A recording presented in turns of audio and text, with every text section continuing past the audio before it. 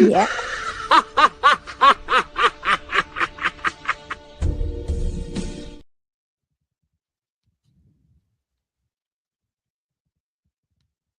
Entering. According to Colonel Douglas McGregor and the reports he's had, wearing what appears to be almost American police uniforms, military type uniforms. Here then is another rabbi, thankfully, glory to God, converted to Orthodoxy, stating what their ultimate plan is, which is exactly what I was highlighting in that video. So if you want to hear more detailed explanation on the history between the Khazars, the Khazarian Empire, Jews, Ashkenazi Jews, the history of Eastern Europe, the fact that there's never been a prime minister of Israel that either he or his parents were not born in either Ukraine or Poland. I think there was one that they're from Belarus, basically, again, the same area. Interesting. Wow. So there's never been a prime minister from Israel not born in Ukraine, Poland, or Belarus. Strange. So worthy of note there. Oh, and then of course he was banned on YouTube after talking about all that stuff. Now, why would YouTube ban that? Is it because he was a former rabbi and may have some inside information now that he's an Orthodox Christian? Huh. Here, I don't know if you guys saw this. This is actually pretty interesting. Israeli minister Ben Gavir's English translator, Yeshai Flesher, says Nick Fuentes is right about everything he claims Israel is planning to do. Huh. He says, quote, "You're all saying this as if it's a bad thing. It's not a bad thing. It's God's plan. It's the historical plan for the Jewish people.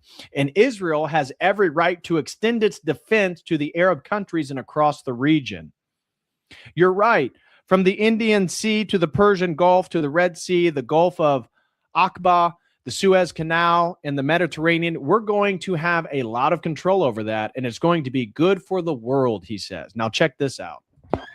They're going to topple Iran, and once they do, Israel's going to become a very rich country. I love this guy. I love this guy. We're gonna topple Syria and Iran. True. Control Gaza and the West Bank, Judea and Samaria.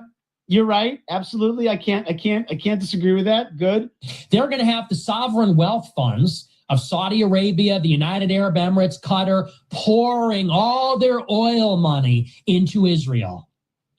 This is sounding great. This guy's great. Okay.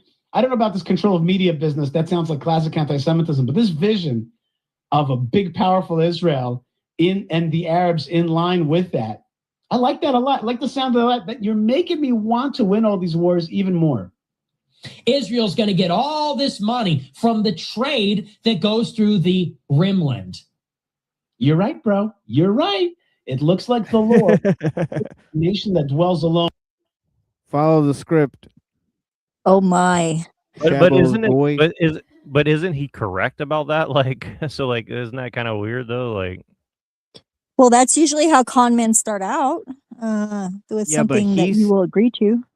Yeah, but he's saying that the rabbis are fine with him saying that, and then what the Church of Eternal Logos, David Patrick Harry is saying is that Nick Fuentes is right for calling out the Jews, who, by the way, have no problem for this type of mythification of their goals. Right, like he had, like they have no fucking problem with it. So he's literally reading the script, and they all know that they're in line with it. Honestly, but what's crazy to me is like, I totally agree with Nick's analysis. Like, this is the idea of like they basically are working with Saudi Arabia and stuff. Like for sure. but everybody said that for 20 years. There's been people saying that Oded Yanan plan. You know, for Eretz Israel, like I could lay the whole thing out for people, right? That the Oded Yanan and it follows the project for a new American century and the entire thing. It's obvious. But it's just funny because the setup here is that, well, Nick Fuentes said it as a neo-Nazi, therefore only neo-Nazis will say this. But he's like, hey, I wish it. But then the Jew says, well, I wish this was true, because if this was true, that would mean that Israel's going to take over the world, and that would be great. But Oh my God, it's horseshoe theory. Is that what is that? Tell us the theory. What is that? That's exactly horseshoe theory. Like left and the right are exactly the same. They're just bent in the middle. You know, it's like horseshoe. Yeah. Well, I mean, the difference between a neo-Nazi and an ultra-Zionist is not that far, apparently. So, yeah, because they actually loop around, right? At the far right and the far left, right? Almost like a Ouroboros. Something like that. Yep. Morally, but in terms of human history, we're at the heart of the crossroads of civilizations. You're absolutely right. We're going to benefit through that. That's right. That's what God's plan is. All the trade from India to Europe, China to Europe, all the trade that goes through the Suez, the Persian Gulf, all the trade that goes overland through the Middle East, they're going to collect a toll on all that. Sounds nice. Where's your proof that that's a bad thing? Like, have you read the Bible, or are you too Catholic for the Bible? What's the deal? Like, okay, I mean, I love... So condescending. The Jewish guy wants to ask if you've read the Bible. Yeah, I have read the Bible. You know who the Messiah is? He's already come. Guess what? There's a new covenant. Guess what? We are Israel. Guess what? You guys are an inversion. You are the empire of Antichrist. So what did I tell you? Nick Fuentes yesterday said it's only Rome versus Jerusalem. And what are they playing right into? It's starting to turn into a pretzel here. Oi. Yeah. Oy vey. This seems very performative, I have to say. I'm not convinced that. I wonder if there's a pretzel theory. Well, I just can't believe that David Patrick Harry is so willingly like aligning himself with Nick Fuentes. I think that is remarkable to me, for various reasons, you know. Yeah, I want to see more of what he says here. That's me reading the Bible, and I can bring all the verses to back that up. Love your assessment. I love it. It's fabulous. It's good. It's good for the world. You're making me happy. You're making this settler you're making my day, man. You're making my holiday coming up. But where's but you're saying all this stuff in some kind of conclusory language that this is a bad thing. It's not a bad thing. It's God's plan. It's historical plan. And Israel has every right to sit in the crossroads and extend its defense to the Arab countries and to this region. You're right. From the Indian Sea to the Persian Gulf to the Red Sea, the Gulf of Aqaba and the Gulf of Suez and the Mediterranean. You're right. We're going to have a lot of power and control of that, and it's going to be good for the world. The gravity of how much power the Jews wield in the world today and how much more power they'll wield when they're finished with what they're doing in the Middle East. Can I hire you as my PR agent, bro? You are just fabulous. Nick, you are like, I don't know, and your cute little punim, your little Shayna punim, your little facey, your little baby face. It just doesn't. Did you say his punim? His punim? He's got a cute little face.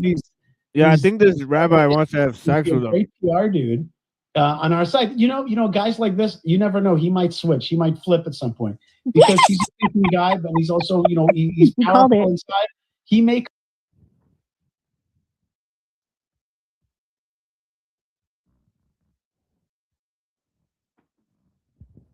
You cute little punim. Oi. Ooh, he's so. You called it though. You called it. He said flip. That confirms it. You're gonna flip that boy like an omelet. Yeah, not if he cups the huevos right. Come to different conclusions suddenly. I could see that. I hope he does, because all the stuff that you said, especially about Israel and the Middle East, is right, and hopefully will come to fruition. And I don't think there's anything bad in that. Let's let Nick finish off. You thought we couldn't stop them before? Wait until they don't need us. Touche! We don't need you. We don't need you. We don't need you. We need God. We need history. We need the promises to Abraham. And they need the money of U.S. taxpayers to fit the bill for Israel's existence, because they couldn't exist without it.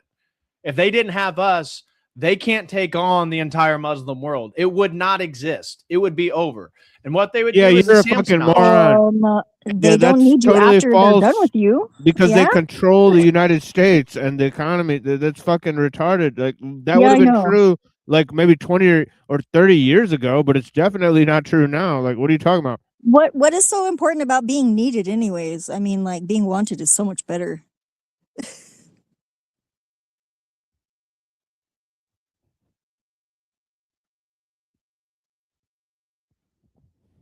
Yeah, I'm pretty sure the these Jews would laugh at David Patrick Harris saying that, oh yeah, we need the United States.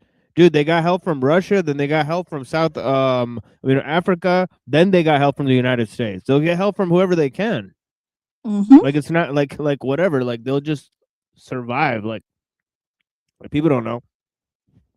Like they didn't just like Israel's already said what they were created by Britain and the UN, not by the United States. Right? So they didn't need us before that, and they don't need us now. So that's the fact. Mm-hmm. they're going to do. If they come to an existential threat where they may no longer exist, they're going to use their nuclear weapons, which they claim they don't have, but everybody knows they have since JFK. They're going to use their nuclear weapons against the Muslim nations. But that's their only line of defense, because without the U.S., they cannot fight this. And we need you to relax, bro. Get on the team, get on the program, or move out of the way. Their goal. Yeah.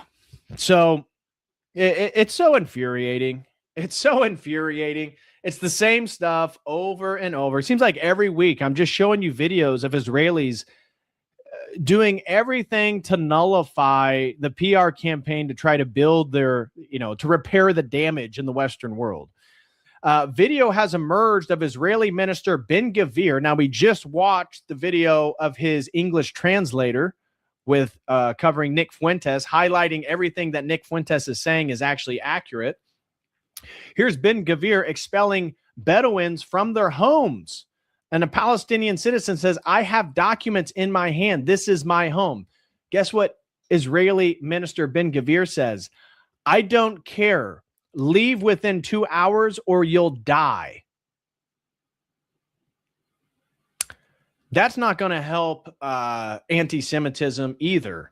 Here was a news report of a Palantir whistleblower talking about terrorists have taken over the U.S. government. And so this was a former ex-Palantir executive. So this isn't some, low figure in Palantir that's coming up with some theory. This is a former ex-Palantir executive.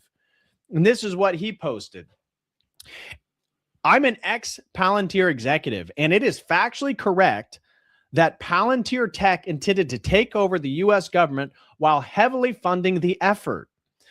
Many of my ex-colleagues are now installed inside the U.S. government apparatus. There is a reason the C-suite of Palantir has me blocked. The enemy is within, and we are currently an occupied nation. We basically have a terrorist entity deeply embedding itself into the U.S. government. Now, we've been talking about this Palantir Tech. We've seen J.D. Vance come out, who is, again, an acolyte of Peter Thiel, and speak glowingly about Palantir, how if we utilize some of their surveillance technology, we could totally eliminate illegal immigrants in the country. We could monitor and track anybody who committed violent crimes. We could solve murders much more easily, all this different stuff, which I said before this second Trump administration that watch, already given my stuff, all my research in transhumanism and from my book, Return to Babylon, I already suspected that J.D. Vance was going to recharacterize the technologies of Palantir as somehow in favor of a conservative ethos and policymaking. Well, the CIA was like the largest contractor with Palantir. Palantir, again, founded, owned by Peter Thiel. And who has been using Palantir the most in regards to military activity? Israel. Remember, was it Alex Karp, the CEO of Palantir, brag about how effective the IDF has been in fighting Hamas in Gaza by using their targeting technology? And remember, I've already reported that this came out 3 weeks ago, 3 or 4 weeks ago, that the U.S. is using Palantir in the war with Iran. Now, it's interesting that Palantir as an organization has been so explicitly pro-Zionist. Makes sense now, doesn't it? And so when he's talking about embedding itself inside the U.S. government, it's already a known fact that there's entire sections within the Pentagon that are for the Israelis. Now, what sovereign nation inside their military headquarters like the Pentagon allows another foreign nation to have all their analysts there present? And remember, at the beginning of this Trump administration, I'm blanking on the guy's name, but he was a personal friend of Pete Hegseth. He was a non-Zionist. He was an anti-Zionist. Now, I know that's ironic because Pete Hegseth is a Zionist and in 2018 said he wanted.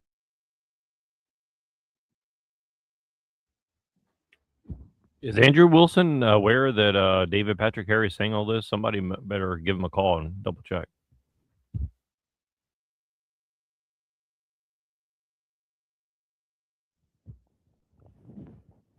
Well, he also said you got to pray for Alex Jones, right? So this is the thing is like they're mixing it up. Like when it comes to like their people in the media, like Tucker Carlson, like Alex Jones, they're never gonna doubt that those people have ever supported any of this, right? Whereas it's clear that they all have, right? In the past, or so I don't know. So they work with the people, as you said, right? That literally promoted all this shit, and they don't call them out, right? And Andrew Wilson can go on Joe Rogan, where they have tons of people, tons of people from Thiel's network on there, right? Where it's like, it's pretty weird how they're pretty selective in who they critique when they're part of the sort of media groups and they benefit off of those groups, right? So it's kind of weird. To create a holy war to rebuild the third temple, bring forth the Antichrist, what he believes is, I guess, useful for the second coming of Christ in his warped dispensationalist mind. But he, the friend of Pete Hegseth, once he, just based on public posts being critical of Israel, and then he did an interview with Tucker Carlson highlighting that almost everyone inside the Pentagon is a Zionist of some sort. If they're not, in fact, Jewish or Israeli.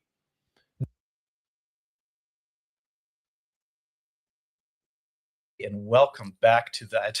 I literally had to look at the screen to see what the name of the show is. Oh. The Benny and Basil Show. It is episode 23. Mormon boys, we have a very, very special guest, the man of mirth. What? Ray Schremer, Kai Schwemmer. Kai Clips. Welcome. Hey, thanks so much. Yeah, Mormon boy in the studio. Oh, God. Oh, hold on. What?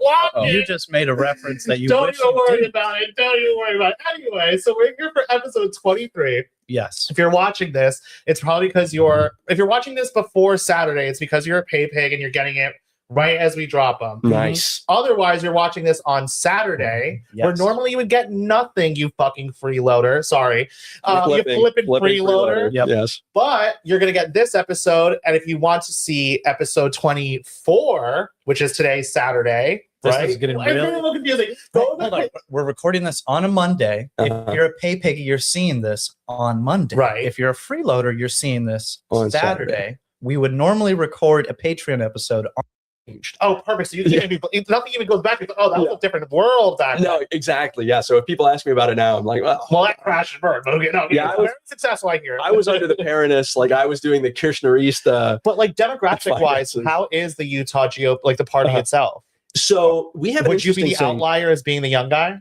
Certainly, yeah. Within the executive board and also within the SCC, the State Central Committee, absolutely. It's so Soviet sounding. Yeah. It's like the party Yes. members, The the party committee. line, the committee. It sounds so. So this is the Basil guy. Yeah, he's not on the nerve. Yeah. Mm.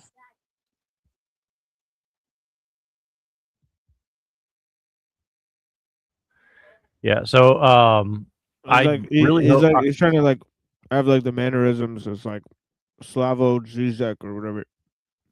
yeah, well, he said he's gay and he's a Muslim and he's Afghani, but he's a funny dude, but he talks about a lot of deep shit. Like he knows, like, let's just say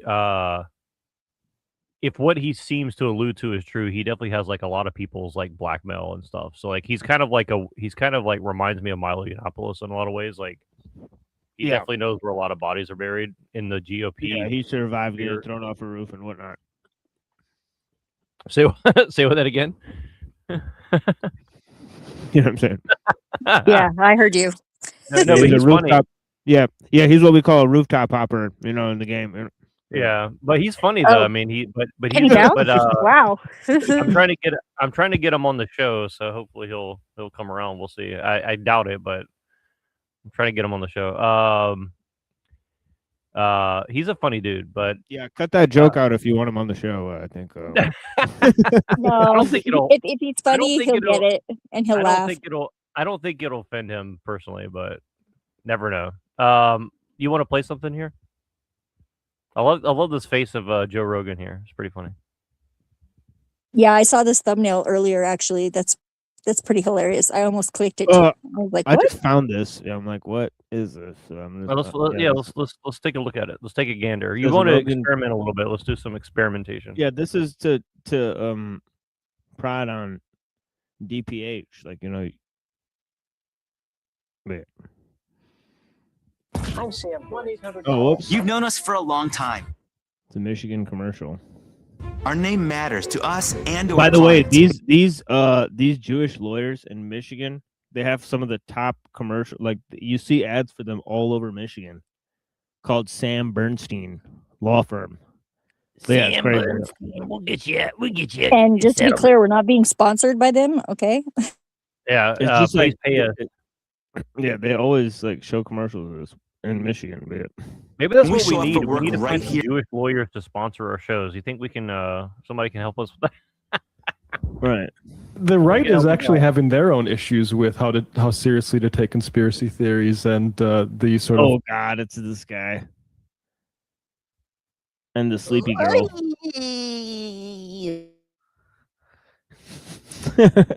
The sleepy girl. parapolitics considerations. Is if we want that to Sam look at Harris? Yeah, let's just Giovanni yeah. and What say that? I thought isn't this guy's name Sam? Yeah. Yeah. Joe Rogan here. So this is first Joe sort of Okay, so let's try to find the clip in this. Okay, so here is the clip. I actually just want to see the clip. So let's actually. So there's part of the clip here. There's part of the clip here. Okay, so the clip is strewn throughout this video, unfortunately. And then they just talk about it. So. Oh my God, dude. Can I find this clip? Here, hold on. Let me just try to find the clip. Because now I'm like, these annoying motherfuckers. Yeah, that sounds like Yeah, about that right. sounds gay, right? Yeah. Anyways, Peter Thiel, Joe Rogan, what's this guy? Theo Vaughn. Theo Vaughn, Okay, let me see. comedian. Yeah, Two comedians and a dude. Yeah, I'm looking for it too. Like it looks like it's kind of hard to find exactly this thing. well that says- they pause it, so just give me a second and I think I could find out by figuring out Oh, where they pause the video. Yeah, all the ones that people review it's like 25 minutes long video. So fuck. Yeah, it looks like it's 2 hours into the video. So yeah, so I'll find it. Give me one Yeah, second. actually, that's one thing I should have watched is like Peter Thiel and Joe Rogan on the stream together. Like that would be interesting, probably, but like it's just so much fluff that you have to get through. So I don't know. What does Peter Thiel have on Joe Rogan? Oh my God. Yeah, these clips look like shit, honestly. Like I don't think anybody just gives you a clear like Theo Vaughn is a very crazy guy because he personally knew David Duke when he's like a young kid. And he also who came through reality TV. Like Yeah, can you put the video like away on this one too? Sure. So we could only hear the audio because this might get us. Oh, sure. Yeah, sure.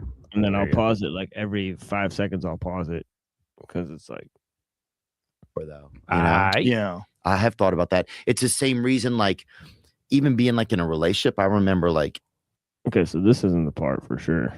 No. Okay, good. Here's Because I like to examine stuff, but I'm not like, being like, woe is me. I'm just trying to like All right, I don't know. I might be at the wrong part, so we'll just see. look at it, right? Well, you got to think, as a kid growing up, you had a lot of negative interactions. And that shit was like, I was young.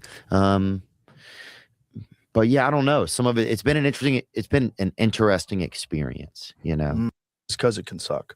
Like that's these long ass stammers. Where he's like, everything would let him talk as long as he wants. Okay, hold on.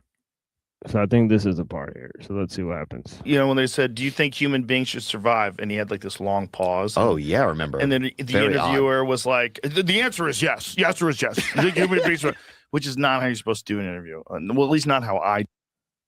Yeah, so here goes. I think he's like defending Theo. I don't know what's going on. I would let him talk as long as he wants. Like I would let. If you watch my podcast I did with him, is these long ass stammers where he's like, Yeah, that's right. So Joe Rogan had Peter Thiel on his show. Yeah, he did. At some point. So yeah, I didn't that's see that also one good. actually, which is kind of surprising to me. But Peter Yeah, that's Thiel is awesome. very hard to listen to. So in defense, like he is like I always have to listen to him on like 2.5x because like he takes such long pauses when he's talking. So I'm like, Yeah.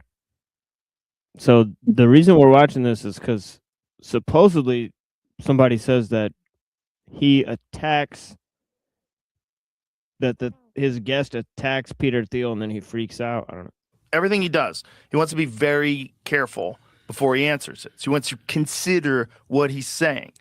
If you ask me the same question, is it important that humans survive? Okay. Is it important that Australopithecus?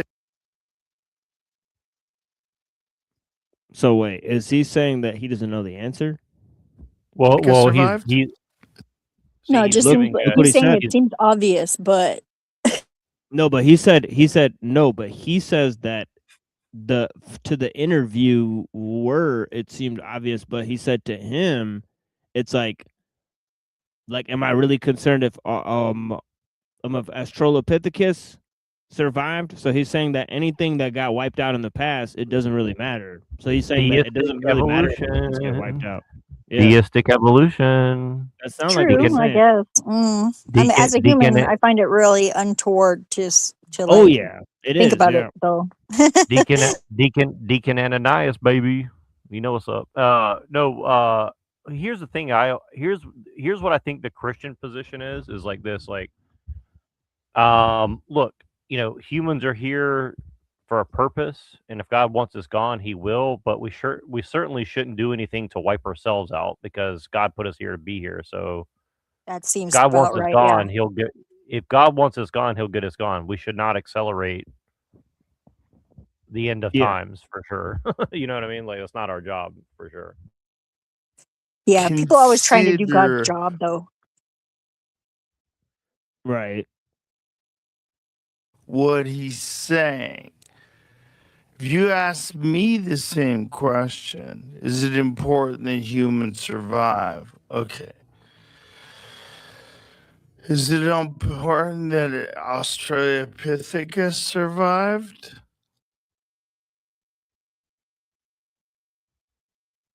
Well, yeah, because if it didn't, then we wouldn't be here. But It's not. Is it important that Neanderthal survived? It's not currently. Not currently. So yeah, not currently, but in the currently, long like- run, yes, it is. I Very know, important. right? I don't know. Like, do you really just not want him to be here right now either? Like, it'd be cool if like a Neanderthal walked up, like, we'd be like smoke a blunt, like, come to the barbecue. Yeah, Like, I don't know. there's a lot of evidence that there is a lot of people that have Neanderthal DNA. So I think it was important that they survived at least to a certain point so they could interbreed with humans. But I think it's same about humans. I guess it's Oh not really yeah, that important in the long run that we survive either, because we'll be evolving into something else eventually. yeah, But yeah. They were yeah, apparently definitely fuckable people, yeah. like, or Well, and they whatever. were very artistic too. I think that's where a lot of the artistic talent came from in as far as talents go, not skills, like, because you can teach a skill, but a talent is something that's inherent, Yeah, like that's why I was yeah, like differentiating them. yeah. You don't want other types of fuckable people to be around. Like, I don't understand. Like, what's the problem? Like, I mean, like Yeah, what? I don't understand that either. I mean, Yeah, like, like what's mm-mm, like what seemed to be the problem? I don't see a problem. Yeah, like, I don't see it. Like, I don't. Currently not important. Is it Mm. important that humans stay in this form? It's not. It's not going to be. If What? What? I'm fine Well, with how I yeah, look, yeah. how I am. Like, I'm cool. Like, They're not I'm going to straight. stay this way, though. It's obvious that we are going to like change over time. We always do. Everything always changes over time. Yeah, sure. Yeah, like people like obviously like back then, like there was no chicken nuggets, like there was no Doritos. Like obviously people are gonna change. Like, but Yeah. yeah, like I don't know about the chicken nuggets and Doritos being a good thing, but we never know. Never know. well, I don't know. But yeah, probably gonna be um I don't know. We'll see what happens. I guess what you can say. we're going to evolve to something way better than this, how many people go, I missed the old. What? That's Well, not even that's not how evolution works. That's an no, sometimes it's unscientific. bad too. He doesn't Yeah, get that that's apparently. yeah, right. That's like an unscientific view of evolution, I'd say. Like, but it's always tending towards the better.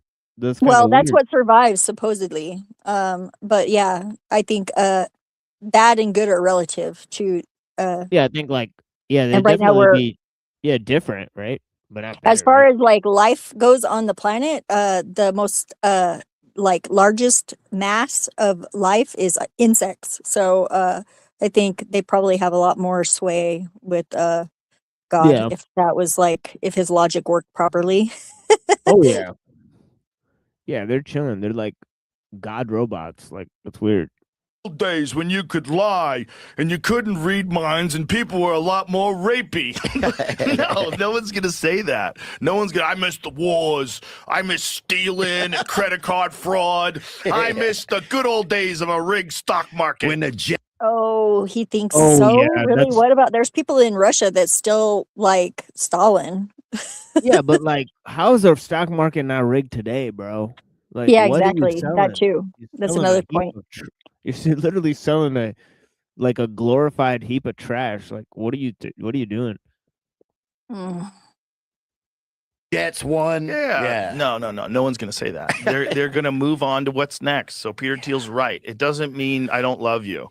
Oh, Peter Thiel's right. See, look at this fucking Jew Rogan. Right Good and correct Lord. are not the same though, okay? Yeah. And right and bright are definitely not the same thing, I think. It doesn't mean that being a person isn't important to me. Yeah, it is to me because I'm a person. But I'm also, if I step outside of being a person and I look at where this thing is going, I'm like, it's going in a different direction. It's not going in the direction of We thought it was. mRNA vaccines and lying politicians. It's not. It's not going in that direction. It's going in some sort of digital god direction. What? Dude, this guy's smoking crack. He said it's I not can going. see what he's saying, but Yeah, but the other thing just happened, and the second thing he mentions literally never been proven that it can even happen. So it's like, wait, the other thing you said just happened like 5 years ago, and you're saying it's not the reality, and the other thing you're saying is a consensus reality is literally science fiction. Like what, dude? Like this yeah, guy's both of them smoking crack. both of them could still be happening simultaneously, I think. I don't know. Yeah, but the fact is this guy's a bloody transhumanist, and nobody held him accountable. Including the Christian far right, that seemed to be fine, grifting and clout chasing with this fucking dude, and trying to then apologize and say that he's halfway to Christianity. He's not. and we're either going to join on fucking real quick, like within a few years. We have, I think, what is it, 2026 almost? We're real close to that. I think by the time 2030 rolls around, it's a wrap. Bet. It's a wrap. Do you think a wrap for what? I'm like, I hope he means hip hop. I don't know. He's tripping balls if he thinks his transhumanist fantasy is going to be ready in 3 fucking years. Yeah, right, Jack. I mean, right. You're going to need at least 10 years, right? Like, with the way things are going. That money will have any value at that point, or no? I don't know what it's going to mean anymore. Do you and the encourage problem people to is going to buy be assets? some people are going to be in control of assets. Some people are going to be in control of money. See, money is just right now mostly.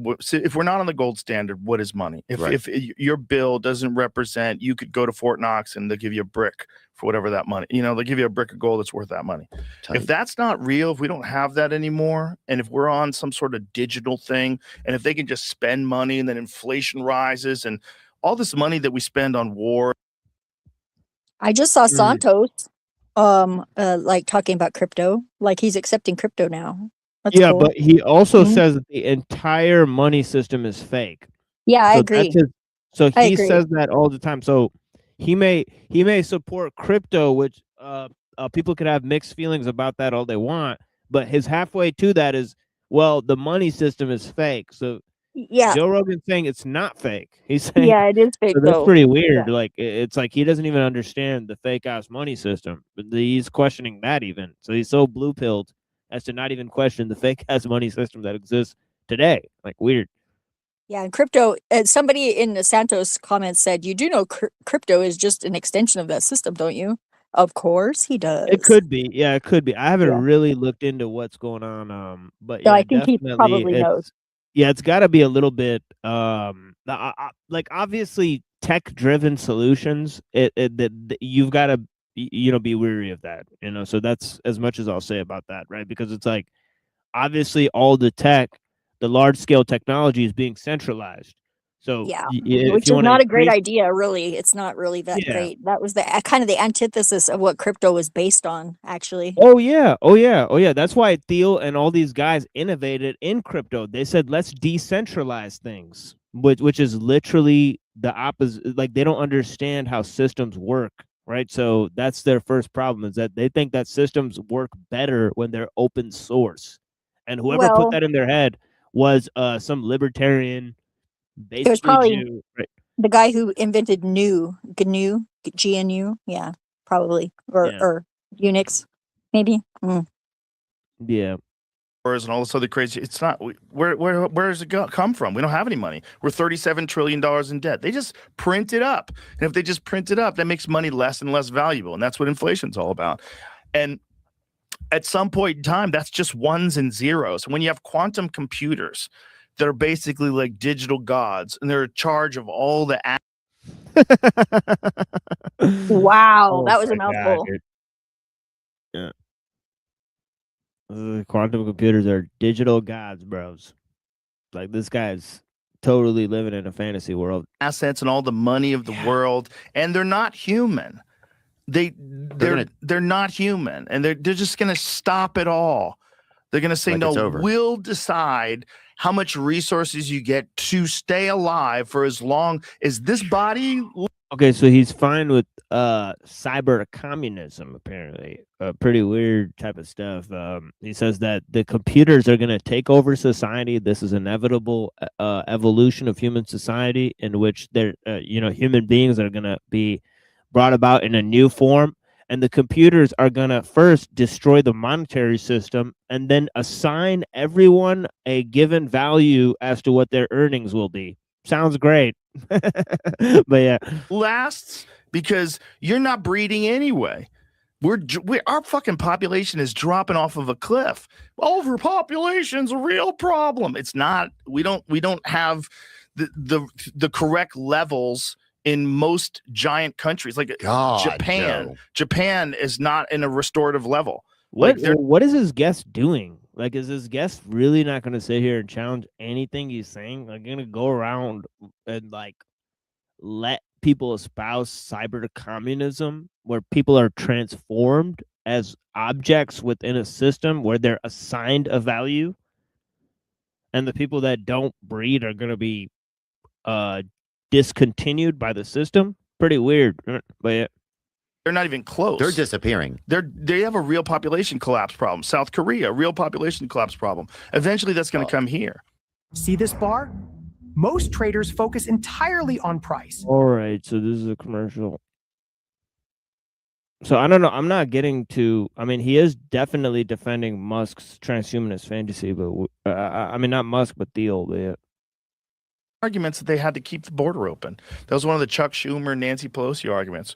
You know, we're not having enough kids. We need to bring people in. Like, shut the fuck up. Shut the fuck up. There's no way I can look at Chuck Schumer and think he's a good guy. He looks like a great guy. Yeah.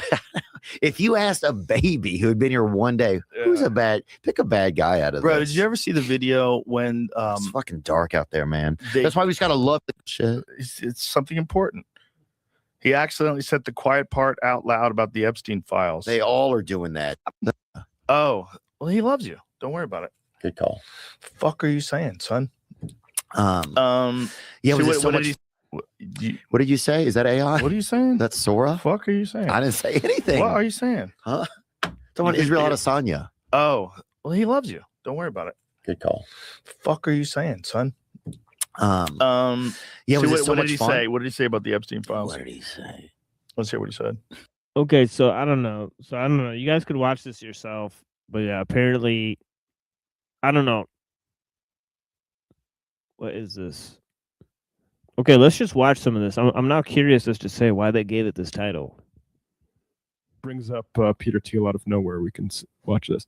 It's been an interesting experience, you know, and that's life. It's just like life is an interesting experience. Yeah, it really truly is. You know, but it can be awesome and it can suck.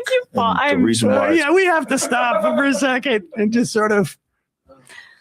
I told you. I know this is like. It's like when they talk about making so much sand left in that hourglass. Where the humans are on the way out. I know a lot of people hate it when Peter Thiel says it. Like, Peter Thiel is a terrible person. He's evil. Do you think he is? No. I think he's just telling you the truth. I think he's, you know, when they said, do you think human beings should survive? And he had like this long pause. Oh, yeah, I remember. And then the interviewer was like, the answer is. Good Lord, man. Anyways, inexcusable rhetoric from Joe Rogan. Pretty weird stuff, but yeah. Let's just move on from that.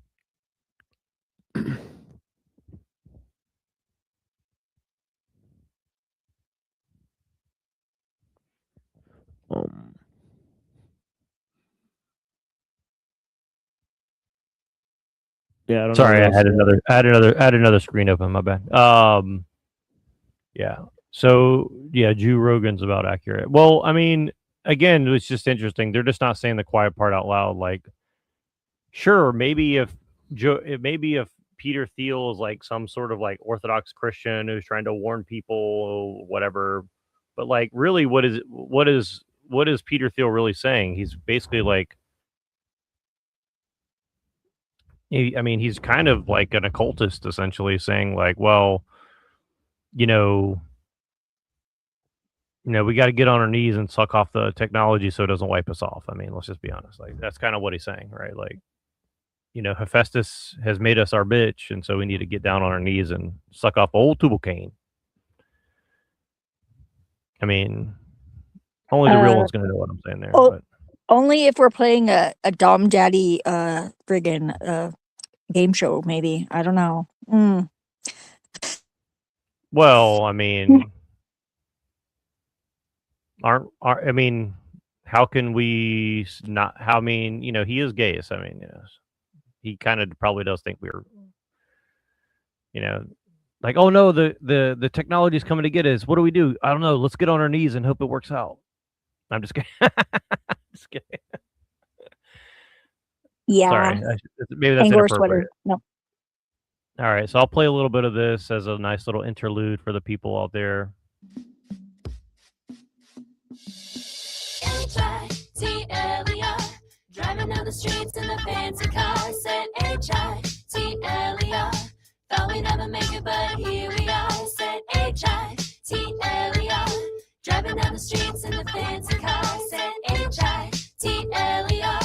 Thought we'd never make it, but here we are. The name is A, and I'm back in command, cause I'm the illest Führer representing Deutschland. Reich 1, Reich 2, Reich 3, that's me, the mastermind behind World War III. No 2, my bad, oh well, started over. Been gone for so long, but now I'm back and I'ma show you everybody Hitler hating when they speak my name. But it's a new millennium, and the Führer is changed. And what I bet y'all didn't know is now I'm down with the Jews, the gypsies, homosexuals, and retards too. Because I stopped burning people, started burning CDs. Stopped battling the world, started battling MCs. Just started busting rhymes, finally found my groove. And now the SS on my jacket stands for super smooth. H-I-T-L-E-R. Driving down the streets in the fancy car, said H-I-T-L-E-R. Thought we'd never make it, but here we are, said H-I-T-L-E-R. Driving down the streets in the fancy car, said H-I-T-L-E-R. Thought we'd never make it, but here we are. To all the Aryans in the area that are carrying rhymes, and neo-Nazis better watch me catch on up with the times. When other rappers see me coming, yo, they run and they hide. I grab the mic and commit lyrical genocide. Cause when it comes to dropping hooks, there is none greater. Throw a finger to my public, then I grab my dictator. Cause I'm flexing my might and I'm showing my strength. I'll get your lady O and get her moaning. No longer Nazi, but I still like to party. And there are plenty women up in here with master racy bodies. Blonde hair, blue eyes, you know I like them that way. Yo, Goring, you got something to say? Creep with me as I roll through the line. I'm out getting yours while I'm out getting mine. Got a spell on my shoulder, and it pays.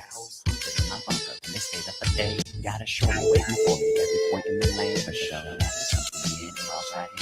I'm the chairman of the Council of Defense of the Reich, and if you'll come back to my castle, babe, we'll stay up all night. Driving down the street in my Panzer tank, sitting drinking Chris with my bitch and Frank. And when I step into the clubs, you know I'm stepping with style. I raise my left hand, party people say hi. Start a page from Emma Braun that I'll say that I miss. There's a party up at Schindler's and I'm on his A-list. Cause I put my past behind, y'all can think what you will, but no more propaganda, it's triumph of the ill. H-I-T-L-E-R. Driving down the streets in the fancy car, said H-I-T-L-E-R. Thought we'd never make it, but here we are, said H-I-T-L-E-R. Driving down the streets in the fancy car, said H-I-T-L-E-R. Thought we'd never make it, but here we are, said H-I-T-L-E-R. Yo, that's it, that's my ride. We out. So yeah, I think that's a pretty that's almost 20 years ago actually. That's like this song is about 20 years old almost, so. Yeah, that was cool. So I want to test some videos. Let's see if they go through. So what did you think about his I liked his historical revisionism? I liked it. Yeah. He's pretty, I mean, you know, again, like the reason I like this guy is because he does like everything he does is historical revisionism essentially, right? So yeah, he's very much about revising history into which seems like a joke, but like everything he did was about this one subject of history, basically. Yeah, he kind of got like a late 80s hip hop style pretty good too. Yeah, he did a lot of music actually. Like music was like a major factor of all of the stuff he did. So like until he died, like he was releasing tons of music, like every couple of years. Like so, I think he released like good like at least 100 songs before he died, probably. Yeah. But I think we should be doing that, honestly. Like we should go back to the rant days and just start producing beats and shit. Dude, right. I've got music out, and I mean,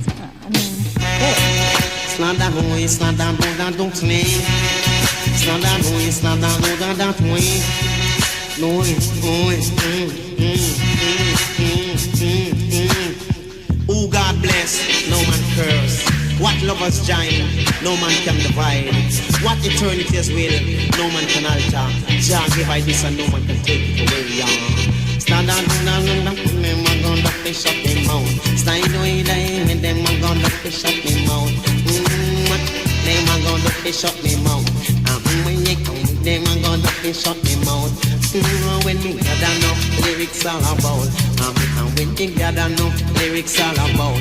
They reach down Africa, me tell it all about. They reach down Africa, me tell it all about. They don't like a man, we love talk and shout. They don't like a man, we love talk and shout. They wake up every morning, me wash out me mouth. They wake up every morning, me wash out me mouth. Where them a gonna do fish up me mouth? You know where them a gonna do fish up me mouth? Where them a gonna do fish up me mouth? Me say down where them a gonna do fish up me mouth. They want to put big padlock on me mouth. They want to put big padlock on me mouth. Tell them, Jed, Babylon come, them lick me na me head. Only heap of people want see me drop dead from pain. Tell them, watch them from pain. Tell them, watch them.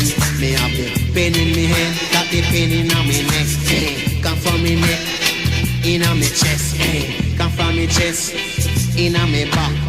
Come from me back, the in me waist. Come from me waist, and from me hip. Come from me hip, in me thigh. Come from me thigh, in me leg. Come from me leg, in me knee. Come from me knee, in me foot. Them treat naughty dread like I and I cook. But me read up the Bible, the holy book, page to page. Tell them, watch them, page to page. Tell them, watch them. But with them I'm gonna do to shut me mouth. Nay, with them I'm gonna do to shut me mouth. Can't wait till me gather enough lyrics all about. They reach down Africa, me tell it all about. They don't like a man, me love talk and shout. Boy, with them I'm gonna do to shut them mouth. Una with them I gonna do fish up in mouth. So down behind that swing in a sling. Behind that slide this in. Stop with the way that don't do this long thing. Stop with the way that down the day. They got the pain in me head, got the pain in me neck. Come from me neck, in me chest. Come from me chest, in me back. Come from me back, in me waist. Come from me waist. Come from me hip, come from me hip, in me thigh. Come from me thigh, the in me leg. Come from me leg, in me knee. Come from me knee, in me foot. Them treat a naughty dread like I and I took. But me read up the Bible, the holy book, page to page. Tell them, watch them, page to page. Tell them, watch them. Me say that, them a gonna shut me mouth. Shut up. When them a gonna shut me mouth. When me gather enough lyrics all about. Me reach down Africa, me tell it all about. Me don't like come and me love talk and shout.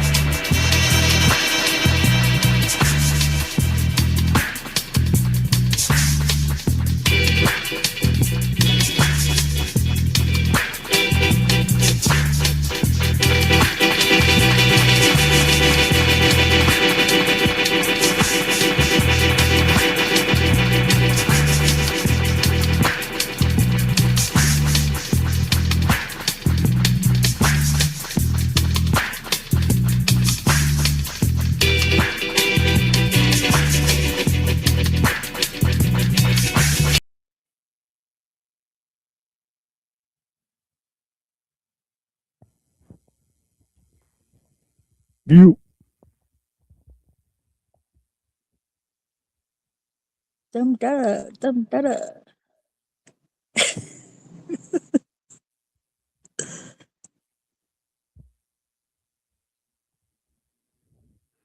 Testing 1, 2, 3. Uno, dos, tres. And then I got one more, but I think Neuro stepped away for. But yeah, that one worked. Didn't look like we got struck or anything. Yeah, that That was one. good. I like that too. Yeah. Yeah, It I'm doing tied like into some synchronicity that I had earlier, the lyrics. Like, it was cool. It's Kali. What was that? What was that song that you played as your intro for your last show that I was on that I didn't say anything on for like 4 hours? But what was that song you were playing? That was a really good song. Whatever this music you just played now is really good. I'm not really into reggae, but whatever that was, I like that pretty. But what was that song you played on the last show that you had that intro music? I don't The new remember. intro, Like I right think, when is you what he's came talking in. about. No, like remember you did that show a couple of days ago. I think it was your last like Wednesday show or whatever, and you had that long ass intro song that came in. Yeah, that was the new intro, wasn't it? Are you talking about the one where I was the jazz one or the one after? Yeah, well, you were dancing to it, and I was dancing to it too. I almost turned my camera on. I was like, "Shit, man, this shit is good." Oh, you're talking about "This Must Be the Place" by Talking Heads. Yeah. Oh, that's Talking Head. I thought it was Talking that's Heads, the but I one was you like, sent I me. don't know Yeah, if I heard okay. that song. That was yeah. rad. Yeah, I sent Zeph that one too. Yeah, I made a video with Centaurs. It's like, Yeah, Yeah, it that was was really good. I like the See, that- Centaur video. It was I good. didn't know that was Talking Heads because I listened to them a lot when I was younger, and then yeah, that was a good fucking song, man. Holy shit. yeah. This next one I mixed myself. It's pretty good. Honestly, Yeah, that and the stuff that you're playing today is like I'm not a huge reggae guy, but this stuff is pretty good. Like it's like I'm more into like that style of dance music, you know what I mean? Like it's almost like house if you remove the electronics, you know what I mean? It's like that layered Yeah. beats on top of each I'm other. the same. I like really don't care a lot for reggae, but I like listen to Steel Pulse sometimes. I mean, Well, there's a lot of other like Afro Caribbean style stuff. I don't know the name of it, but like I've listened to like quite a lot of it. I just don't know the name, Yeah. official name of it. So yeah, I'm huge into like punk, reggae, jazz, and hip hop. I know tons of bands in all four of those genres. Pretty like hugely involved in those four genres. And pretty much electronic, but electronic is so vast that yeah, you it can't kind of really. gets into everything, doesn't it? Yeah, you can come up in one end and come out another end and still not know the majority of the artists, right? Pretty much. Yeah, totally. I agree with that 100%. Yeah, and your taste in music I is seen like this really similar to kid mine. walking down the street. I was like, wait. Yeah, this one I mixed myself. So. Bumped into this kid I knew, he often it walked strange. So I ignored the blood on his laces so this cat could save face. The dunks in the gaze stayed in an off-gray haze, and a lump in his pocket talked to the ox that he clutched safe. So I saluted him there, waiting for the A. Trapped in an empty platform without the option to escape. Gave him a standard, yo, what up, man, how you landed? And the hypnotized response was no surprise. I maintain. Yeah, we all do, that's a standardized refrain, but on some really real, man, good to see you, really, what the dilly deal? Oops, thought screwed the pooch, that's too much, knew the truth. On the train now, a caboose, in his brain now, no recluse. 80 blocks to uptown spot, destination vocal booth, Metro card like, you get what you pay for, stupid. No excuse. He pulled his hoodie off his cabbage, rugged practical, and began to fancy the words I mistakenly jostled loose. The stogie he brazenly lit where he sit looked legit, but when the flame touched on the tip, I could smell it to another knit. He leaned his head back and inhaled a Noopy dip and said the whole design got my mind crying. If I'm lying, I'm dying. Shit. This is the sound of what you don't know, killing you. This is the sound of what you don't believe, still true. This is the sound of what you don't want, still in you. TPC, motherfucker, cop a feel or two. This is the sound of what you don't know, killing you. This is the sound of what you don't believe, still true. This is the sound of what you don't want, still in you. TPC, motherfucker, cop a feel or two.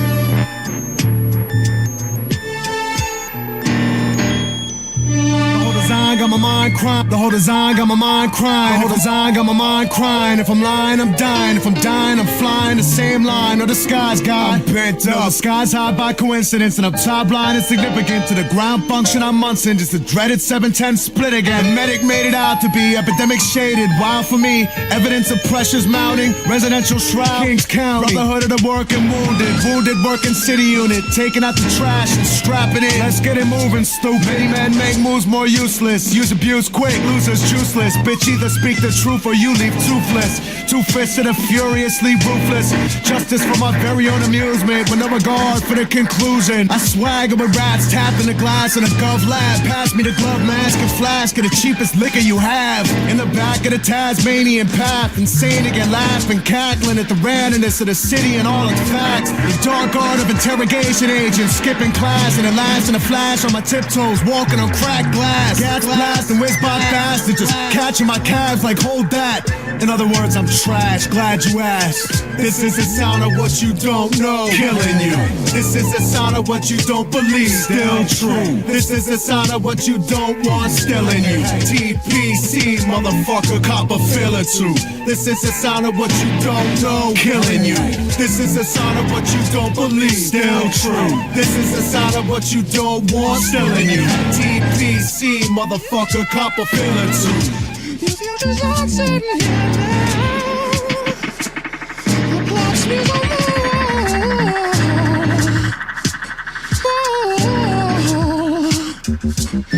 said your future's not sitting here now. The clock's on the wall. Yeah. Your future's not sitting here now. The plot smears on the wall.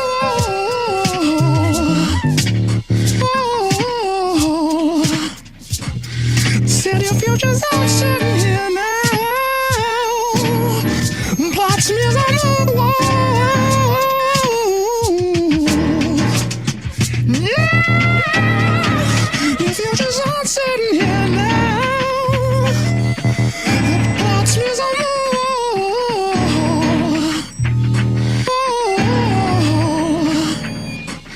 said your future's not sitting here now.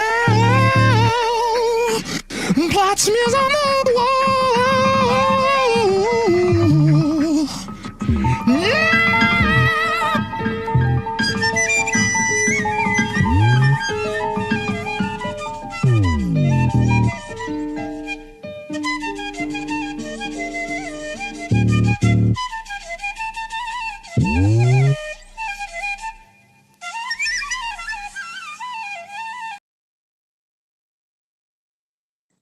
That's cool. That animation artist is definitely the same guy who did Inspector Gadget.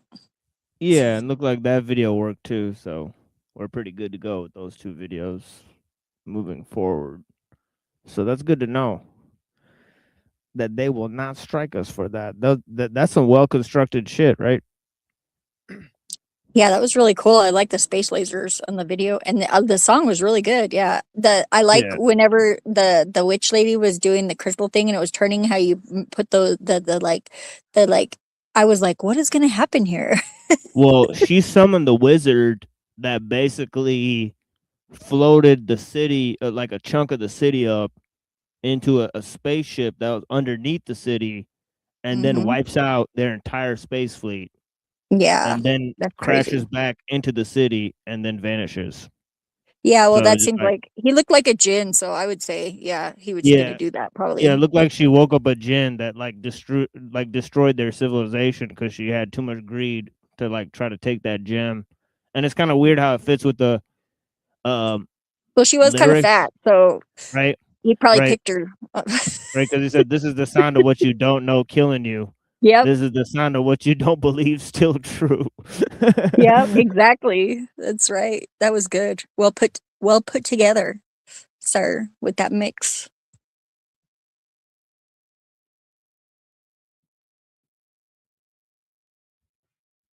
It's like magic versus technology. That was pretty good. Very different style music that I would never think to edit together for sure. There's like a thing like called cyber jazz, where they mix hip hop with old jazz, like vocals, right? Like it's pretty. I just did a new scratch board. You guys want to see it? Little word chord. Yeah, sure. It's right there. Yeah, sure.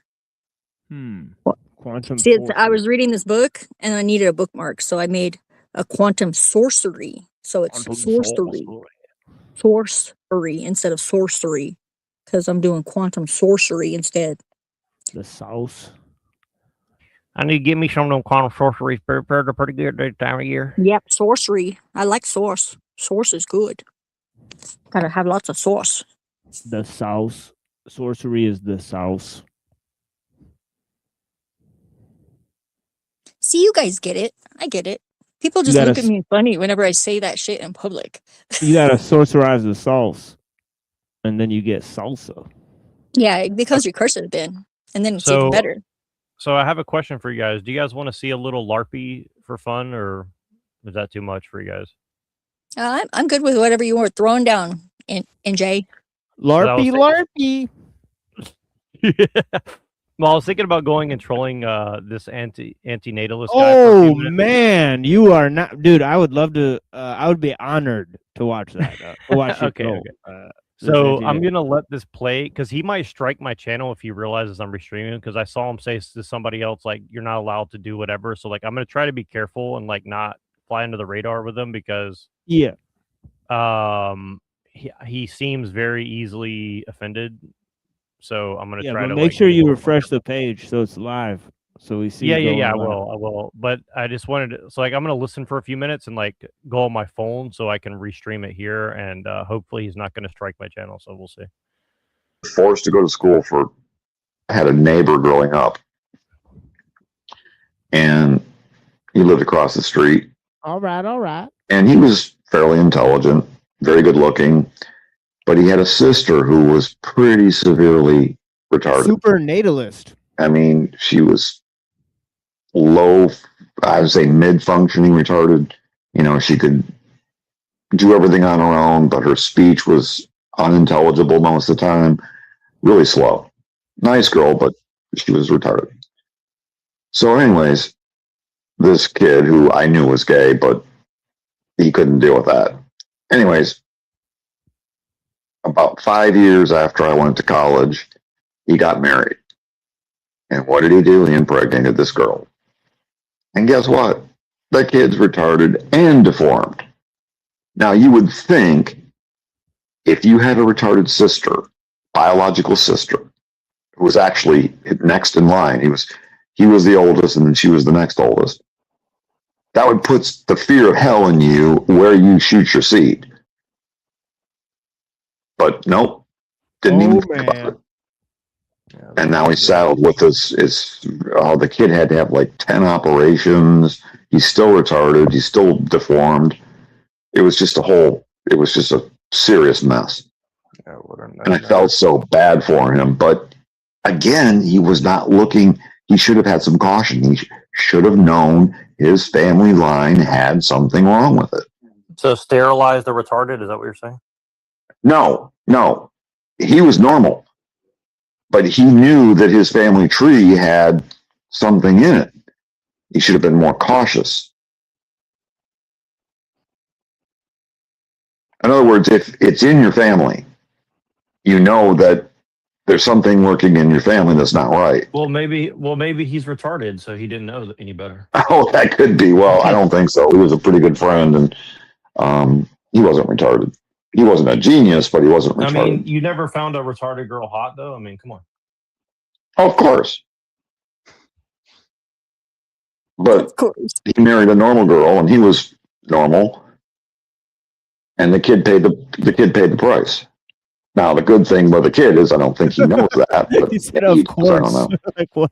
Well, I mean, but you say you're super natalist, so are you? I'm a little sarcastic. I'm a little sarcastic. I mean, but isn't it performatively wrong for you to be alive and then say that you're antinatalist, though? No, How so? not at all. Because you can realize that you've been injected into a system that you had no consent to coming into, or So wait, someone you're else saying- will. So wait, what do you mean by system? You mean like what does that mean? Well, the human system. I mean, I don't know what country you're from, but you know, I live in America, and you have to perform certain levels of work to maintain the lifestyle. You have to maintain your body. You have to eat. You have to shit. You have to shower. You have to shave. You have to, you know. So do you think we should extinct all life, like all amoebas and like one-celled organisms? Like, that's because all they have to humans' eat shit fault? and die too, or No, I'm not an ethicist. I'm an antinatalist. why? Well, What's the but difference? you're born into other systems as well. You're also born into democracy and capitalism, which you didn't get into any of that. So if we got rid of democracy and capitalism and we live like little apes in a cave, like then you're pro-natalist then? No, Nope. I'm not a pro-natalist regardless, but your original question is why? I mean, I don't want to paraphrase. Can you asked him something about why is he still here? The reason why I'm still here is because I don't have the right to medical assistance in dying. I don't have a reasonable option to no longer exist. I don't want to jump off a cliff. I want to do it in a humane way, and that is not available to me. Do I want to be here? I mean, it sounds like you're making excuses, though. I mean, I just saw a bunch of rats get like chewed up by a dog to why like do I need to execute make them. So I excuses mean, for something that's not my fault? It's that my parents need to make an excuse. They need to justify what they impose life from me. I don't have to make any excuses because I didn't do anything. but you're not justifying your like antinatalism. You're just saying I don't like life, so therefore I want to get rid of it. We want to make other people aware of this automatic decision that they just think that's something they're supposed to do, to be more critical of it. Wait. I think there's two separate issues. Why it's unethical to procreate is a separate issue for why I currently exist. I don't want to exist, but if you want me to explain why it is unethical to procreate, I can do that. Yeah, but see, here's the thing: is you have a choice, and you're choosing not to act upon the choice. Sure, I you do. don't have a choice. Yeah, you Jumping off a cliff is not a reasonable choice. Well, telling everybody else they shouldn't exist because you cried today is not. No, we're telling the people not to procreate. There's a huge difference. Yeah, to be Huge more difference. mindful. So what you're saying is like me and Mr. Mustache didn't go far enough. He should have sterilized everyone. That's smarter for you. Right. I think you're jumping to a conclusion because I never said anything that you're saying. You never heard. Well, you me said say procreation's bad, so therefore you're saying that it's good to like force people to not be able to procreate. No, I don't obviously. believe in force. I don't believe in force. I believe in voluntary extinction.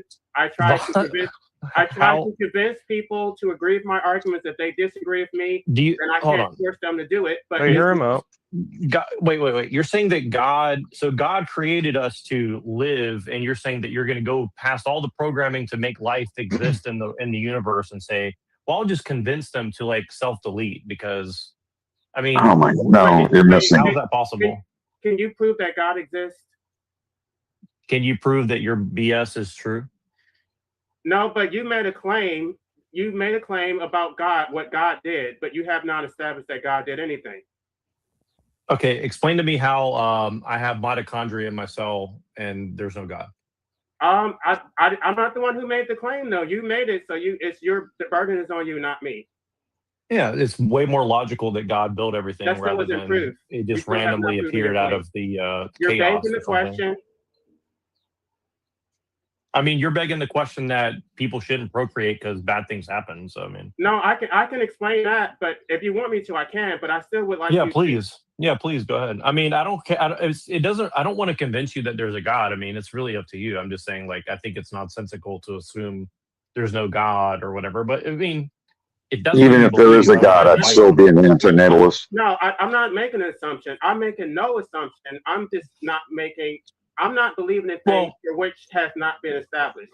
I don't sure, believe but what I'm arguing is that the very act of existence implies that life finds a way to exist. I mean, even if you're an evolutionist, obviously life strives to procreate and, you know, produce things, right? But I'm So not a it's cat or a inherent. dog. So, I'm not a right, cat but or a dog. I am a rational actor. I can look at my environment and see that if I procreated, my child is likely to suffer and die. But you said that hold on, but you guys are saying that you're not pro force, but yet at the same time you said, well, retarded people can't understand. So I mean, would you force the retarded people to stop having children if you I don't believe in force. I'm an anarchist. I don't believe in force.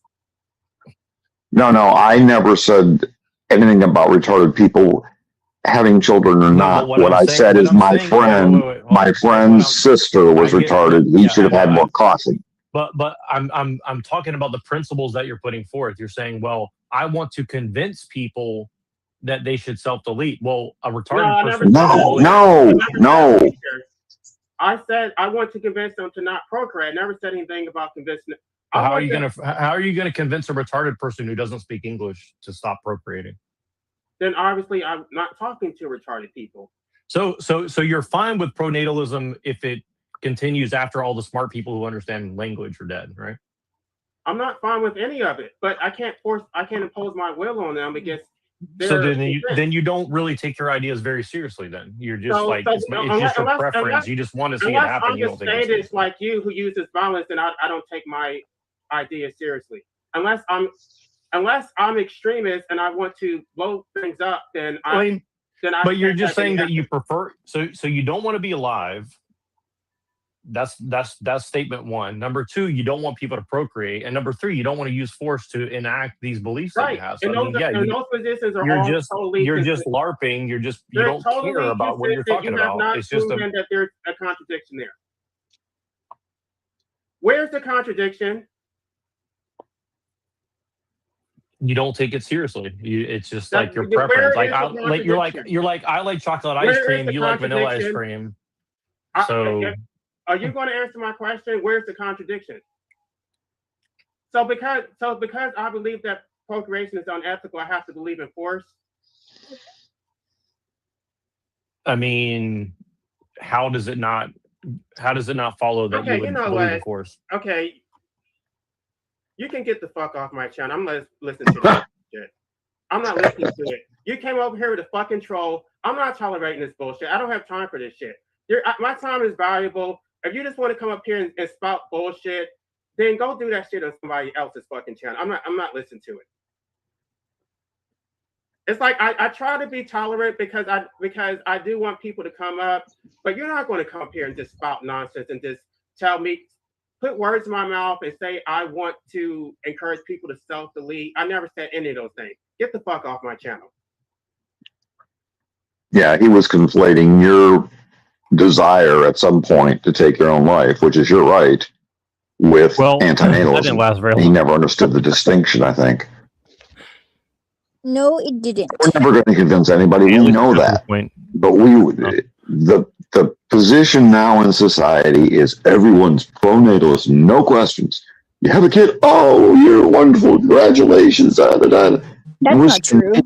Let's think about this from the kid's perspective.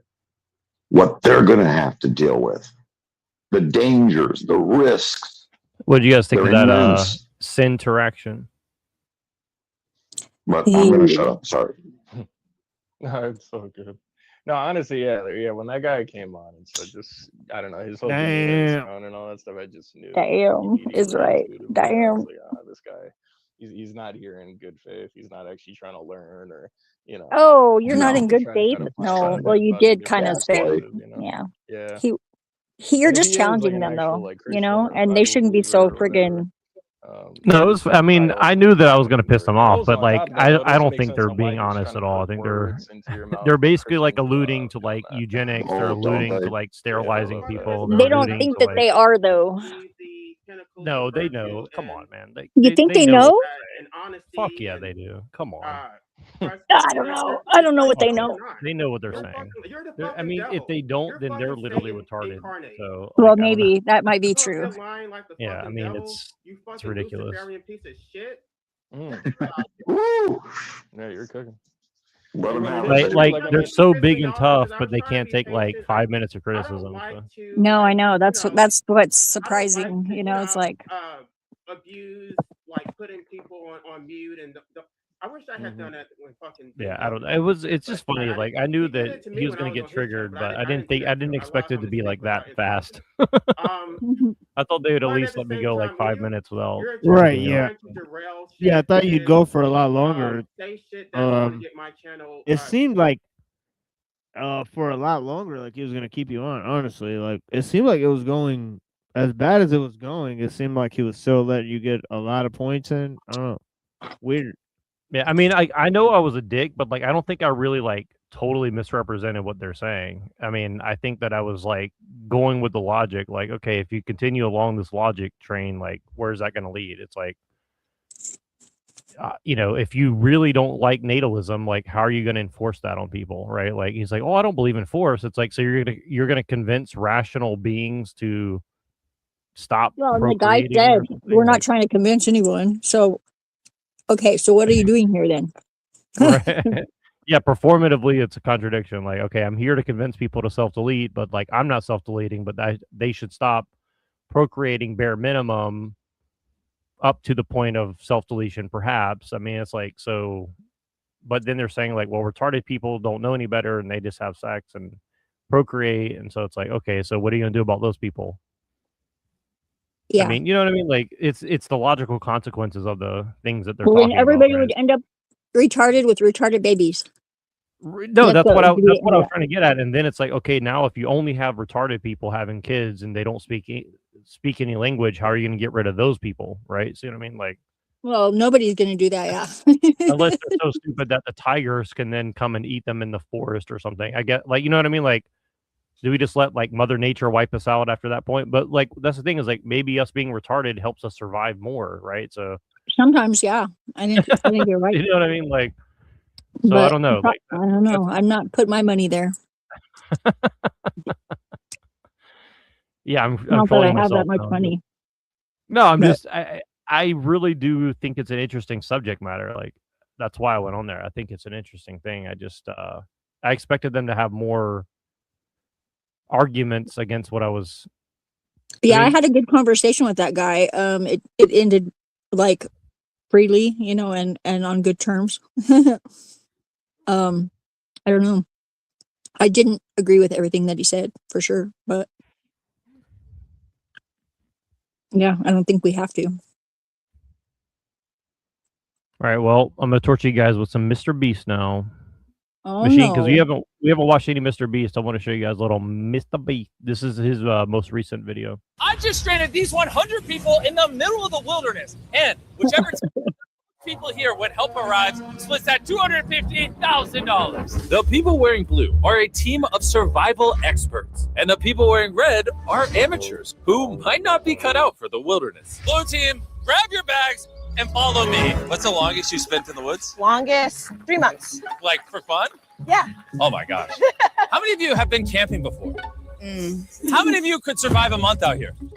Oh my gosh, they're cooked over there. I knew the blue team would have an advantage. So before we started, I told the red team the challenge and even brought them to a store to get anything they needed to help them survive. Okay, show me what you I got. have rope. I have this tarp here on the floor. Whoa, did you buy a giant 24-pack of water?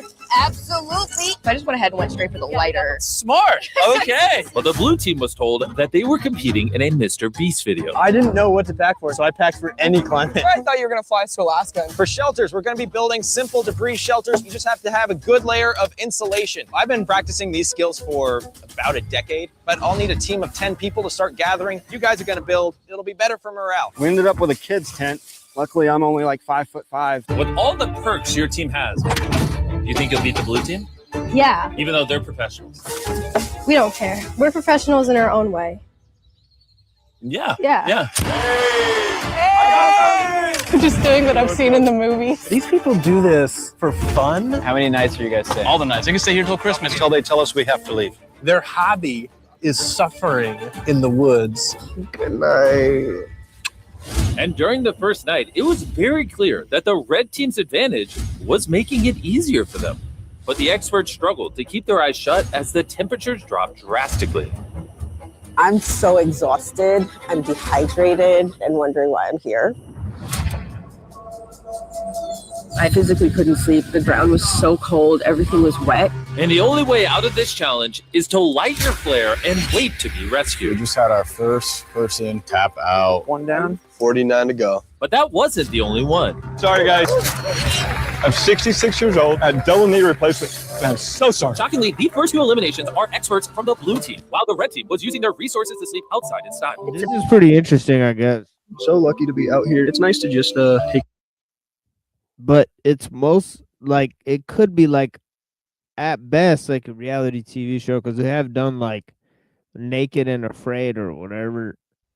But it's just crazy that he like encapsulates an entire like season of a TV show into like 35 minutes. You know what I mean? Like it's pretty crazy. Like he just takes 100 people out and cuts it down to 35 minutes. Oh, so like, is he gonna like release the tapes? Like I don't know. He could so probably like make this into. I think he does like so. This is probably part of his television show. So he'll probably have this as like a part of a television show that he'll edit together later. But like he also it's like releases if Joe like. Rogan did Survivor. No. But yeah, but he does like these giant videos that like take like you know, he probably spent like $1 million for like 30 minutes of tape. You know what I mean? Yeah. Like it's crazy. Yeah. So Well, if he got They it, should have yeah. had like they should have had like Joe Rogan like show up as Tarzan and like steal their food and shit. Or they That'd should be have had pretty him funny. as a spokesmodel. Maybe Yeah. that would have been cool. Exactly, yeah. But it is interesting because this is kind of about like tech, like how much of modern convenience versus like knowledge. You know what I'm saying? Like can your ability to like know how to survive like make you stronger than like all the modern conveniences that you can take out into the wilderness, right? Like Yeah. it is So kind how of did an it turn interesting, out? like it is kind of an interesting like he's all like everything he does now is about like social experiments essentially, like so it's pretty interesting. Is like, you know, Uncle Teddy might be watching this show or something, you know, so we'll see. A break from the world sometimes. Meanwhile, the experts knew they needed to fix their shelters fast, or they'd quickly lose even more people. These shelters were never meant to be just a pile of sticks and that's it. You want to pile on leaves about a foot thick. It's going to take some work from everybody. The leaves, when we start getting rain, it keeps you dry. Oh, all three of you sleep over there? Oh, yeah. Bro, their fort is massive. Do you think this will hold up well in the rain? It's only one way to find out. We're going to make our shelter, and then that way we're not going to be sleeping under the rain. So we're making a roof. We just need to keep the food safe and dry. You built this? Yeah. We got to take pointers next time we do a survival. Yeah, I know. You can just give me a call. We might need to. And while the experts were using the most of their limited resources, the amateurs were burning through their advantage quickly. So this is all you've done? Just promise me none of you are going to die. We promise. Okay. Promise. As the day turned to night, the amateurs continued to recklessly waste. I know they're still working hard, using all their energy because they're not going to last. But the experts' hard work was already paying off. Look at this. This is better than 4 seasons. I think we're going to have a much more comfortable night. We're out in the woods. Slept like a baby. Wow. Just because we built a great shelter. It was warm. The red team, they probably got tents. They got sleeping bags. We got this. Now we're all out here not eating and having a blast. Backflip, bro. While the experts started their day rested and full of energy, the amateurs started theirs facing the hardest part of survival, an empty stomach. Do you have any snacks? I wish. The red team spent the first 2 days absolutely destroying their snacks. And now, We're all so hungry. Hunger is really setting in today. Guys, we're about to go explore for food and water. meanwhile, Foraging class starting now. with the knowledge of wilderness survivalist Seth, Blue Team was able to turn their forest into a grocery store. You can always pick it and eat it as a trail nibble. He even built a fish trap out of sticks to put into the nearby river. They better Meanwhile, not the let amateurs tried out their those fishing other gear, people but watch what only they're had the skill to doing. catch trash. But by day 4, the snack situation was no laughing matter.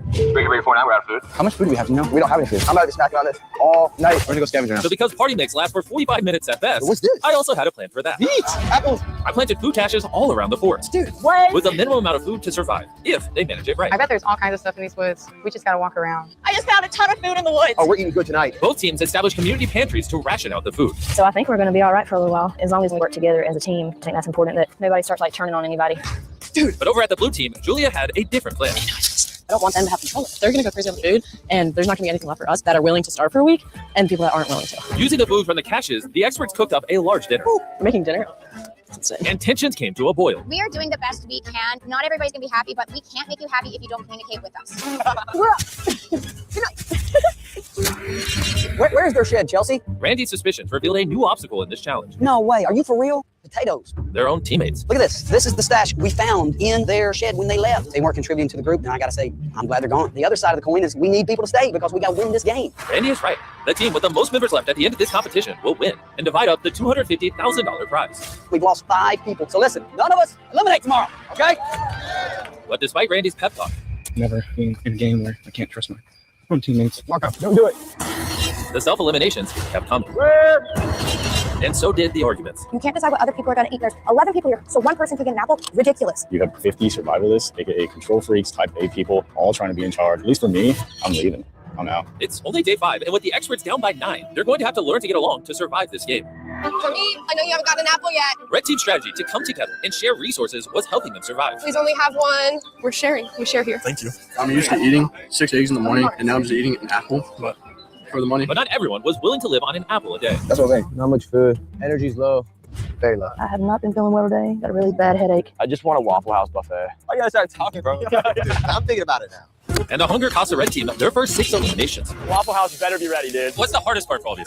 Food. And sun. And the bug. Basically everything. What are we working on over here? I got like a mansion in here. There's 4 of us in here. How's sleep been? We've gotten progressively better, but I think that's because our standards have lowered. How do you think your shelter compares to the professionals? Oh my god, 100% better. You're not concerned it might have rain and water because you're on a decline? I think I'm delusionally positive. Should be an easy view for them. What about that, Jimmy? How do you think your experience compares to the professionals? I think most of them have gone home already. All of them are experts. They're all probably butting heads on The girl in the fur hat is really And she cute. wasn't far off. We shouldn't be eating today. This will not last 50 people long. It's the community choice. Like, If we want to even make it to the end, we need to really start sticking to something a little more rigorous. This is not comfort. This is survival. And the eliminations kept coming from both teams. I'll eat enough for all of y'all. So to stop the eliminations, the next morning, the Red Team chef, Brittany, tried her hand at cooking breakfast. Oh no. Oh. Y'all. Sorry, guys. And the food reviews were, well, Trash. not great. I'm sick to my stomach and I don't want to eat anymore. I don't want to go home. Exactly, girlfriend.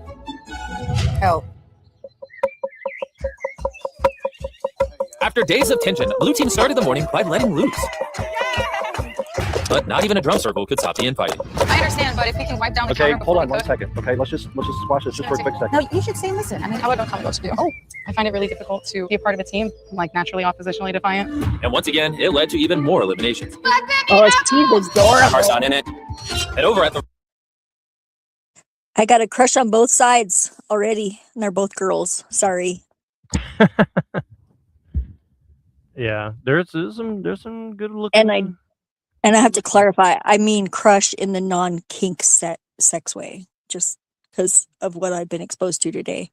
Sorry. What have you been exposed to today? I watched a video that was about explaining the kink map without being demonetized, because that seemed like 2 birds, 1 stone kind of Who info was right talking there. about that? I have to go check the channel, and I might disappear if I do that because I'm on my phone. But Right. I could find my remote on my TV, and I bet you I could look it up there. Actually, see, Yeah, I like to have multiple friggin' in routes to the information that I need because we live in this modern world. It's very convenient, but I also I get the survivor side. I'm betting that girl is probably going to be on the winning team, even though the fur hat girl is really cute. I don't know. Do you guys want to take some bets or what? Not like money, like favors. Well, that's probably how this would actually end up going pretty quickly. Is like who's going to exchange what favor for what. Yep. In real life, that's how it's going to go for sure. Yeah, exactly. That is exactly true. I mean, yeah, it may be and a I little think- bit brutal and people don't want to hear it, but it is totally true. Yeah, and I think That's that's why I've why been hiding. that's why like they probably are very careful like how they edited this because like it would definitely go that way. Like within a week, it'll definitely go that way for sure. Yeah, Like, well, there's that's gonna why he was like intervening like God. That's pretty funny too. Yeah, also I think high that's why I entertainment brought factor. the food because like very quickly, like you'll see that people are gonna like get very like animalistic. I'm pretty sure. Like I know, I mean, like Well, if you because don't we feed are me for a animals. As week, much as we would and- like to deny it, we are animals. I mean, well, I it mean, makes sense, right? you don't feed me for a week and you put me around like a bunch of like alpha guys trying to like compete for shit. Like, yeah, it's gonna like rocks are gonna like start crushing people's head pretty quickly. I'm Oh, pretty I sure. believe me, I live in the situation. It's like Dan's son lives in the back in the RV, and he is addicted to drugs. And he comes in the house and he like just freaking destroys shit. Like I'm like, excuse me. food, me get food. Yeah, yeah. Yeah, well, and he doesn't have any like shame whatsoever. So it's very, very hard to deal with. And I'm not his mom, so I can't like tell him what to do because he's a grown fucking man and way smarter than he puts it off. It's like I've heard him talking to his homies playing video games. He's not dumb.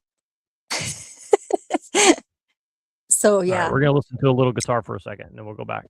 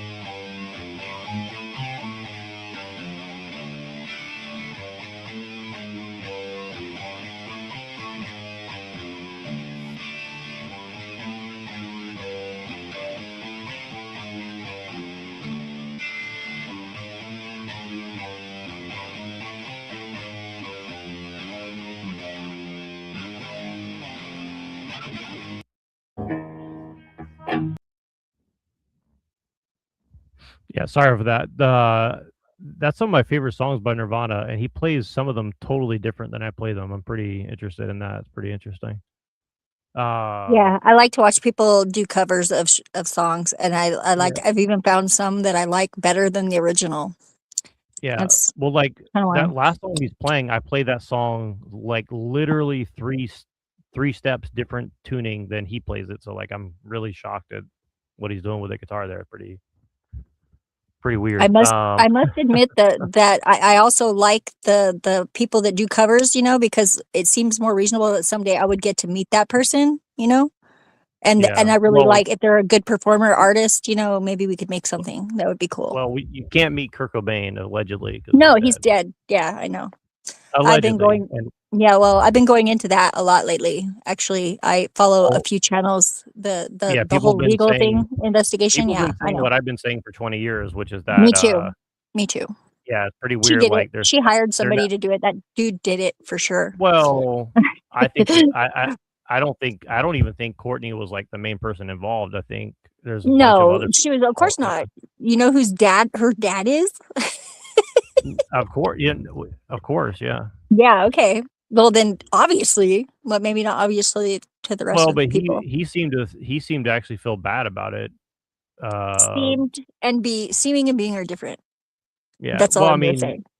Dave Grohl's dad is pretty suspect, and a lot Oh of other yeah. people. Well, and Chris Novak is actually a politician now.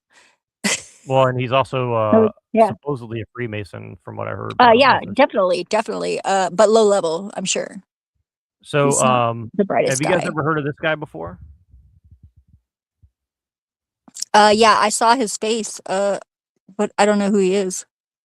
Machine, have you ever heard of Nicholas Tartaglione? Yeah. This came up in my research, I think, too.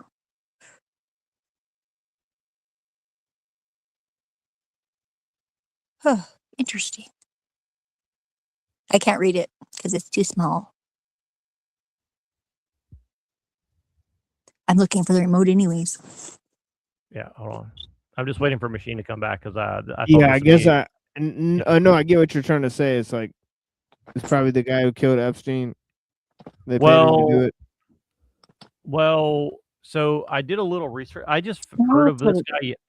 I never heard of this guy before yesterday. So, It was only last week I saw that, I think. That's weird. yeah. Well, I didn't realize like Epstein had like a cellmate before he died, and so I Mhm. don't think this guy was living with him when he died or something. But No, he was in 18 solitary at that time. yeah, 18 days before his death, he was found with neck injuries, and then Epstein said that this guy had tried to kill him, but then he changed his mind, and then so there's like theories as to what happened, and then this guy said that like apparently the reason I looked him up is because apparently he said that Epstein had given him a note to like ask him to kill him or whatever. But this guy is like Italian mafia. He was a former cop. Yeah. Uh-huh. He basically got convicted of like 11 murders. Oh my God. Yeah, and well, what's interesting to me about this guy is like his family was deeply involved in like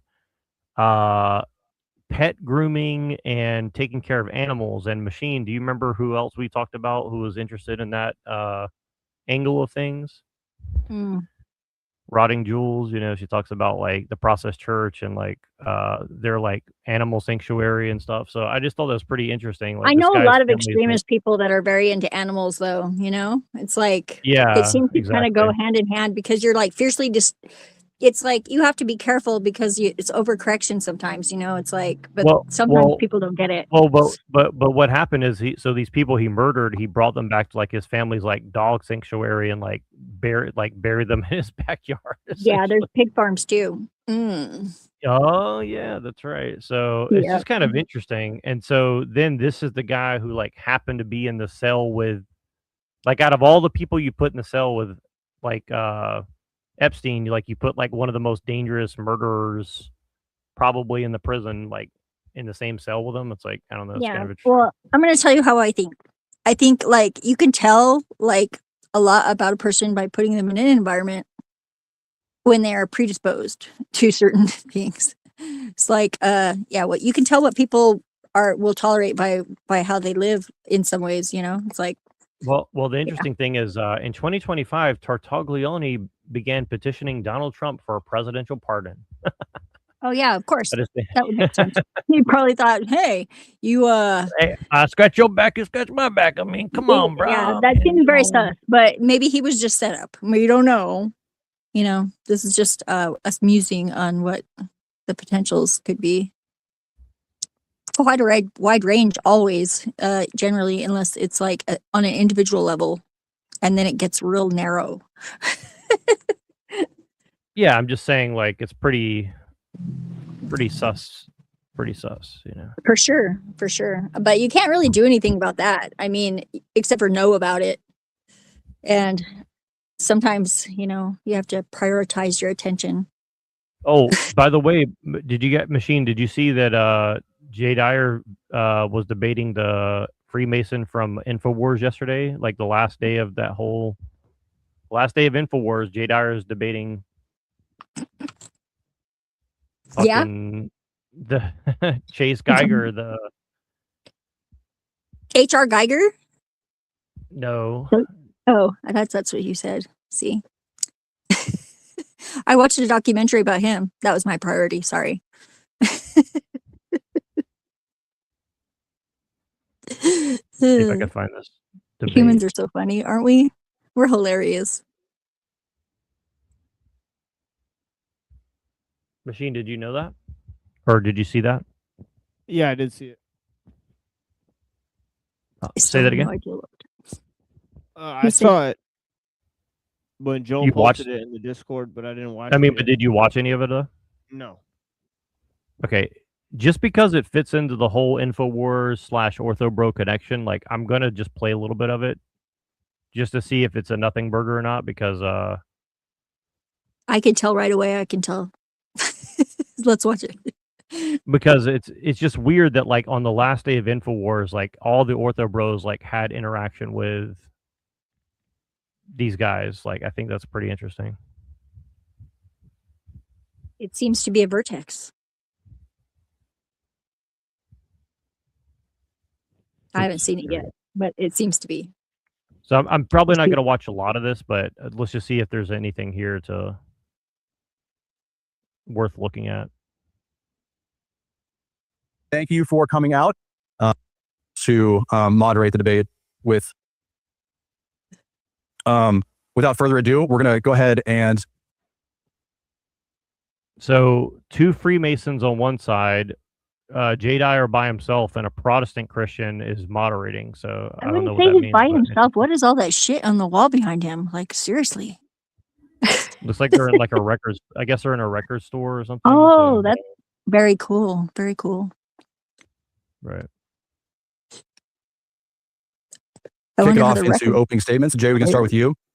Make sure to include your religious affiliation and your relationship sponsors, books, the whole 9 yards, and your relationship to Freemasonry. Obviously, go for it.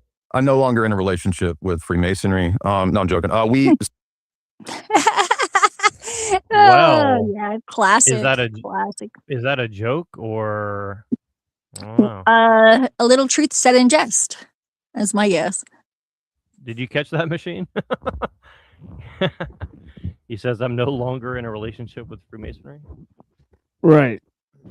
What did he But- break up with one or something? Well, but see, here's what's interesting is that he worked for Alex Jones, and so did the other guy. So well, so didn't Paul work for him too, or something? It's like, or who worked for him that we know? Somebody.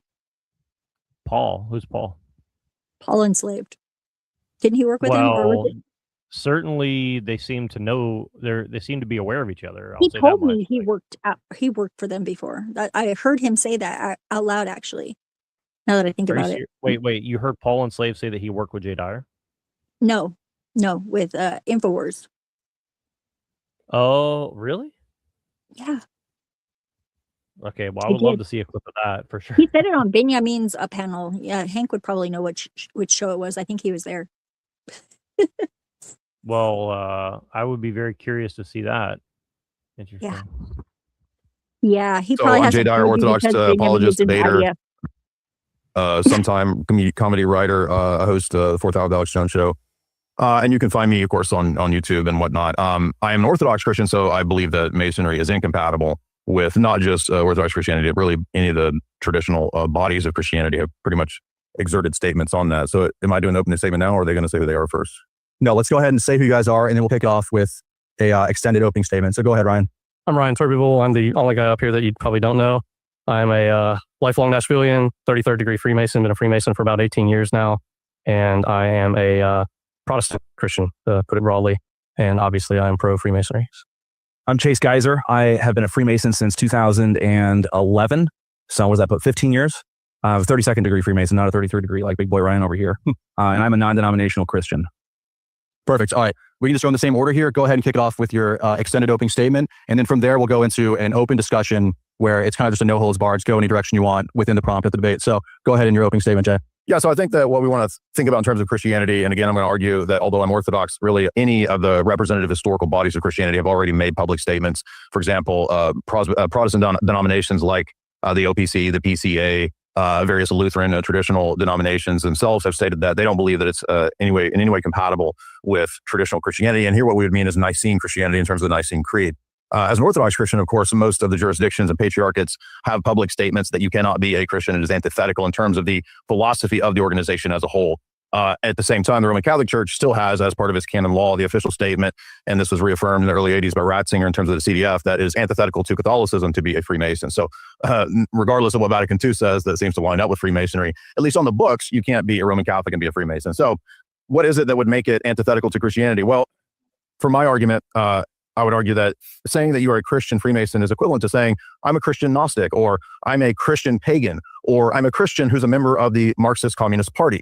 The reason that you can't say that is that the philosophy and the ethos of those systems that I gave are at roots antithetical to the basics of the philosophy and the worldview of Christianity. For example, the Nicene Creed has as its basic definition the deity of Christ and the doctrine of the Trinity, one holy Catholic and apostolic church. Masonry is premised on the idea that all of the religions essentially are kinds of masks of God, and they tend to prefer a kind of deistic version of the deity. So deism, right from the outset, and I've got many Masonic sources that I can go to, they're going to basically say a deistic type of perspective. And if you don't know what deism is, it's the Enlightenment perspective that God is not immanent in the world, active, doing things, miracles, etc. Rather, the God of the Bible, or excuse me, the God of Masonry, in the way that Masons interpret the Bible, is that it's a first cause, a kind of Aristotelian mover that you don't have a relationship with. And in fact, that great architect of the universe philosophy that Masonry has is identical to the pagan Greek philosophy perspective that Aristotle talks about. An architect works with pre-existing matter and tools. He does not create ex nihilo. So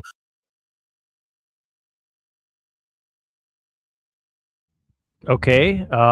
Interesting that take. is I don't very disagree. I guess I found out today that I'm a deist, in a way, I guess, if that's well. all it is, but I doubt it. Well, it's pretty interesting. He's right about that. Yeah. Well, it's interesting because, like, I've heard a bunch of people saying this recently. Like, isn't that what Hostel Hyperborean says? He said, God can't be the creator of things. He can only be like the person who builds something out of something or something like that. Well, and I think the problem comes in thinking anthropomorphizing God. I mean, do that with the gods in your head. Sure, it's fine. It's how you interact with the world that it matters. Well, it's not even about that. It's about limiting God to Yeah, exactly. not being able Exactly. to create things. Go ahead, So, try that. See how that works out. That's all I got to say. I was like, but I it's wouldn't even interesting go. but it's just interesting that he kind of says what I've been noticing, which is that like all these other Christianity, all these different Christians are trying to drag people into like this like Greek Aristotelian. Yeah, he dragged a bunch of things in because he said God isn't immanent in the world, right? What But does that mean? yeah, that doesn't I mean, really like, mean anything because that's not what Jesus does not imply immanence. no, and it's of not what I God. know through my own friggin' experience. Hello, you know? Yeah, which is not perfect, I will admit, but still, it's very compelling. Well, what he's saying is that basically, God does not create through pre-existing materials, but God created the world through Jesus, right? That So is there not was true because pre-existing something. materials, how? What if he made it from himself? Got to be both, non-existing and existing previously. That's something to think about. No, I it just came would up with be that one. existing, right? Because if it's made from himself, then that's something that already exists, right? But what is yourself made of? It's made of what you were before all? No. Maybe, but not apparently. That's logic. Well, if you made stuff out of yourself, then it would be made out of something existing, right? Not something non-existing. Yeah, that's what I would think. But yourself is more than that, isn't it? So you would imagine that if God is also like all things, that it would be something greater than that. Because you're just Well, a part of it. myself is existing, right? You Yeah, exist, right? exactly. Well, I think so, as far as I could tell. I know that I exist. I don't know that you guys exist, but I'm pretty sure that you do. That's all. The very You know? idea of calling God merely the architect already suggests a Hellenic Greek pagan perspective that, for example, St. Basil in his famous Hexameron lectures, where he goes in Hexameron 2 to call this position a dyad, is antithetical to Christianity's triad. Freemasonry and its representative philosophers and thinkers, whether it is people who are in the York Rite or promoted by the York Rite, like Albert Mackey, and I have with me Mackey's works here, explicitly downplay the Trinity and the deity of Christ to promote their generic theism based around a kind of naturalism. And Albert Pike himself in Morals and Dogma, and we can go into all these quotes if we need to, explicitly denies the Trinity, the personhood of the Holy Spirit, and says that essentially Masonry is all of the ancient mystery religions, whether it's Marcionism, Zoroastrianism, or some form of Gnosticism, are essentially all combined into the system of Freemasonry. So again, to make my final statement as to why it's antithetical, I would simply argue that if you look at the way that Mackey, as a test case, defines God, he says that God is the name Tetragrammaton, the Yahweh reference that we have in the Old Testament. He says that name can only be understood and pronounced and theologically interpreted through the Kabbalah. And he says we have to look to the Zohar and the teachings of the Talmudists and the Kabbalah to understand what the theological significance of the name of God is. And he says that it's essentially the male and female principle of the universe. And then, according to Mackey, when you talk about things like the yoni, which is the vagina, the vajayjay, for those that don't know, we get a lot of single men here, they may not be familiar with what that is. Well, the yoni or the vajayjay is the female privy parts, so to speak. No. And according to Mackey, the name of God amongst the Brahmins and the Hindus is the yoni, referencing the female principle of nature. So I would simply ask if, according to Masonry, the God of Masonry is the male and female principle of the universe, and according to Masonry, the name of God in Hinduism is the female principle is yoni. Masonry essentially worships PPs and vajayjays and says that those things are God and are the ultimate generative principle and female principle of the universe, which is absurd and is also Kabbalistic because Kabbalah says that Adam, Kadmon, and God are essentially a bisexual deity. That's where we get Baphomet. I've got scholars here who are writing from out of Harvard. William B. Green has a book about Kabbalah as the root of Masonry. So Kabbalistic Gnosticism is another way to prove and show that Masonry is antithetical to Christianity. It'd be like saying to St. Irenaeus, who wrote the great treatise in the 2nd century, 180 AD, against the Gnostics, to say, oh, but Irenaeus, don't you understand?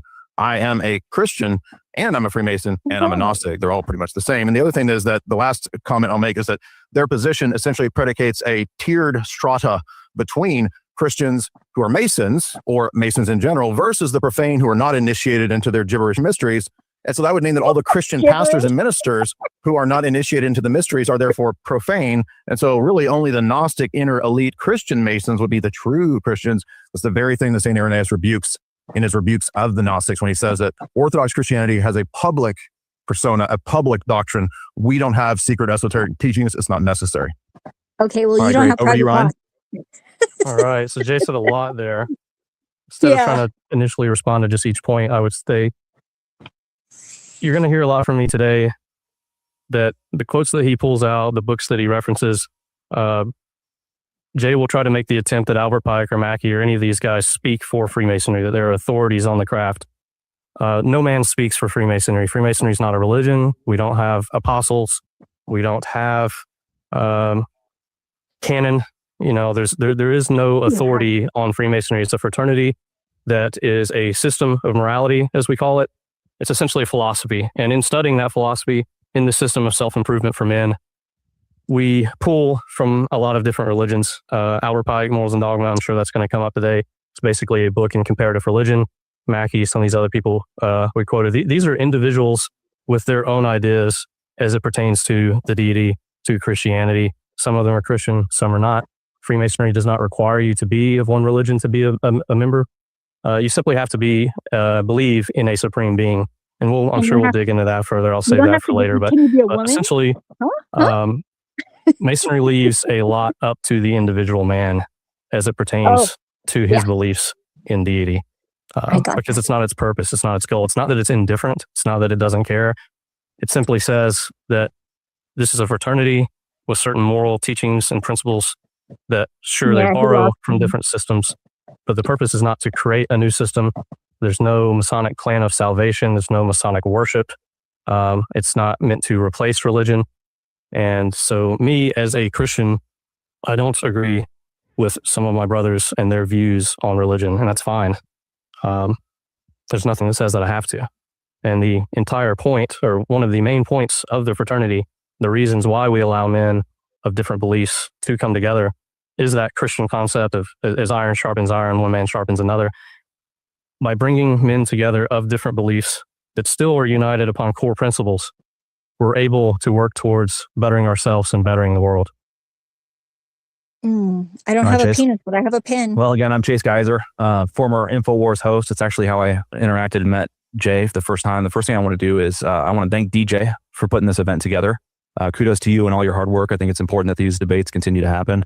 Ryan, of course, I want to thank you. Ryan's a very close old friend of mine here in Nashville for agreeing to participate in this, because I know that it was participating in something like this it opens up the door for criticism and problems or whatever, and you bravely decided to do it. And Jay, I also want to thank you for agreeing to come out here and do this debate. And I just want to be totally explicit that although I disagree with Jay on this particular issue, I have astounding admiration for the work that he's done, and I'm very grateful for specifically all the content that he's made on the InfoWars platform, hosting the 4th hour of the Alex Jones Show. And so I genuinely appreciate that very much. I want to just start briefly by saying why I decided to become a Freemason. I was a sophomore in college at Belmont University here in Nashville, and I was looking at the different fraternities at the university, and I just wasn't really feeling it. There's no frat houses at Belmont University. There wasn't much of a community. It was just kind of this ethereal group that would meet together for these different fraternities. And I happened to be reading the autobiography of Benjamin Franklin the summer after my freshman year, and just kind of out of esteem for the founding fathers, I decided to pursue and visit a lodge here in Nashville, Observance Lodge number 686, which used to be in the Grand Lodge building downtown of Broadway. Yeah. And after visiting and learning more about the fraternity, I decided to join, and it was, in my opinion, a very good decision. It was a very life-changing experience for me. It's been a great source of friendship and brotherhood for me, and it's made me feel closer to Americanism in an eternal sense now, more than just an academic sense of who the founding fathers were, what they stand for, and some of the principles that founded this great country. I wanted to participate in this debate specifically just because I believe in freedom of speech. I believe in open discourse. I think there's a lot of mischaracterizations or misunderstandings around Masonry. I don't accuse Jay of any malice whatsoever. I actually very much trust Jay because of the work that I've seen that he's done. I think that he's misunderstanding or mischaracterizing Masonry inadvertently. So that's how I want to start with my introduction section of this debate. Thank you guys for all being here. I appreciate all of you for joining us. Perfect. All right. Well, we're going to step into the open discussion end of the debate, and this will make up the main course. After this, we're going to have some questions on the side over here at the very end. So during this debate, if you have anything that comes to mind, if you have any questions, write it down, take a note, and we'll step over there for a brief period at the end where some of you guys would have to ask questions. Now, I think the best jumping off point was Ryan. You said that there's a lot to respond to in Jay's opening statement, but you want to make a statement of your own, obviously. So I think just pick a point, any point in that statement, and we'll just jump off into it. And I'll mostly step back and kind of let you guys go at it. And at any point for clarification or kind of a change of topic, I'll hop in. But is that okay to jump in? Perfect. Yeah. So I first became interested in Masonry like Chase. Just had a general curiosity about it. Started talking to some people about it. It turns out my great grandfather was a Mason, and a huge mentor of mine. I had my great grandfather until I was in my late 20s. Everyone had kids in my family super young. So my great grandfather was Church of Christ. He was a song leader. Did that literally until like the year before he died at 96 years old. I've never met a better Christian man than my great grandfather. And when I was first exploring Masonry, I got online and you can just read, all sorts of craziness. But in the back of the line, I was like, well, if it's good enough for Pa, then it's good enough for me. It's worth checking out. And I got into it, and that's what I experienced. I If it was only hear still a lot of these that. criticisms, and as Jay said, I don't think Jay has ill intent, but I think a lot of it's just misunderstandings. Part of that's our fault. We are secretive in some ways. Even if I don't think a lot of it's even intentional secrecy, it's literally we're a bunch of boomers for the most part. Like a huge portion of our membership is not online. My lodge has a website, but we're one of the rarities. So we don't do a very good job of telling our story. Some of it, I think, is exhaustion. These critiques have been around for hundreds of years. They keep kind of just popping back up. And, from some of the Masons' perspective, it's better to just let it lie and try to ignore it. I do think the reason why I decided to do this, and I think Chase, is because of the internet, because of I don't want to say new times. We've been in these times for decades, but information is everywhere. And I think if only one side ever gets told, then we're just not going to be able to, I don't want to say combat anti-Masons, but just tell our own story and not let the misinformation spread. So as a Christian, I've been a Christian long before I was a Freemason. The idea that I view other Christians or my Christian brothers as profane, that's absurd to me. It is a term we use for non-Masons, but one of the first things you're taught when you join the lodge is that your religion and your duty to God comes before Freemasonry. The fraternity is secondary to your family, to your occupation even, to your country, and certainly to your God.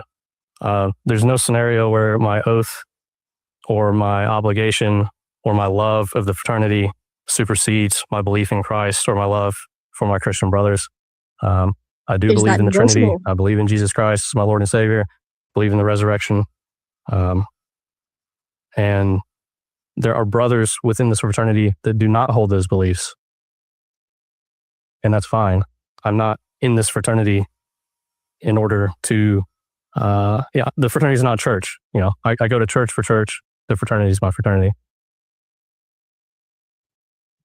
Okay, the first thing I would say is, and I don't know if we're going to do just Q&A back and forth. I don't care either way, but I mean, the idea that, we just make good men better. It's a radical individualism because it's Enlightenment philosophy. It's just simple philosophy. That seems like an odd statement. It's like, if he doesn't really care, then why is he there?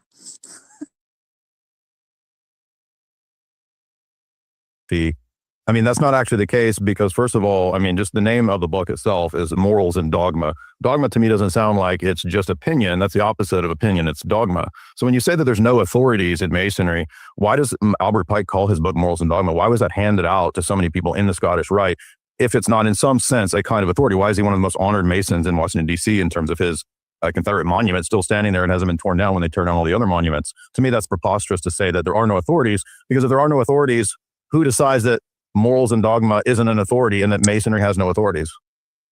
Oh my gosh, did they tear So down this is Ben a little Franklin's newer version of Morals and Dogma, statue? but it's the same stuff, just a nicer cover.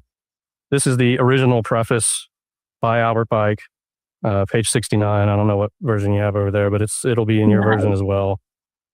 He starts out by saying the teachings of these readings are not sacramental, so far as they go beyond the realm of morality into those other domains of thought and truth. The ancient accepted Scottish Rite uses the word dogma in its true sense of doctrine or teaching.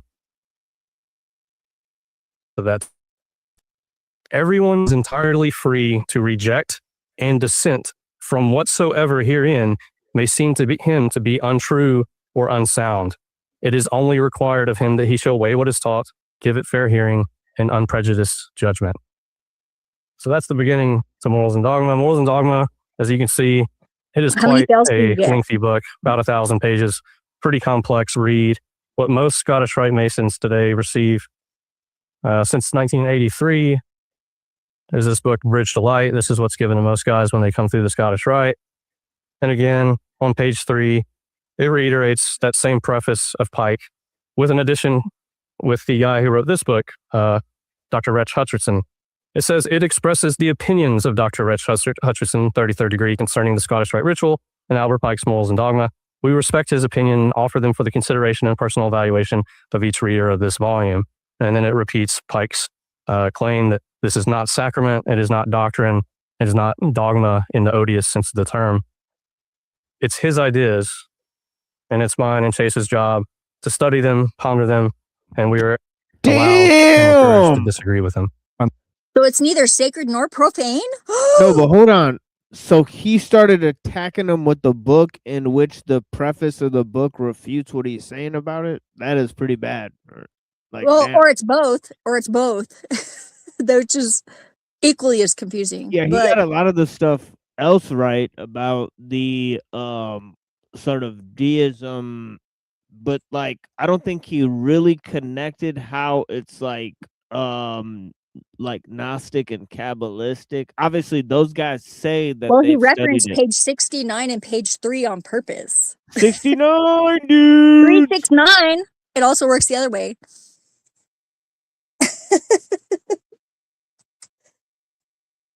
That's all I'm saying. That's how I read it. But yeah. That's funny how that's how it works. Almost always. It's real easy to make a mistake though if you're dealing in abstracts, but I have more than one way of gauging that.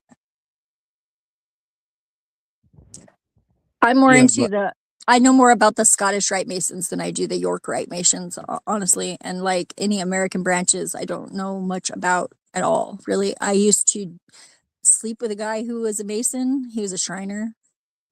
Yeah, but we were I've not covered not a lot of deep conversations there. yeah, like most of the stuff they've said so far we've already talked about. So I don't know. Yeah. I much prefer discussing things like on an intellectual level, like with people.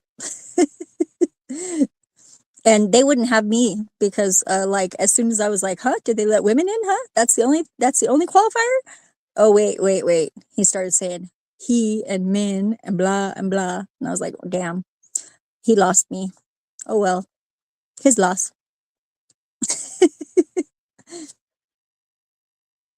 I mean, they're basically like, they're not going to be a big threat because they're not going to have any like balance of, I mean, they're going to have to, they have relationships, they have to have balance, but what they don't realize is they're like not in like clear communication about expectations with their partners, if that's the case, because they have that secrecy about them, even with their own families. It's like, I don't know. I think there's some mysterious stuff going on, and it's seems to be at least misogynistic. I don't think I'm a feminist either though. You know, like I like guys. I like guys the way that they are, you know, however they may be. Not all of them, obviously, but most of them are okay. But yeah, I definitely wouldn't bar entry based on genitals to any establishment that I was a part of. Like in like if I was to make a cult or something, you know, not, I wouldn't make a cult, but you know what I mean? A culture, society, group of people. It's like basically group of people, because you have to be really careful in your groups. I mean, not really careful, but I mean, like, you have to be careful at not being careful. If you're not being careful, you still have to be careful, which means you have to care, which means it has to matter. If you can figure out why it matters, then it will sustain. Does that make sense? Guys, did I lose you? That would be funny if I lost you. Are you guys thinking? What are you thinking? Nothing really for me, but yeah, this whole thing, I'm really, yeah, so I don't know. I don't really know what he's getting into. I'm excited to see what other point they make, honestly. Yeah. Let's watch it. I'd like to add a point if I may.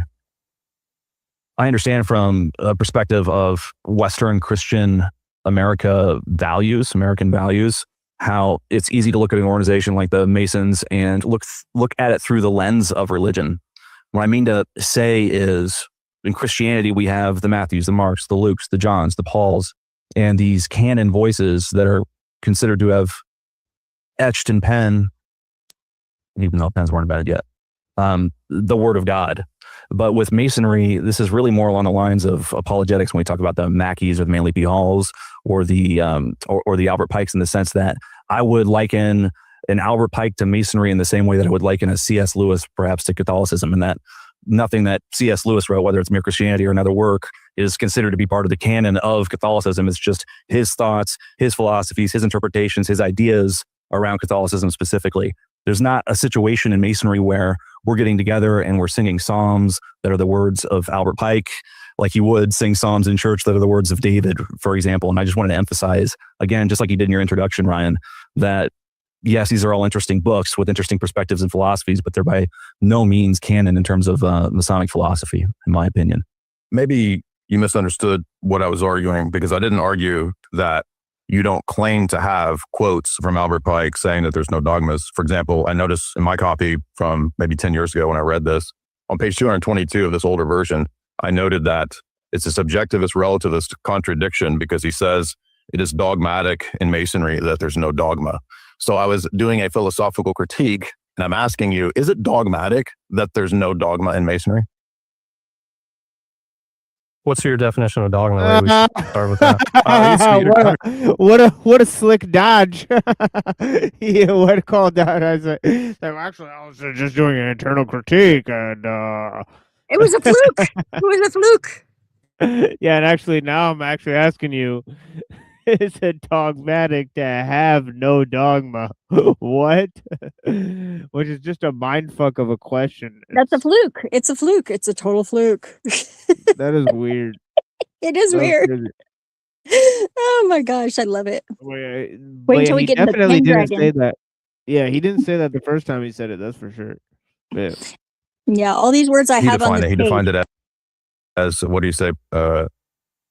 Perfect. He says perfect truth or some perfection, something like that. I don't know. How do you define dogmas? Beliefs that you can't question?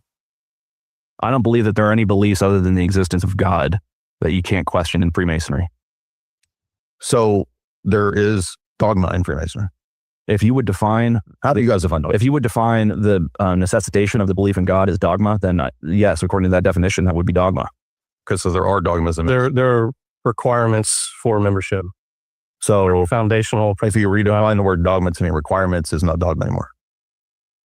I mean, if we want to argue over words, we can do that. But well, they're not words; they're your own teaching. No, they're words. Jay, what are you trying to get at in terms of what are the implications? Do you? I'm not trying to be rude, or no, I'm not taking it that way. Do you not understand the argument that I'm making? I don't think that I do. Could you rephrase it? The argument was initially that Masonry does not have dogmas. There's no specific authorities. There's not a canon of things that we would look to by which we would exclude people. But you just admitted that you have to believe, for example, in a higher power. So there are at least some minimal dogmas. And so it's not true that there are no dogmas in Masonry. I think the argument was that the words of Albert Pike are not Masonic dogma. No, I'm asking you, are there any? Yeah. Well, you have to believe in God. So if you consider that to be a dogma, then yes. Is that the only one? So, are there others? Yeah, there's just one? We have what's called the ancient landmarks. Now, the landmarks can differ amongst jurisdiction. If I can give a step back, we use Masonic terms, and I have to realize that you guys may not know what that means. But Masonry is very decentralized. So in Tennessee, there's the Grand Lodge of Tennessee. That is the supreme Masonic authority for Tennessee. There is no other group that tells Tennessee what it can and can't do. You said that there are no authorities. Now there's a supreme authority. I'm talking within our structure. Well, are there no authorities, or are there authorities? I said no one man is an authority on Masonry. There's no apostle. There's no authorities, is what you said. Yeah, I said no one man is. Albert Packy. Well, apostles is plural. How many? And then authorities is plural. So there is a system of governments within Freemasonry. There are authorities. The Grand Lodge of Tennessee. And there are Tennessee. So there's dogmas and authorities. You have to keep in mind that I think we're talking about authorities in two different senses. There's no logical or philosophical authority in Masonry, but in terms of organizational structure, you have to believe in God. That would be theological. So that's nonsense. I think that you're on the semantics run here. Yeah, I think we're going in circles. Are you serious? Yeah, I'm serious. How is that a semantics run when he said you have to believe in God? Yes, of course you have to believe in God. And so there's a member, but there's no like human authority within the organization. So David Page's the canon. There is a dogma, and then there are authorities that recognize and do not recognize certain lodges, right? There's irregular lodges. I think are there irregular lodges? Been incredibly explicit in the claim that you have to believe in a supreme being in order to be a Mason. Okay, so I think where we're disagreeing is on interpreting that or perceiving that as a dogma. and use whatever term you want to use. If you don't like the word dogma, it might be helpful. What is the Orthodox view on dogma? Dogma means that you must believe this in there's order to be Orthodox. Right? something Dogma is lacking with his attack, right? Because he's not really pointing out how like Masons have infiltrated other organizations or like the nefarious crimes that they've committed. He just said like they have this weird like theological basis that's like Kabbalistic and Gnostic that doesn't really link up with mainstream Christianity, whereas they're saying, well, we don't have to subscribe to any of that, right, in order to be Masons. Yeah. And then they undercut his entire argument, right? So Mhm. so They literally did. like he's he's not being very effective right now. It's because he's in his feels and he doesn't know what to do with them. or beliefs that you cannot dispute or question. For example, the Nicene Creed for an Orthodox Christian would be something that you can't be a Christian and say, well, I don't believe in the deity of Christ, or I don't believe in, the teachings of, the Council of Nicaea, something like that. Those would be things that you couldn't question and still be a recognized member of the group. You would be seen as an Arian or a Jehovah's So Witness. certainly if you did not believe or cease to believe in God, you would not be able to be a Mason. Right. So that was Nat's argument, which was that there are dogmas, whether you want to call them that term or not, because I can't be a Mason if I'm an atheist, right? Unless I'm Arian Orient Lodge, correct?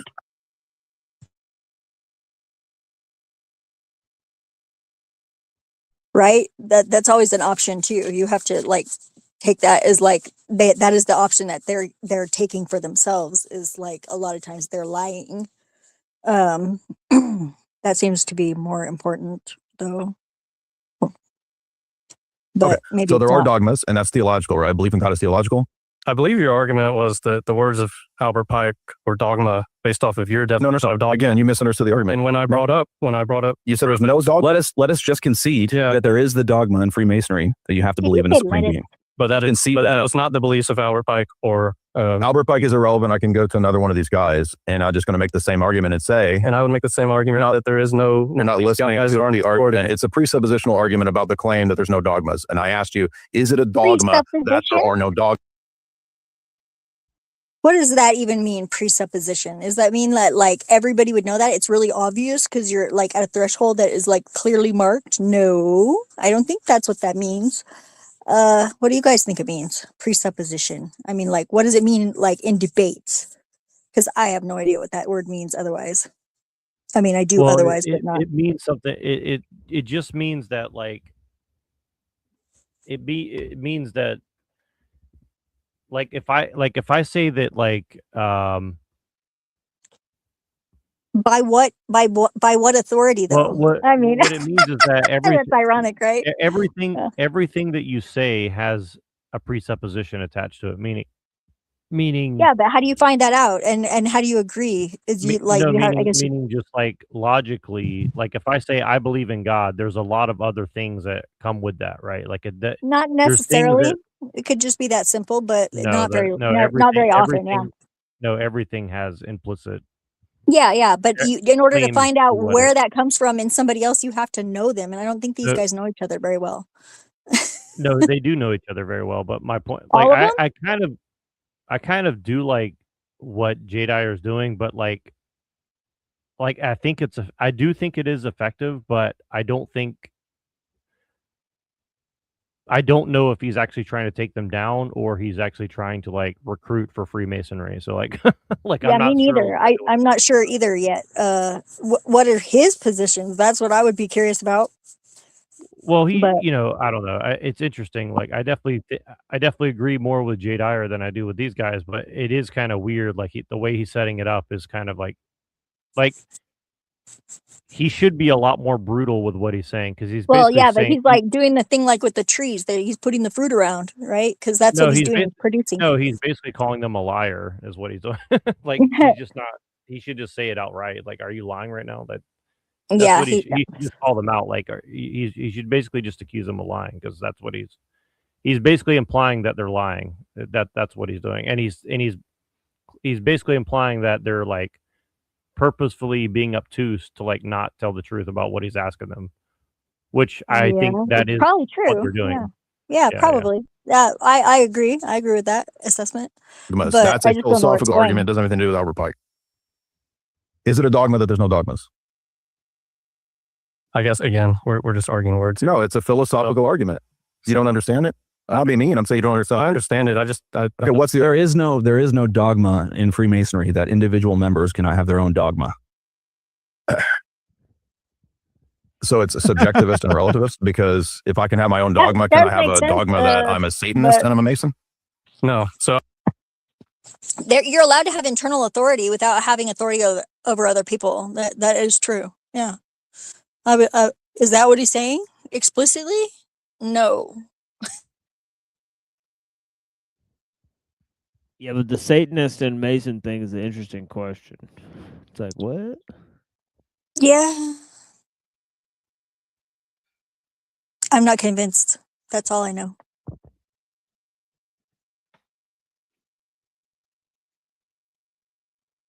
So then it's dogma. I can get into the landmarks and some of that if you would like. Yeah, I think that's a good. Yeah, we kind of I'm not trying to dance around you. I'm just trying to. I think again, it's so. And I don't mean to cut you off, DJ, but like, I'm not trying to play a word game, right? If I debated an atheist, I would make the same line of argument to say, if a subjectivist or a relativist says there are no absolute truths, right? And if I respond to that guy, I would say, is it an absolute truth that there are no absolute truths? Yeah, only that is believe in absolutes. But that is not a word game. It's a philosophical argument where you're doing a critique of the person's paradigm and saying that statement itself is a logical contradiction. So it's not a word game. It's not about semantics. It's a question of, you can't say that there are no dogmas. I see what you're trying to say. And yeah, it's dogmatic that you have to believe there's no dogmas. That was the question. Do you want to respond to that? I'll change topics if not. But you just said, no, it's okay. I understand what you're trying to say. I would say that the organization of Freemasonry does not prohibit people from having their own dogma. It just doesn't take a position on so many of them. Now, it has its own dogmas in the sense that you have to believe in a supreme being. There's ancient landmark kind of rules and requirements associated with the fraternity. You can't be an atheist. You Right. Can be Can I be a Satanist? No. So, I thought you had to be a monotheist. So what if I'm a monotheistic Satanist? Yeah. So there's, again, no, I'm serious. Yeah. There are people that don't. Can I finish my thought on jurisdictional and authority? So it's decentralized. You have in Tennessee, the Grand Lodge of Tennessee. In America, every state has its own Grand Lodge. The rest of the world, it's usually every country has a Grand Lodge. But there is no overarching body. There's no Grand Lodge of America, no Grand Lodge of the world. It's decentralized. It's decentralized. So while it's mostly the same, you will see small jurisdictional differences. I can only speak to Tennessee and some of the ones that I'm familiar with, but as it's phrased in Tennessee, and most jurisdictions will be pretty similar to this. It's you have to have a belief in a supreme being and the accountability. A supreme being. So I just want to say, like, not looking at the screen, but like I could tell these guys do not want to answer what he's asking them. Like for sure, They definitely don't, because their answers are sus. I mean, they have to come up with something to answer, but I think they're thinking real hard right now. They definitely look very like upset, and I only saw a few minutes of this debate yesterday, and it was much later on. But like later on, if you watch Chase Geyser or whatever, his body language is like super like pissed off, like closed off looking. Like later on you can see, I like that you do that. You just pop in on things and you catch the end and you go back and you watch the whole thing, because that's like I always circle back too. I admire that. I do that a lot. Yeah, like a good quality to have. The only reason I'm really watching this is because I looked in later on, and like this dude Chase is like squirming bad. Oh geez, that's gonna be fun. Like, yeah. Oh, is that a presupposition? No, it's not. It's not. Well, presupposition just means like if I say I'm a Christian, that means all these other things that I have to believe to be a Christian, right? So like he's trying to say like what are all the things that you have to believe to be a Freemason, right? So he's trying to say like, well, see, I think the problem lies in that the things that they're saying are made of words. I really do. It sounds so stupid to say it, but freaking words, man. Ugh. But what do you all mean? men are accountable. Within that requirement, obviously, we have our own teaching. So a supreme being, under, I think, most Satanists' definition, do not consider Satan to be the supreme being. No. He is, and I'm not an authority on Satanism, but another Masonic teaching or dogma, if you will, Jay, is that this supreme being is a creator God. That's the supreme architect of the universe. So Satan, as far as I know, no Satanist claims that Satan is a creator. Beyond that, again, it is a system of morality. There's just certain morals and values within Satanism that would not be compatible with the moral teachings of Freemasonry.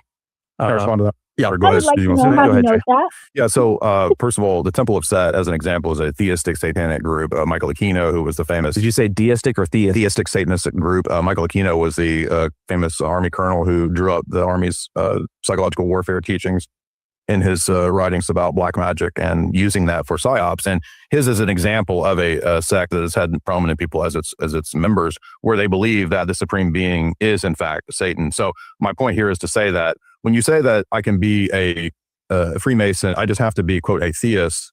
The absurdity of this is obvious in that there's no such thing as generic theism. There's no such thing as well, it's just a creator. Well, okay, what if I think Satan is the creator? That's the absurdity of this, and that's why your lodges allow Muslims, Hindus, Jews, people of all types of religious persuasions to be joined together in a fraternity under some aegis that you say is just simply a philosophy.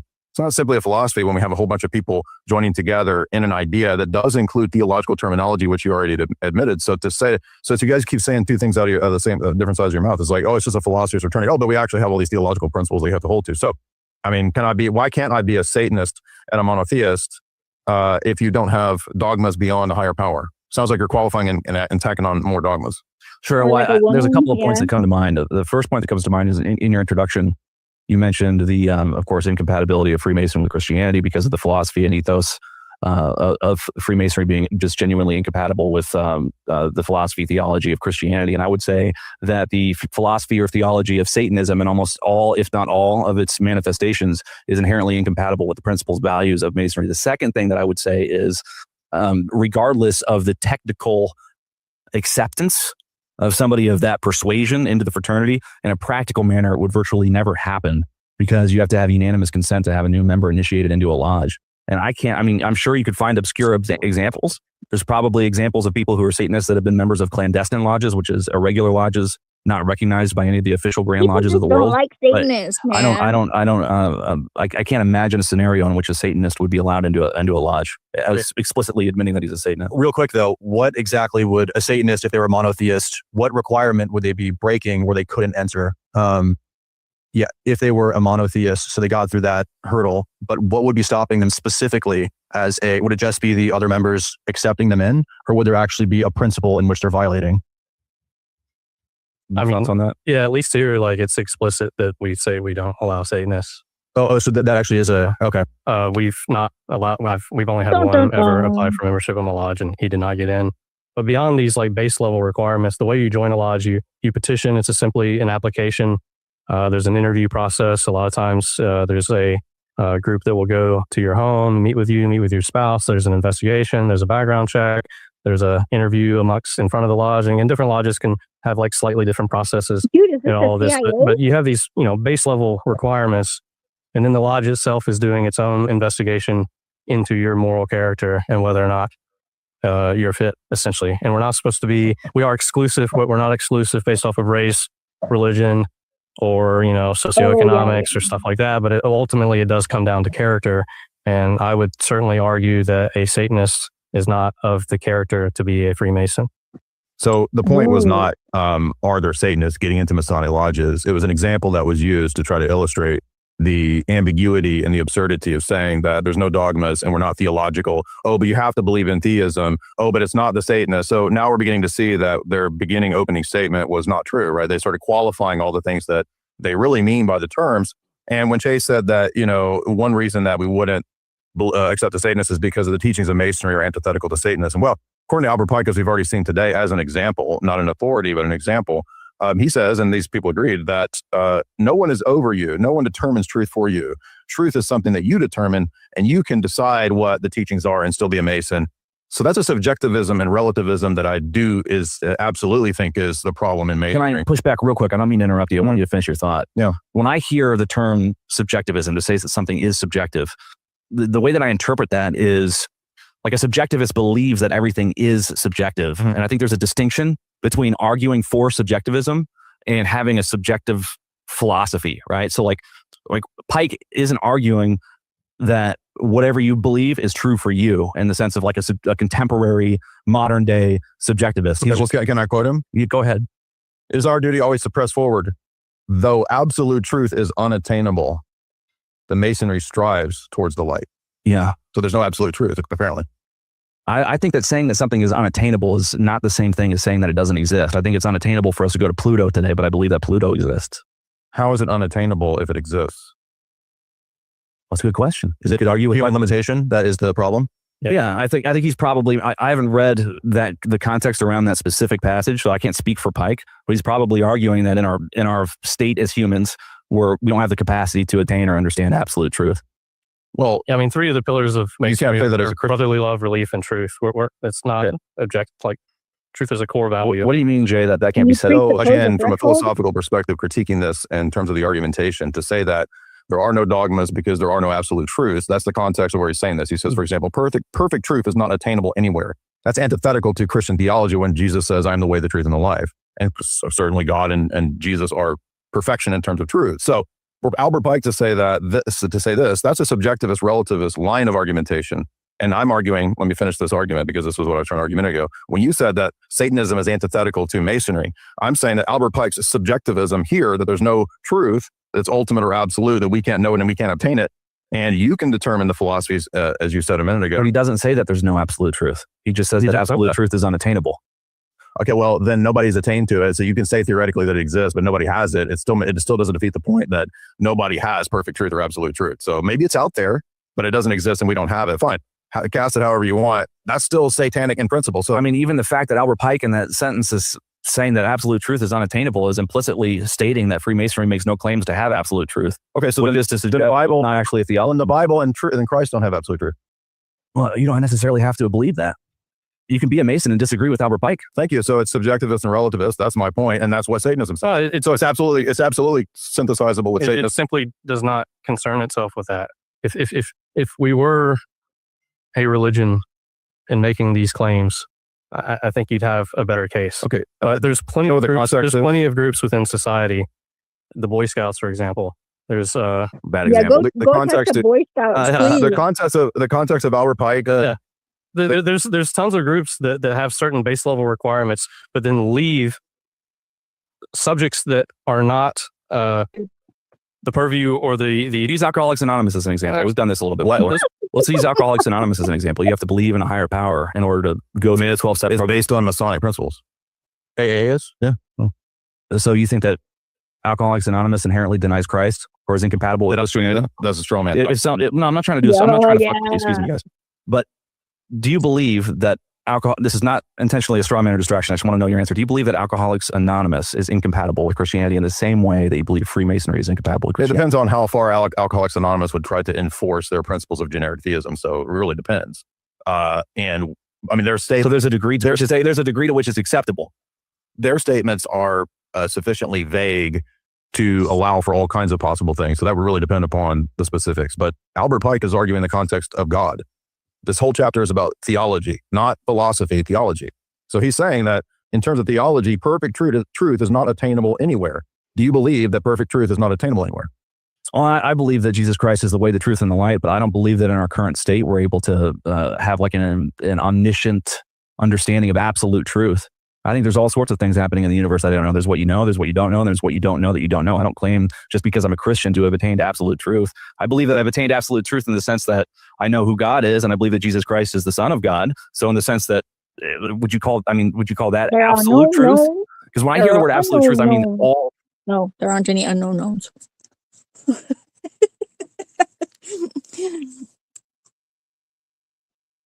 I think of all truth. No, so there's nothing in the word absolute truth or objective truth that necessitates omniscience. And so I think that I see what the irony here is that it's the Mason. Yes, I believe. You want to play the word game. I understand. I'm not trying to mess with you. I believe in absolute truth. I am an objectivist. I am not a subjectivist. Okay. Just to answer your question more directly. So the whole point of this was to say that the teachings of Satanism are that you are your own God, which is what Satan says in the garden to Adam and Eve. You determine reality. You determine what's true and what's false. And the original presentation that you guys gave as to why Masonry is so awesome is because it doesn't have apostles, it doesn't have authorities, it doesn't have dogmas. It's simply a philosophy, and you can kind of craft it as you want with it from within it. But then we saw that, no, there's actually a lot of requirements, a lot of dogmas, a lot of qualifications, and they teach a subjectivist, relativist idea at the same time as contradicting it with the idea that there are dogmas and authorities. That was the argument. I don't believe that Freemasonry teaches a subjectivist relativist philosophy. Okay, just because Albert Pike says that absolute truth is unattainable does not mean that absolute truth does not Most exist. people don't I am an believe objectivist. I believe in that. And something until even if I'm the one misinterpreting Pike here, it doesn't matter what Pike says. It's just his opinion. Okay, who does it matter in Masonry in terms of who said it? Because there were authorities apparently. So who determines Good question. the regular and the irregular lodges? So I can go back to that with these ideas of the landmarks. Each lodge, each Grand Lodge, as the supreme authority in that jurisdiction, it will recognize or unrecognize another Grand Lodge. So there are authorities and there are things that will get you unrecognized. We've already working on Jay, so well, I'm sorry that you don't like me going back to it when you're referring to the same fallacious argument from before. I'm going to go back. Yeah, I don't see how anything I've said is incongruent. That there is a Masonic authority, there is a structure that governs a governance structure of the fraternity that is completely different than saying that one man, Albert Pike, I didn't make that argument as an authority. I didn't make the argument. Well, my argument was that they aren't authorities, and then you tried to put words in my mouth and say that I didn't argue to straw man. I didn't say that there are no authorities. It's not what you argued in your opening statement. There's no authorities. In the context of, I specifically pointed out those books and those authors. So what I'm gathering so far is that they're trying to make a big distinction between philosophy and theology, but how can those two things not inform each other? I don't know. Exactly. It's a Vesica Pisces. It's an overlap. Yeah, and then I guess he's trying to hit him with the, oh, you follow a different authority, so you can't follow the authority of the church type of shtick. But you should follow things because they're true, not because you follow some fucking authority. You know, like what the fuck? Like, that's crazy stuff to argue. But that takes a lot of work, Machine, and people are freaking lazy. It takes a lot of inward work because people are not fucking lazy and they're like out in the world working instead of like freaking being able to think. That is what's criminal. Yeah, I think Jay is doing a good job in some sense, but it is pretty pedant. Like, it is kind of weird, like how they're going in circles and not really. But I think he definitely is making them nervous, like for sure. Like I could tell they're getting more and more nervous. Yeah, they definitely don't want to admit who's in charge, right? They're like, well, no one man is in charge. That's what he said. Yeah, but that's cope, isn't it? Yeah, probably. A deity that celebrates the death of their people. Because the death of the Greeks at that time, if you read the book of Maccabees, was because they were degenerate pagans. So that was before they became Christian. Oh, so that's what the historians write all the time, man, about everybody that they defeat. That's what they always say. On the Maccabean side, every Christian would be. Jesus celebrated Festival of Lights. Is that what they call it? Hanukkah. Those Greeks were a bunch of degenerates. That's why he's like for Judas Maccabeus, bro. He was based and had morals and was a total Chad Jew against those evil degenerate Greeks, bro. So the ancestors are degenerate pagan. Jews killing Greeks is based. Fuck pagans, dude. And, Yeah. you know, All of our ancestors were. All of our ancestors were. What? All of our ancestors were degenerate pagans. Dude, we were all like barbarian pagan heathens until like the Jews showed up and taught us morals, bro. He's not wrong, but that is funny.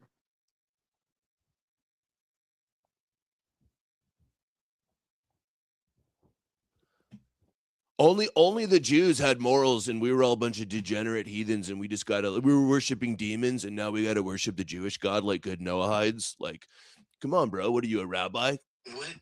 Saying that you shouldn't follow a religion that comes from a tribe that views you as enemies. The tribe. Yes, there you go. Views you as enemies. You shouldn't follow the religion created by a group of people that wants to theologically conquer you. Well, wants to turn you into slaves. What's wrong? That's why you got to get to know everybody individually. A tribe that views you as an enemy.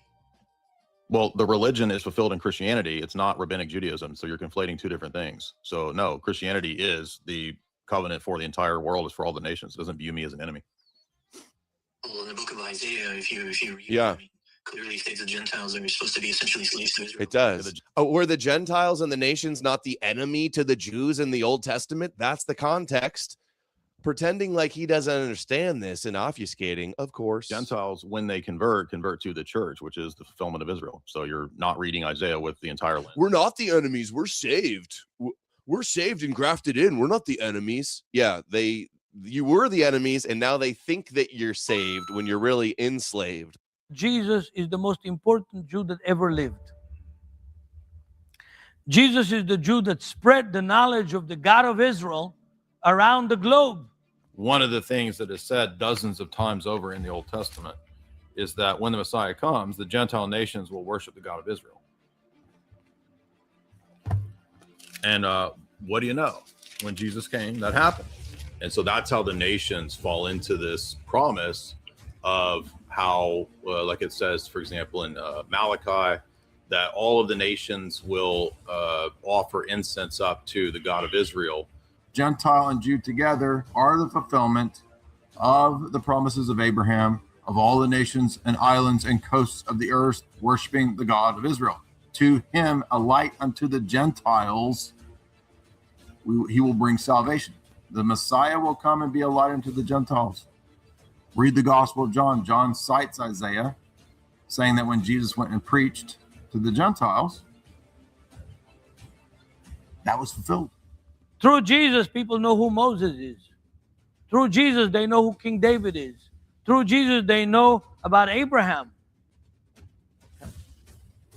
Jesus is the Jew that brought the world to Jerusalem. Concerning the gospel, they are enemies for your sake, but concerning the election, they are beloved for the sake of the Father. So this is talking about post-crucifixion Jews. Okay, the gifts and calling of God are irrevocable. Jesus says in John 4, salvation is of the Jews. Okay, and he is talking about the Pharisees. He is talking about what we think of as Judaism. Jesus says salvation is of the Jews, John 4:22. So, Romans 2, he's talking about Gentiles. He's saying he Well, is tell a that Jew, to Joan he is of Arc, inwardly a Jew. man. And then in yeah, that means a Christian. We're all Jews. Spiritual Jews are Christians. Spiritual Jews are Christians. I owe to Paul, to Peter, to the apostles, to John. I don't owe anything to Scotland or to the United States or to anything for my faith.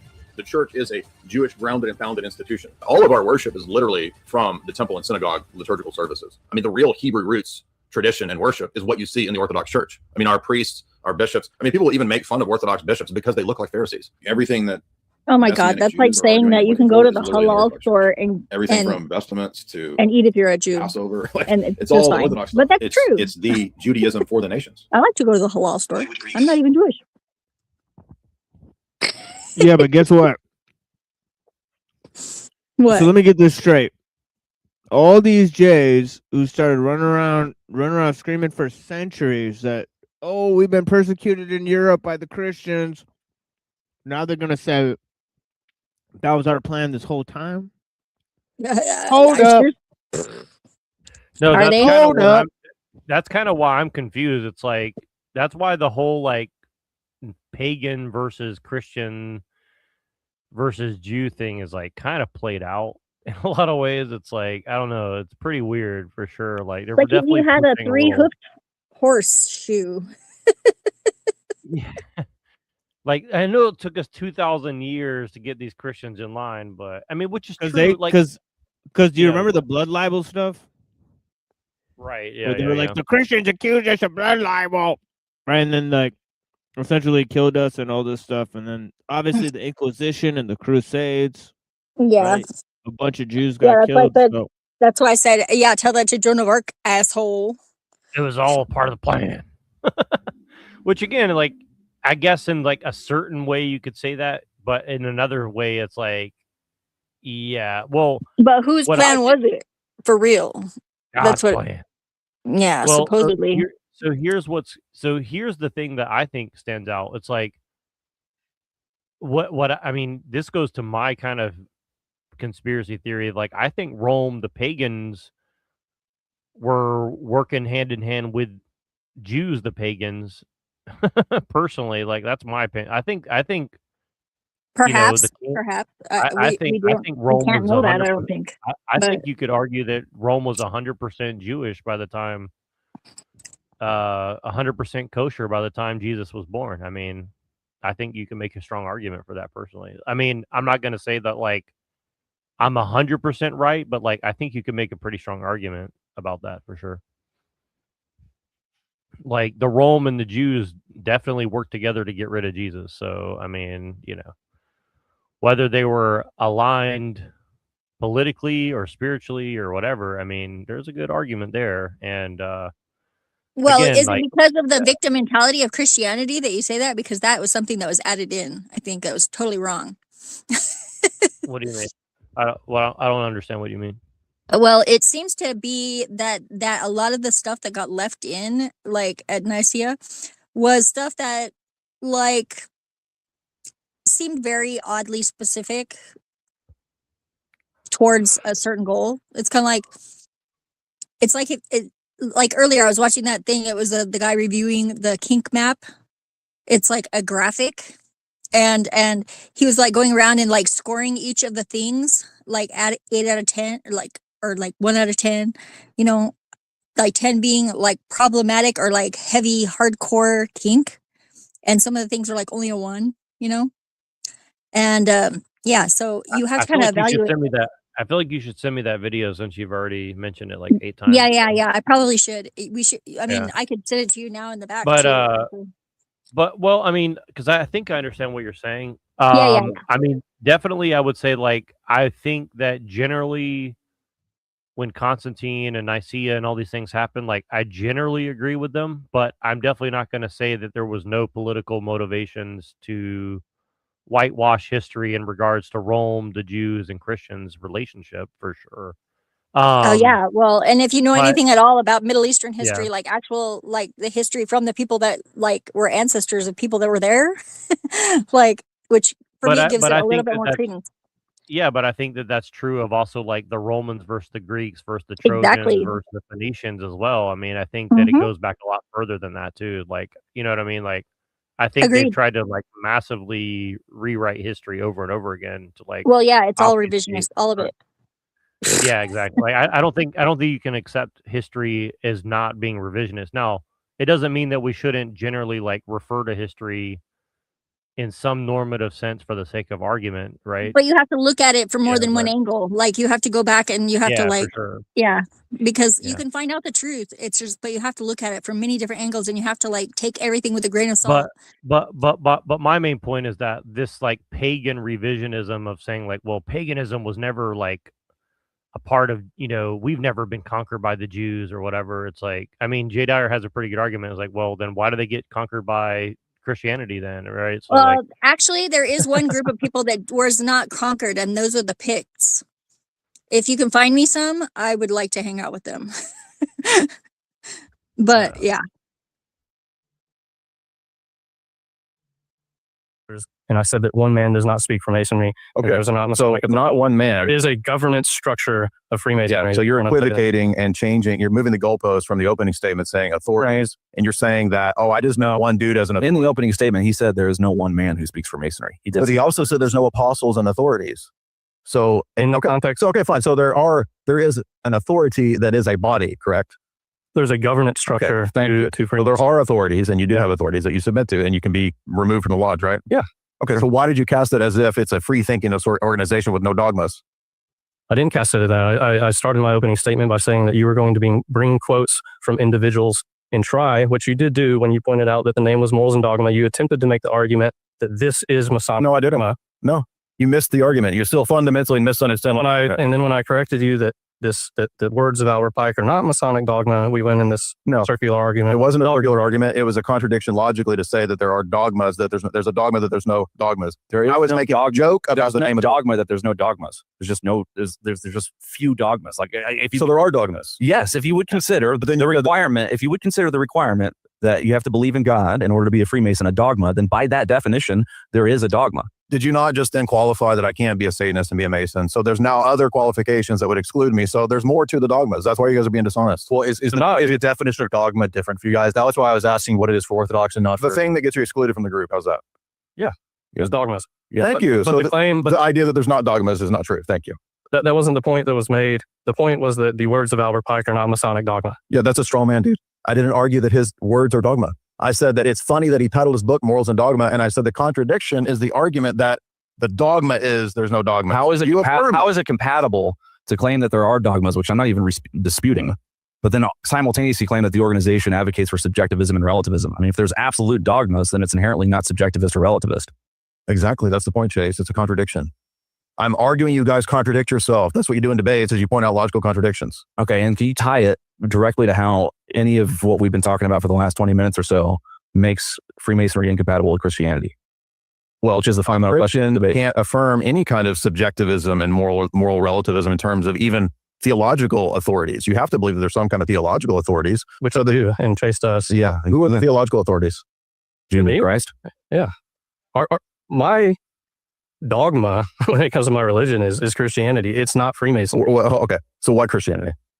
Me personally, I'm loosely Protestant. I'd rather not and that's my congregation here. Would you admit, dox my family too much? You're Protestant, fine. Historically, are there bodies of people that can determine what's normative to be a Christian and not be a Christian? What do you mean by can? There certainly are that have, but what do you mean by can?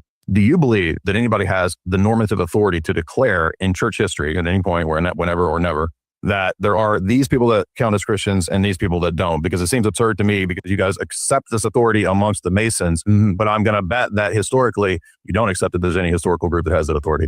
I would say that Jesus Christ has that authority solely. Historically, Chase, after Jesus in the history of the church. Do I believe that anybody has the authority to speak for God or the theology of what's true or not true? Does anybody in church history have the normative authority to declare who is and is not a part of this? Do you mean actually legitimately have the authority, or those who have exercised that authority? Because yes, I could look at the Nicene Council and I could say, all right, they had authority. They established this. Do you believe that they have the normative authority to do that? No, you think they assert No, I don't really think that anybody has perfectly been able to speak for God since Jesus Christ. Okay. Do you agree or do you have a different position? Loosely with that, yeah. Okay. Wait, do you accept the canon of Scripture now? The canon of Scripture? Yeah. Yes. 66 books? Probably. I don't know. I don't know that it's relevant. So it's not relevant who decides what books make up a Bible? Let me. I'm asking because the fundamental question of the debate is whether or not Freemasonry is compatible with Christianity. I want to know it's not which branch of Christianity. No, I want to know what you think Christianity is. That's relevant. What I think Christianity is belief that Jesus Christ is the Son of God, that He died and rose again. Why is it not a fair question to ask if you believe in church history that anybody has the authority to do that? I'd be sitting here as a Muslim and having the same debate and making the same points. It's irrelevant what my faith is. You're proving my point. No, it's irrelevant what my faith is. How is it irrelevant? To the question of whether or not Christianity is compatible with Freemasonry. You could have two atheists having the same debate where one said Christianity is compatible with Freemasonry and another atheist says it's not. Because you claim to be Christian or representing a form of Christianity that's compatible, I want to know what you think Christianity is. Well, real quick. Just so I don't think this is actually swaying from the prompts because it's actually really important whether or not you accept authority historically in the church or not. Because let's just say, for example, that you accept that the putting together of the books in whatever council that was. I can't think of that right now. But nonetheless, there have been other.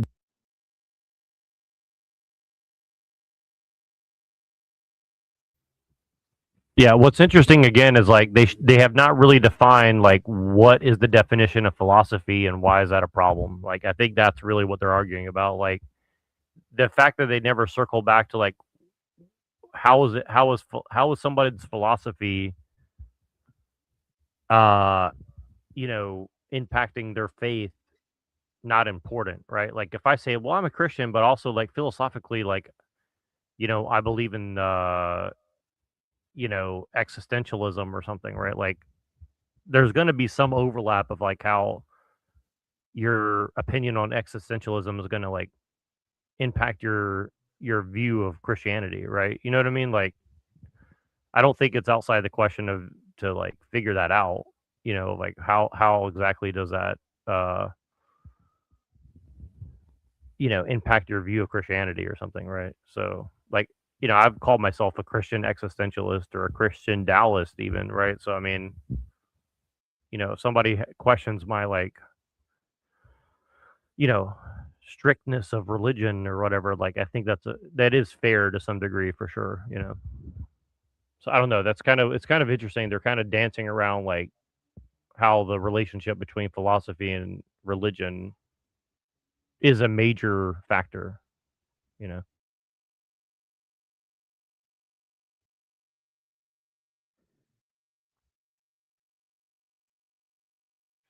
declarations in the church that Freemasonry is to be condemned and you'll be excommunicated. So if you were to, submit to authority in that sense, that'd be a direct contradiction to so Freemasonry at the time. I'm not trying to make your point for you. I'm just trying to demonstrate that I think it actually ties into the debate prompt.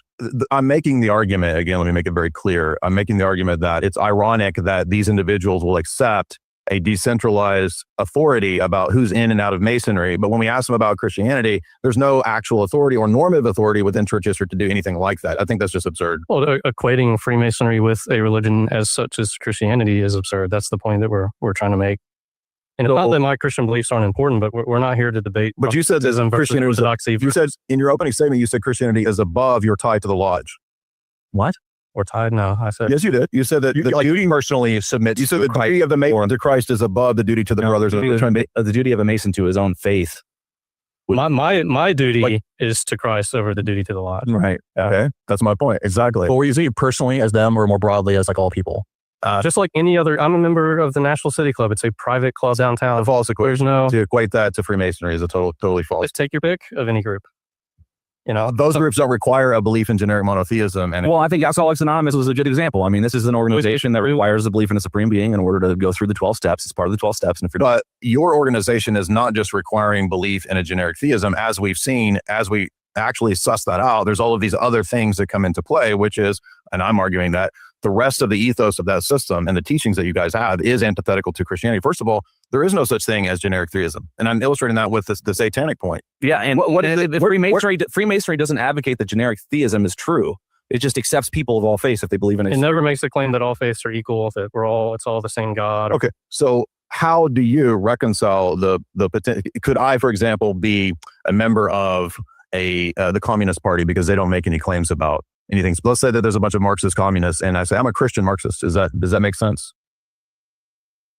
I'm not following you, sorry. He's asking if it's possible to be a Christian and a Marxist. Is it antithetical to be a Christian and a member of the Marxist Party? I would say so. Okay. Probably. Is it antithetical to be a member of a Gnostic sect and to be? I'm sure there are examples of people that felt that they were Marxist and Christian. That's not what I asked. But my theory is it theologically compatible? And my understanding, no. Marxism, I would say no. Okay. Is it theologically sensible to be a Christian and a Gnostic? You know what? I think I might change my position. I'm not a communist by any means. I hate communism. But I think you could be a Christian and a communist because I think that we all miss the mark in our attempt to be Christian. I mean, there's so many different ways that I think any of us could be pointed out, certainly in judgment, the ways that we've behaved or acted or believed that's hypocritical to the faith. And so I would say that if somebody really genuinely believes that Jesus Christ died, rose again for the forgiveness of all sin. Do you see his body language now? Like now he's all closed off. He's got his arms crossed. Like he looks really nervous now for sure. Yeah. What Jay Dyer doesn't want to tell people is that there were Freemason communists and they took over the church that Jay Dyer belongs to. It's pretty weird. Yeah. Wah, wah, wah. Uh-oh. Uh-oh. It's roboting really hard for me. Hold on. I'm going to go out and come back in. Yeah, interesting. Right. I seem to miss that part. I mean, these guys kind of look like Soviet communists too. If you kind of look at their physiognomy or whatever, like he's got, I don't know, they kind of look a little Eastern European or something. So. And they happen to be of a communist persuasion, even though those philosophies are inherently incompatible. I can't really think of any political philosophy that's 100% congruent with Christianity other than just Christianity. Okay. Is it possible to be a Gnostic and a Christian at the same time? Define Gnosticism. The early Christian sects that teach the Gnostic teaching. My personal belief is Gnosticism is heretical, but I think a Gnostic would believe themselves to be a Christian. So again, you keep saying my personal beliefs. You don't think that is objectively the case. You just think that it's subjective. So this is the Masonic mind double. He's saying it's true because it's his personal belief. Yeah. What I believe. Well, they're Protestant, right? So, I mean, aren't you the only... So Orthodox and Catholics would say different than... I mean, isn't it up to each Protestant to decide that for themselves? They gave a different framework of belief than you do.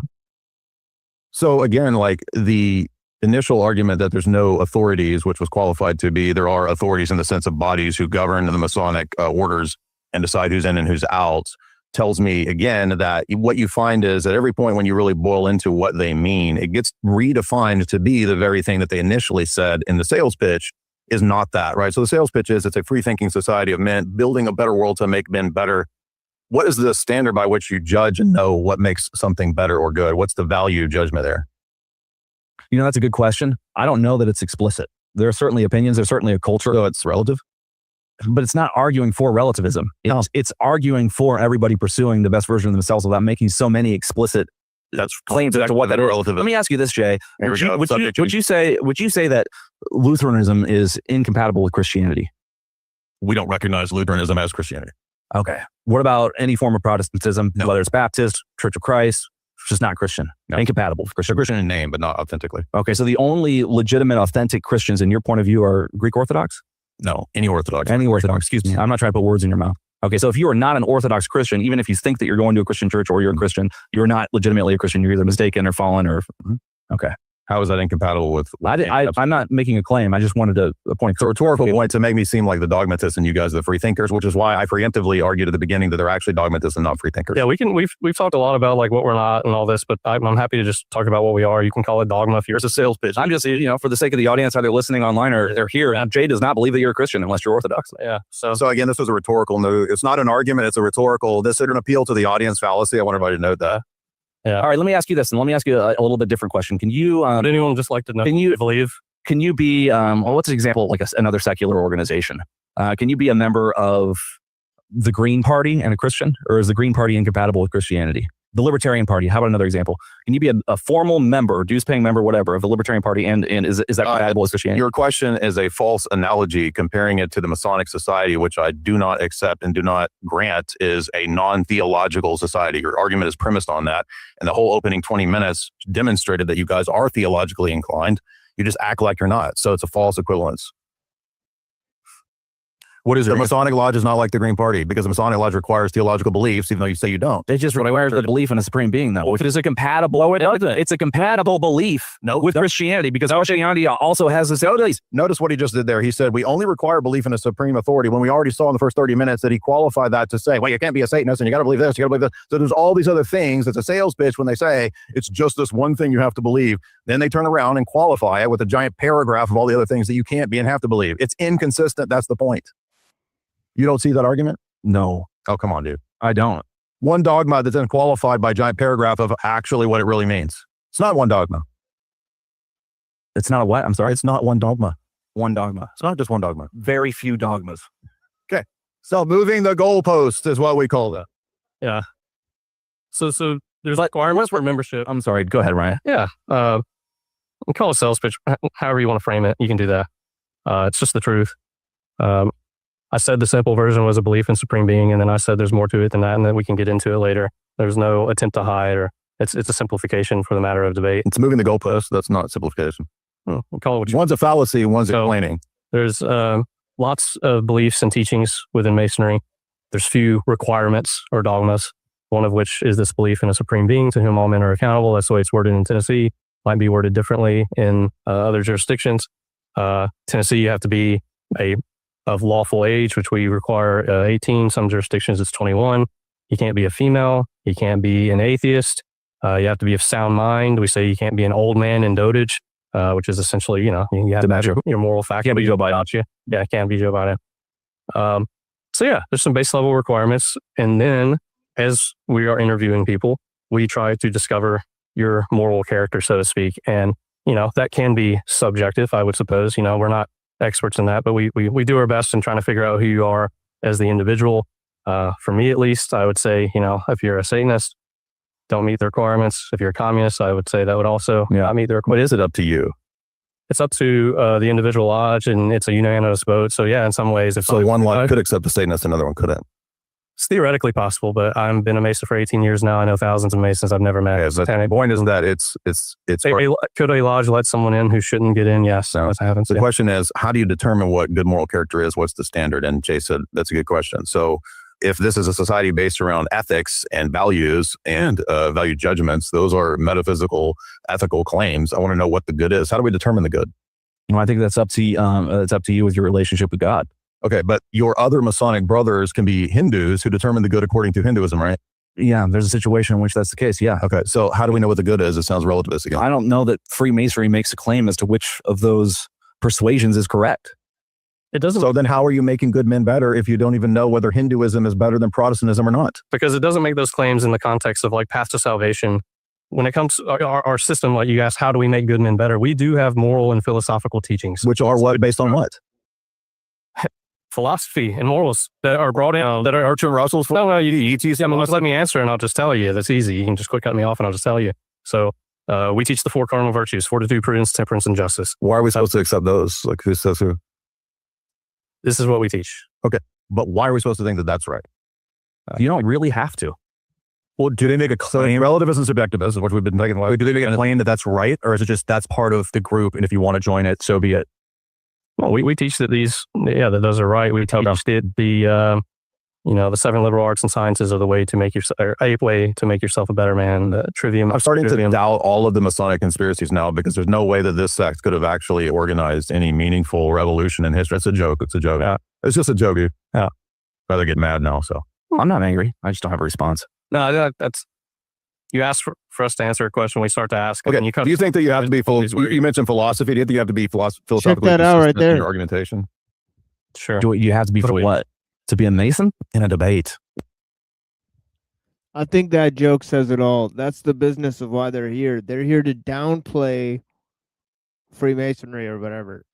So as much as the arguments that Jay Dyer is going to make that this, that, and the third thing is there, it's all softball shit so that these guys could just say, well, there is no dogma. And he could say, well, isn't that contradictory to the fact that, you guys are Christians? And then you say, like, well, this downplays the achievements of the Freemasons, blah, blah, blah, as a joke. Saying that they're not taking credit for any of those achievements anyways. So, I mean, it's a perfect joke for them. So it's pretty weird. Right, we teach the 7 liberal arts and sciences are the way to make a way to make yourself a better man. Trivium. I'm starting to doubt all of the Masonic conspiracies now, because there's no way that this sect could have actually organized any meaningful revolution in history. It's a joke. It's a joke. Yeah. It's just a joke, dude. Yeah. Rather get mad now, so. I'm not angry. I just don't have a response. No, that's. You asked for us to answer a question. We start to ask. Okay. Do you think that you have to be you mentioned philosophy. Do you think you have to be philosophically consistent in your argumentation? Sure. Do you have to be for what? To be a Mason in a debate? Yeah. Yeah, I think that would be ideal. Yeah. Okay. So, can I make fallacious arguments against Masonry, or would you call it out? We'll call it out. Thank you. So when you guys make bad arguments and I ask you what the standard of the good is, and you say it's just these virtues, Let me give you a play-by-play. He's like, let me give you a play-by-play of what just happened. He's like, we are in a debate where we do not accept fallacious arguments. So basically what we have here is a failure to communicate. Exactly. We don't need no civil war. No, wait, that's wrong. I don't like Axl Rose.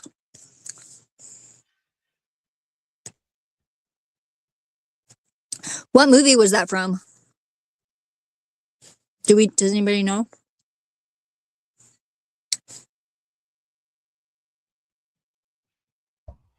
I forgot, honestly. Yeah, I don't know either. But yeah, that is interesting. Honestly, I almost missed that whole joke thing where it kind of was getting numb to the whole thing, and so I'm glad you pointed that out, because it is pretty weird. He just kind of as they started actually answering, he actually interrupted them and said, "Oh, I don't believe you guys could actually infiltrate anything because you guys are so inconsistent and wishy-washy." Just these virtues. Okay. It is those and more. It's part of it and more, yeah. Mm-hmm. There's a lot to it. And then you say that a Hindu can be in and he can have his system, and this other guy. Yeah, over bro, they here said that can like be a 20 pro- times. Like, fuck, dude. Like, is he in a But our fucking like Hindus aren't loop? monotheists, so how does that work? They are Hindus are monotheists. are they? They are, yeah. Really? Yeah. Wow. I think a lot of and people would whatever. not know that. That's the point. Is that there is no standard of good by which you're making good men better. It's arbitrary, and I can't figure out how am I going to be a philosophically better man. Like all the Hindus, they got to have a top dog, and that Well, okay, top well, dog what about is Buddhists? Buddhists are not. it's So Buddhists usually can't be Brahmin, good? Is that what they're saying? yeah, Yeah. Buddhists don't have one. Yeah, Buddhists say there's no top dog. Yeah, so they're not a monotheistic religion, so I think Buddhists would not be qualify. But why would they keep them out? I mean, that's fucked up Right. too. Yeah. We're going to make good men better if there's no standard of what makes men good. If it's subjective and you allow satanic, demonic people like Hindus, they have a satanic religion. If they're allowed to come in and say that, well, my standard of good is to worship Shiva, can I be a thuggy and be a Mason? Temple of Doom? I don't know what that is. It's a joke, dude. I don't know. Yeah. Nobody's That's seen Temple of false. Doom. It's incomplete. That's false. And he's equating not only Hinduism with Satanism, but also criminal activity. So that's actually really bad. You know, Well, like, didn't even- Annapurna say? Didn't she say something like the Temple of Doom was like the biggest blow to her friggin' like it got her in the gut because it was like so untrue. What Temple of Doom? What is that? The movie, like Raiders of the Lost Ark, the Temple of Doom, or not Temple of Doom, the other one, the first one, the one that was based over there, but it was like totally wrong. It's Indiana Jones movie. Yeah, they made up a lot of shit. Indiana It's Jones, like- yeah. Yeah, it's like Jayish appropriation of Hindu shit. Yeah. See, and that's what I said. That I think that's the joke he was making, sort of. I mean, it seemed like that. Like, that's kind of weird. I don't like it. Edible Christianity. Okay, so yeah, it is. All right, this is let's pivot for a second and talk about oaths. This is an interesting topic because in Freemasonry you have to take oaths. I don't want to speak for you guys, but my understanding is that's the case. And I want to read a Bible verse from James 5:12, which says, "Above all, my brothers and sisters, do not swear, not by heaven or earth or anything else. All you need to say is a simple yes or no. Otherwise, you will be condemned." Now, I'll just take it over to the Masons here. Either of you guys can pick this up, but how do you interpret that verse and also take oaths in on your journey ascent in Freemasonry? Go ahead, Ryan. Yeah, so my interpretation doesn't come from Freemasonry. It's just what I was taught that verse meant and what I tend to agree with what that verse meant. I'd be interested to hear Orthodoxy's take on that verse. But it's, and there's an allusion there to also what Jesus says something similar with let your yes be a yes, sermon on the Mount. Yes, so my understanding is that this is in reference to frivolous, malicious oath-taking in the context of like, if I owe Chase money and I say, hey man, I swear to God, I'm going to pay you back on Friday. You're invoking the name of God in a frivolous fashion. In order to sometimes deceive or manipulate. It's not incompatible with a serious or solemn oath of the vows that I took to my wife when we were married. That's an oath that I take seriously. I don't think that James is speaking or Jesus is speaking against those types of oaths. We see those types of oaths in the military. We see them in oaths of office. You even see it in the Bible in Hebrews. I believe it's chapter 7. You're talking about the priest Credit class card of Melchizedek. contract. And it says in order to be, I'm paraphrasing, obviously I can get the real quote, but that in order to be one of these priests of Melchizedek, you have to take this oath, and that there are others who did not take that oath. So I've not viewed that verse as being anti-oath. It's anti-frivolous, malicious, misleading oath. Before we open it up for open discussion, just a quick clarifying question is, what is the principle by which an oath goes too far in the form of James 5:12? It's like if you were to say, I swear to God, I'll be there tomorrow on time. That's a good example, but do you have like a principle? So what is the sorting principle for the two things, where it's good or bad? Is there a line in the sand, or is it just kind of a... Well, I think, it's a good question. I haven't really thought about how to define it explicitly, but I would say that when we get married, for example, our marriage vows are oaths that are totally compatible with Christianity. So that's an example of an oath that's acceptable, right? And then there's ones that are obviously frivolous. And I think what the point was with Jesus saying, let your yes be yes and let your no be no, is just be such an honest person that all you have to do is say yes or no. Yeah, I actually agree with all that. I don't take any issue with any of that. I would say that, obviously we take oaths. If we go to court, you lay your hand on the Bible, you take an oath. I don't see any problem with that. I don't think we've ever had a problem with that. We take an oath in marriage, as they pointed out. But I would say that the blood oaths that are required for Masonry might be problematic. What do you mean by blood oath? Like the blood oath bill? Oaths mean. I'm sorry? You need like what your oaths mean. Well, when I hear blood oath, I think of, and maybe I'm just totally wrong about this, so please clarify. I think of like somebody actually cutting their hand open and there's blood involved in the oath. I mean, don't you take an oath to have your throat slit should blah, blah, blah, blah, blah happen? So there's penalties in these obligations. we won't discuss the specifics of those obligations. Yeah, you can laugh at that. You can go find them online if you want. Well, if you find them online, why can't you? And I would. Well, I'll explain. I will. Okay, yeah, this is getting kind of weird. Like I'm starting to get a little. I don't know. It's pretty weird. It's a pretty weird yeah. interaction. Yeah, it is. Simply say that if you believe those are literal oaths, maybe is that your claim? Maybe you interpret it symbolic. That's why I said depending upon how one interprets those oaths. Now I know that there have been cases like the William Morgan affair where it was not interpreted as purely symbolic. Maybe you guys nowadays don't hold to that, so I don't want to be unfair to you. I would steelman your position, but I mean, like, in your rights, for example, and you can correct me if this is wrong. In the Royal Arch degree, you reveal that the true name of God is Jabulon, Yahweh, Baal, and On. So that's in your liturgies. That's your rites and your rituals. That's not your theologians or your speculators here. I don't see how that any Christian would literally think that the name of God is Jabulon and then say that this is not a theological society and I can interpret this however I want. That just doesn't make any sense. I would argue that Freemasonry never makes a claim as to what the real name, true name of God is. I mean, is that part of the Royal Arch degree? I don't believe so. The York Rite Capitular side doesn't have the name Jabulon? I do not believe that Freemasonry claims to define the name of God explicitly, correct? So that you're saying that is not part of the Royal Arch degree in the York Rite's Capitular side? It's been a long time since I've seen that degree, but yes, that is what I'm saying. All right. So everybody note this because he's making a claim that I think I don't have the whole liturgy in front of me of the rites, but I don't think that's true. But when you go into lodge and I see, for example, that there's the floor and that there's the Jachin and Boaz and all this temple symbolism, how is all of this Old Testament temple stuff not religious? What's your definition of religious? Well, you told me Because and you they said took it's the not high a religious priestess philosophy. out. Yet when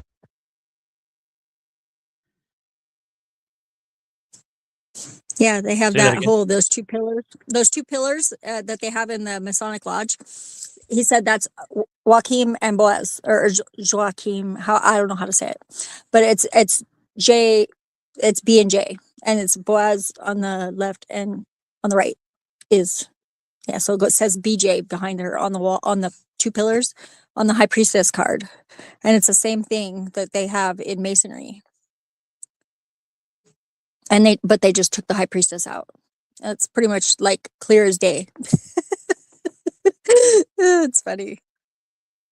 walk into a lodge, it's a celestial vision into the heavens and the stars, and there's Jachin and Boaz, which is out of the Old Testament. It's the temple. We just, by the way, toured the... I see what you're saying, Jay. There are certainly elements of Freemasonry that are derived from religion. And specifically King Solomon's Temple, Jacob, Boaz, all that stuff, yes. But it's not a religion, it's a philosophy. Correct. These are symbols. The entire name Freemasons comes from stonemason guilds. We use the tools of Masons. We use the story of the building of King Solomon's Temple to teach certain moral and philosophical principles. Just because we have a story out of the Old Testament or the pillars that were outside of. Just a story, or is every element of the lodge in some way symbolic of metaphysical realities like the tile floor and the dualities in nature and Jachin and Boaz, the two pillars from the temple? Is it? He almost told us where it was. He almost did.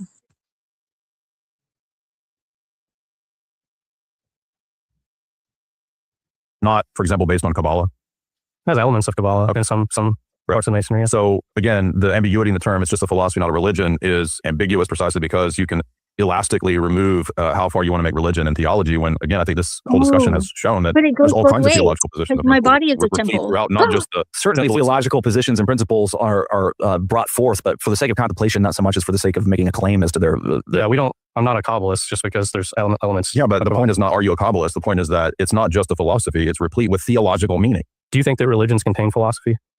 Yeah, but that's not the question. The question is Freemasonry just a philosophy? If they do contain philosophy, we can't pull those. That's a fallacy because it's a parts whole fallacy. I'm arguing against your position that you said it's just a philosophy. I didn't claim that there's no overlap between religion and philosophy. You said it's just a philosophy. Yeah, and I said that we pull those philosophies from different religions. So then it's not just a philosophy. It's also a religious group. No. How's it not? I don't understand how it is religious just because certain elements of Freemasonry are... Your liturgy, Freemasonry has... Your rituals include the name of God and secret tetragrammaton. It's obviously religious. What are you talking about? And then you're casting it as, it's not religious, it's just a bunch of bros and we're whatever. Like, no, you're actually doing religious-based rituals. I think that you can have ceremonies, rituals, initiations, whatever you want to call them, that have elements derived from religions without making any explicit religious claims. But you already made a bunch of explicit religious claims in the first hour. Just that God exists? No, then you qualified it to say it's not just God exists, actually, in fact. That was the point.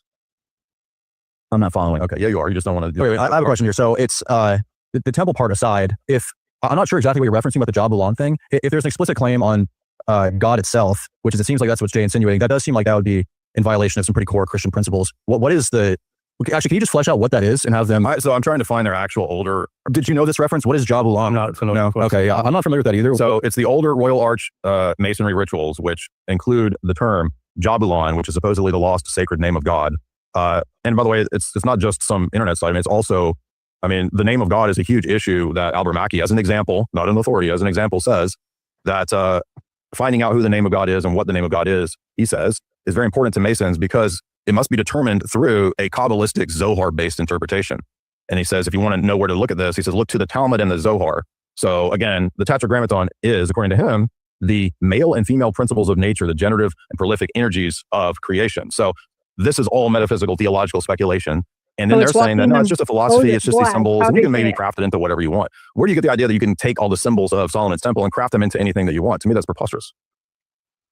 I don't think we're crafting them into anything that we want. We're very specific on what those symbols mean. I thought you said that I can, if I'm a Hindu. Let me provide some. If I'm a Hindu and let me provide some context. You know, if you look at masonry throughout history, there was operative masonry, and then it became speculative. Mm-hmm. I think that the reason King Solomon's Temple is such a landmark, for lack of a better term, in Freemasonry is because it's like one of the most famous historical examples of architecture and the principles of masonry being applied from an operative standpoint. And so I think when the craft was crafted, it was used as like a setting and a frame of reference and a keystone to develop the symbolic philosophy of the fraternity. Yeah, but you keep saying philosophy to make it not religious and theological when all of this is religious theological, and then you're removing the context and saying, well, they're just really personal symbols. For example, all masonry says that it is the job of masonry, as far as I'm aware, to, quote, rebuild the Temple of Solomon. And you guys debate. Never heard that.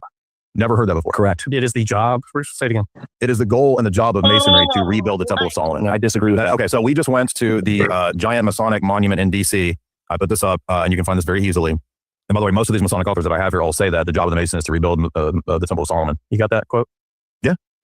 Yeah. So when we went to the Alexandria monument, we got a walkthrough from the historian at the Alexandria monument. And Jamie, you were there. Did the guy not say that it's the job of the Mason to rebuild the Temple of Solomon? Thank you.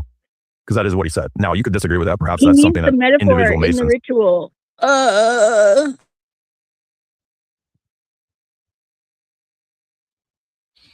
So I don't know. It's pretty weird. Like, I don't know. That's what the guy is going to say. I can tell you that's what the guy is going to say. He doesn't mean literally. Right. Yeah. That's no, what of course. say. That's kind of what I'm getting here too. It's like, yeah, exactly. Yeah. It's kind of weird how they're kind of, dancing around in a circle and supposing while the truth knows or lies in the center and knows. Yeah, that's what they're doing. Totally. Yeah, I don't know. I'm kind of getting bored of this because, like, it is getting interesting, but it's also getting more boring in a sense. It's like it kind of is, right? Because you can only watch so much of it. Maybe it's just our short attention spans.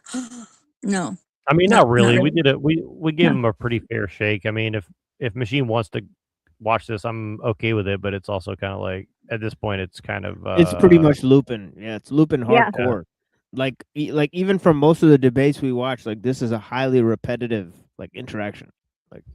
Like I do appreciate what Jay's doing, but he could have just went straight for the jugular like an hour ago rather than like waiting an hour and then circling back to he really does he not have any other points to make against Freemasonry other than this one point? Like this is I don't even know that he's actually making points against Freemasonry. Actually, literally. It's almost like he's like running out the clock by keep on trying to hammer the same dead nail. Is he filibustering? That's what they call it, filibustering. Yeah. Oh, this actually looks interesting. I might watch a little of this one. Here, I got a good one for you guys. Soren has a debate with Metaphysics Mike, and I have some disagreements with Mike. He's a Indian, but we have very similar refutations of Trinitarianism. And I don't think he's discussed what I've discussed about the differences between Nicaea 325 and 381, but he knows the concept problem. And he's very good to point this out and to focus on this exact point to refute Trinitarianism. That the 325 creed, the 325 theology was a generic unity between the Father and the Son, whereas 381 is a numeric unity between the Father, Son, and Holy Spirit. Remember, in Nicaea 325, it's only the Father and the Son, but then in 381, it's Father, Son, and Holy Spirit. There's three persons now that have been formally established.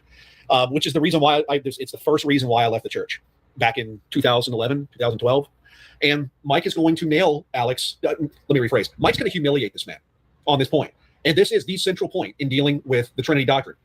Really, no other issue needs to be discussed beyond this. I mean, once you have hit this point, it's over. The 325 Creed contradicts the 381 Creed, which not only refutes the Trinity doctrine, it refutes the church's claim of charisma, that there is a charisma working through the church, and there's this inspired consistency going on in the ecumenical councils, which they contradict each other. And again, Martin Luther talked about this a lot. I don't think he talked about this exact point, but he discussed how there's all kinds of contradictions in the ecumenical councils, which refutes this logos theology and this idea that there's some special charisma in the church. So let us observe. I'm at the 1 hour, 9 minute mark of the debate between Metaphysics Mike and Alex Soren.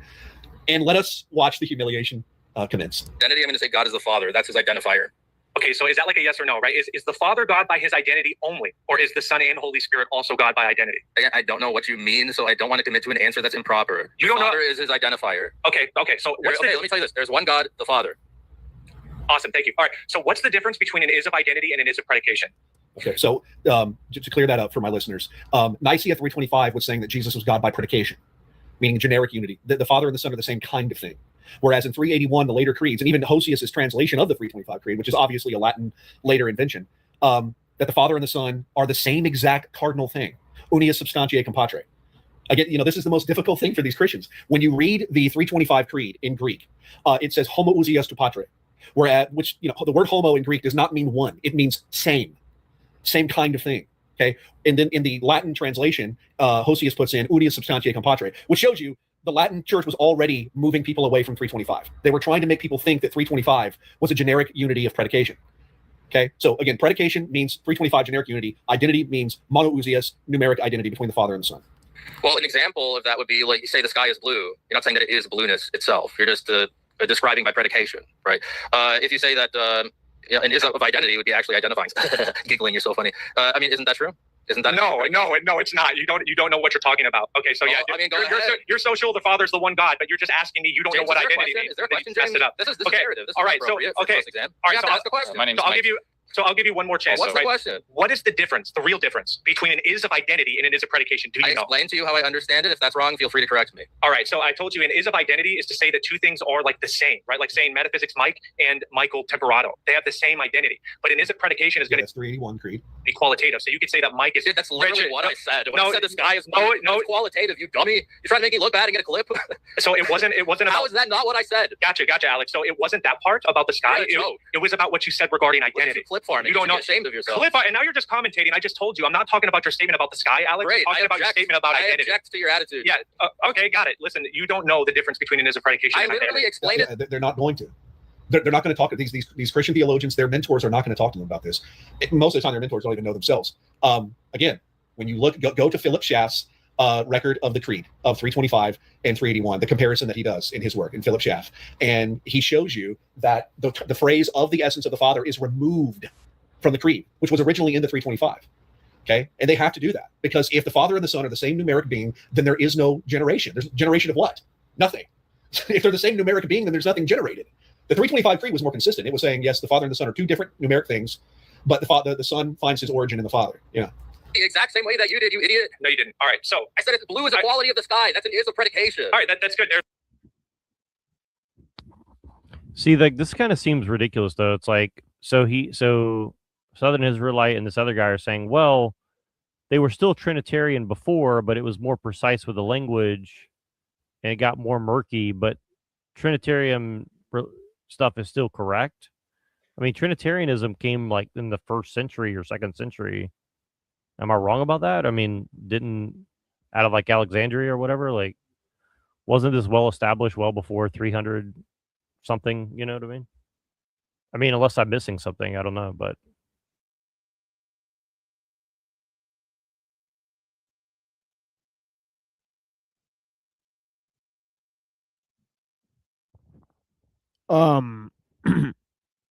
Yeah, I'm pretty sure Tertullian was a Trinitarian. Yeah, and that's like what 280 or 150 or something. I mean, pretty early on. I'm just trying to understand, like, what like it seems like they're nitpicking over it like. Says Tertullian died in 240. Right, so 100 years basically before any of the shit comes up, essentially. So 155 to 220. So there was Trinitarians in the late 100s at least. You know what I'm saying? Right. Yeah. Pretty much. So that's kind of why I'm like, I just don't understand what they're trying Yeah, to so your point is pretty good. It's like they missed the mark by pretty much like 200 years or so, at least, right?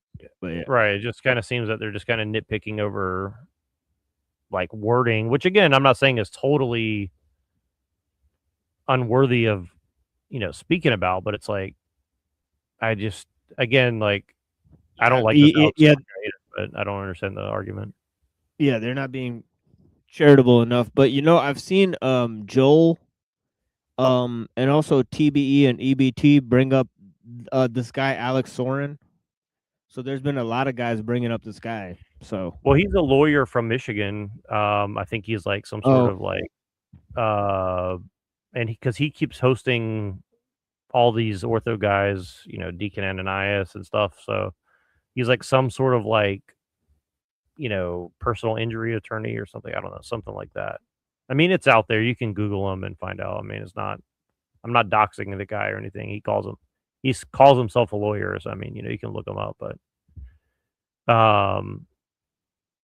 so yeah, I don't know exactly what his deal is, but, he's definitely like one of the new golden boys that I'd never heard of before, like 2 weeks ago, but I guess he's been around, right. For some period of time, but that's what I'm saying is like, it just seems weird. Like all these people just kind of come out of the woodwork and they're heavily promoted, but like, I'm like, how do all these people seem to know each other, and work together? Cause like, I mean, yeah, I mean, I've never been invited to work with any of these people, even when I was in their good graces. So, I mean, I don't know. It's kind of interesting. Like, I don't know how they're vetting their people, but like, they're certainly not pulling up from the ranks of like the audience to like bring them into the fold, right? You know what I mean? So obviously they're vetting them some other way, I would say. Because I definitely never saw this Soren guy in any chats or anything. I'm not going to beat that too much. I wanted to just watch a few minutes of this James Lindsay just to see like what he's talking about. Because it's pretty weird. He brings up pseudo-traditionalism. What it do? In Nordic science. Yeah, myth of the blood. It's kind of weird. Like, it does always go back to, like, blood and soil.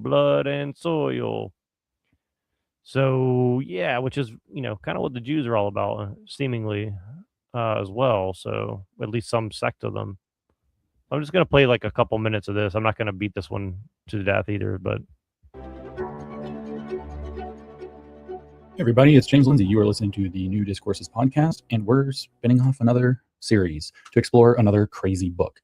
In this episode, we are going to dive into Alfred Rosenberg's The Myth of the 20th Century, which I actually introduced in the Nazi Experiment podcast series, volume 13. I know these things are sprawling, where I actually read from this book to kind of follow up. I actually introduced it a little bit in volume 12 and then introduced it more thoroughly in volume 13. And I said we would probably explore more of this book. And boy, oh boy, is it crazy pants. So do we ever need to hear about it? So just to kind of very briefly introduce what the myth of the 20th century is and who Alfred Rosenberg was. Let's start with Rosenberg. Rosenberg was Hitler's chief ideologist. So he was given the job of writing the mythology of the Nazis.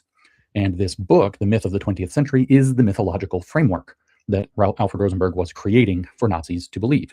Now, this turns out to be a very interesting circumstance because as we read, if you remember, if we go back far enough into the episodes I did about Melita Moshman's account rendered, if you recall, Melita Moshman was a member of the girls' version of the Hitler Youth, which is called, the Bund Deutsche Model or something like that. Maybe I have that last word wrong, but it means basically the girls' league. So it's the young women's version of the Hitler Youth. Hitler Youth was for boys. This was for girls. And so she was a member of that. And she was 15 years old when she became a Nazi. And she talks very explicitly in that book about how basically nobody that was a normal Nazi believed the Nordic race mythology. But that's what Alfred Rosenberg was writing.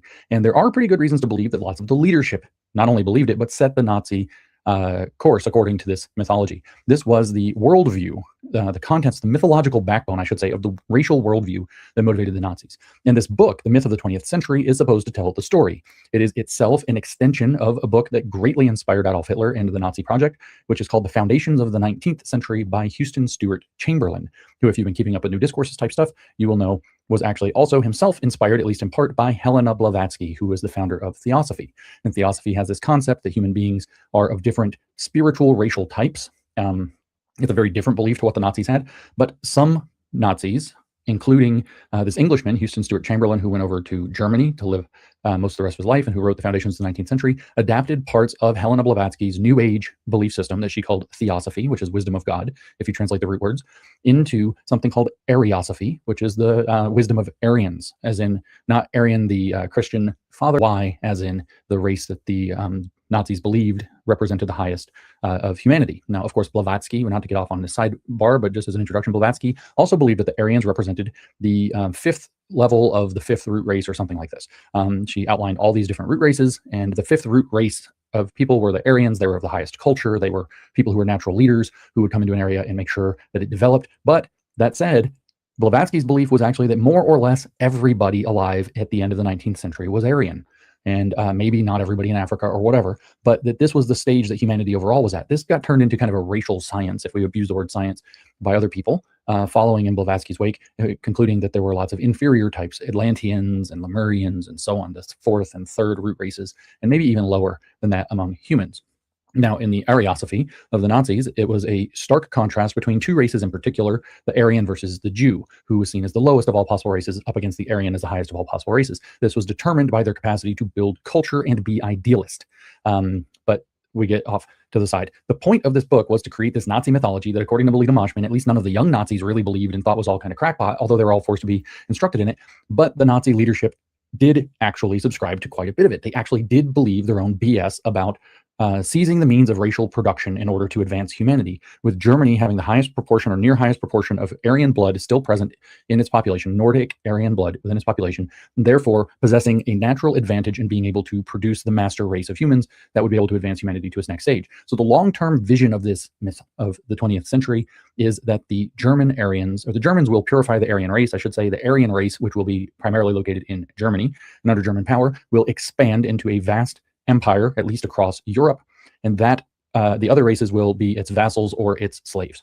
That's more or less the project, and this is the mythology given to justify it. So in the previous episode, I talked kind of at length at the beginning about this idea of traditionalism and something I called pseudo-traditionalism, and I made out the case that the woke right pretends to be traditionalist, but is actually pseudo-traditional. The short version of what that means is they act like traditionalists who have to cleave to the wisdom of the traditions of their people, and they have to value the historical lineage that brought them here, but that because that's real traditionalism, and what pseudo-traditionalism is about creating a false tradition, a pseudo-tradition. I think the word for that in our time today is trad. So these trad people are pseudo-traditionalists who believe a pseudo-tradition, a false tradition, and act as traditionalists would with regard to the false tradition. And that false tradition is a mythology about your people, about your folk, about your nation. And that's what Rosenberg's job was to write. And like I said, it's interesting because a lot of the Nazi leadership subscribed and spiritual, meaning race is foundational to human life, bodies your race, and whatever race you are, therefore has absolute authority over what is true and false, not just what is right and wrong or matters of the soul, but over what is true and false about the world. Maybe it would be better to go back before Darwin and the theory of evolution and biology, which was also in the 19th century.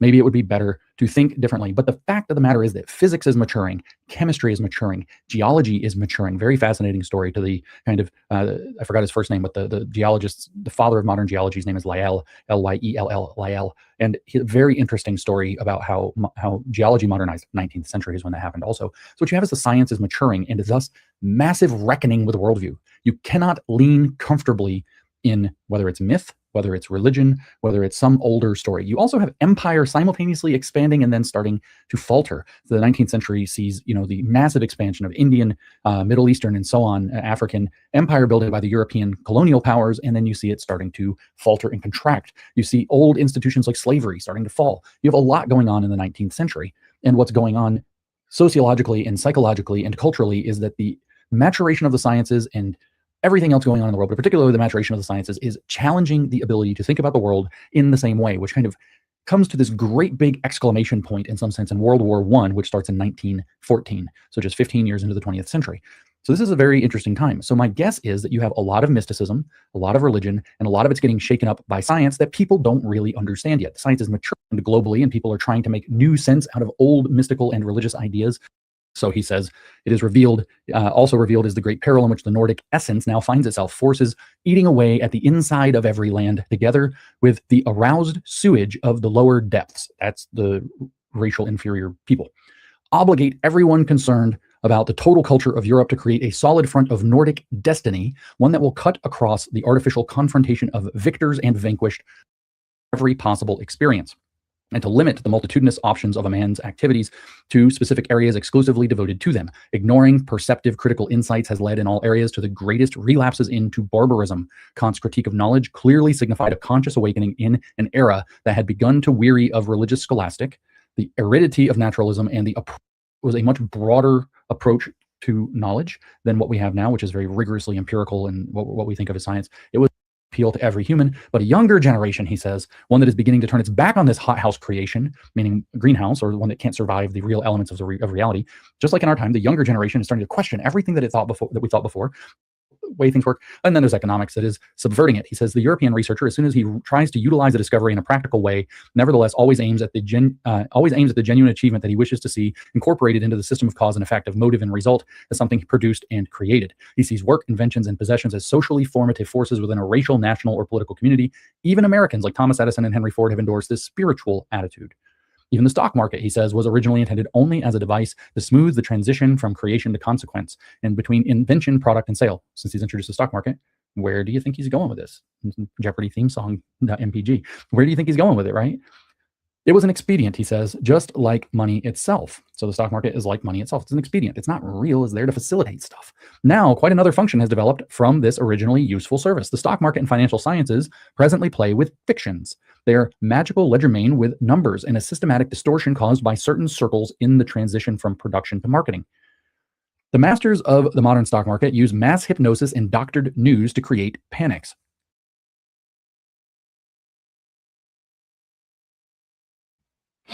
I mean, it doesn't seem like he's saying much that I didn't already know, but interesting.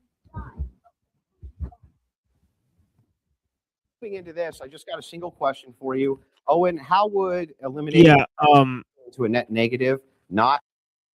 Yeah, he may have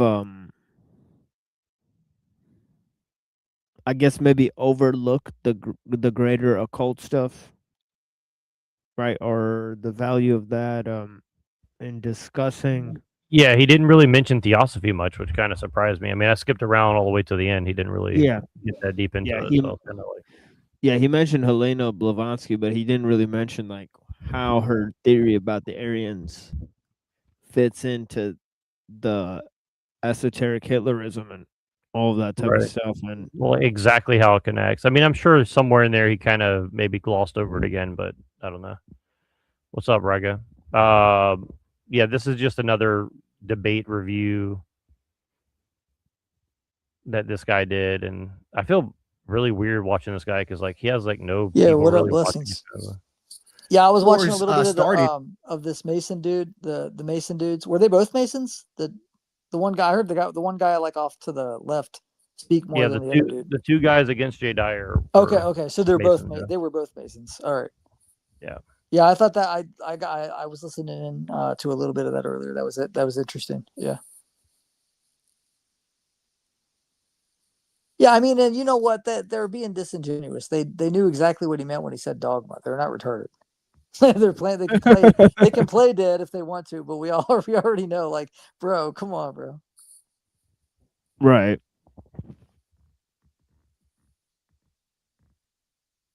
Anyways, yeah. What up, guys? What up? Yeah.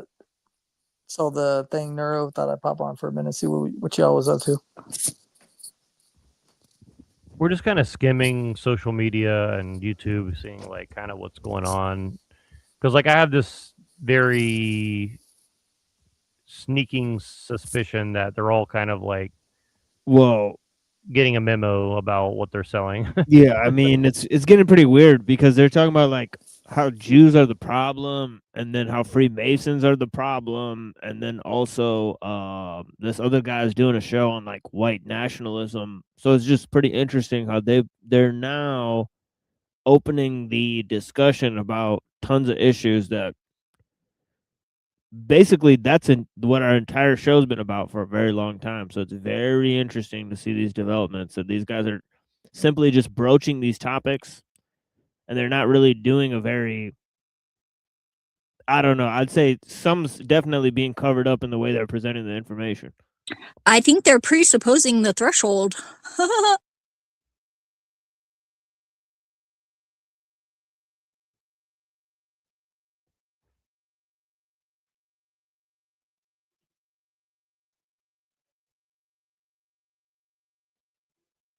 Did I scare you guys? Sorry.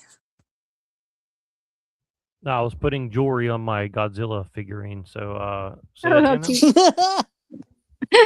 That's probably the best response Nice. ever to why you didn't. Like, yeah, that's amazing. That's I gotta give hilarious. him. I gotta give bro props for that. When was the last time y'all heard anybody like on one of these panels say some shit like that? That's wild. I love that. I fully am fine with that. Like that's totally fine. Yeah. But Carry what on, about what I sir. said? I look The forward to truth is, seeing it. That's all I'm saying. the truth Post some shit. is, I actually literally was doing that when she said that. So, what do you mean by Yeah. threshold?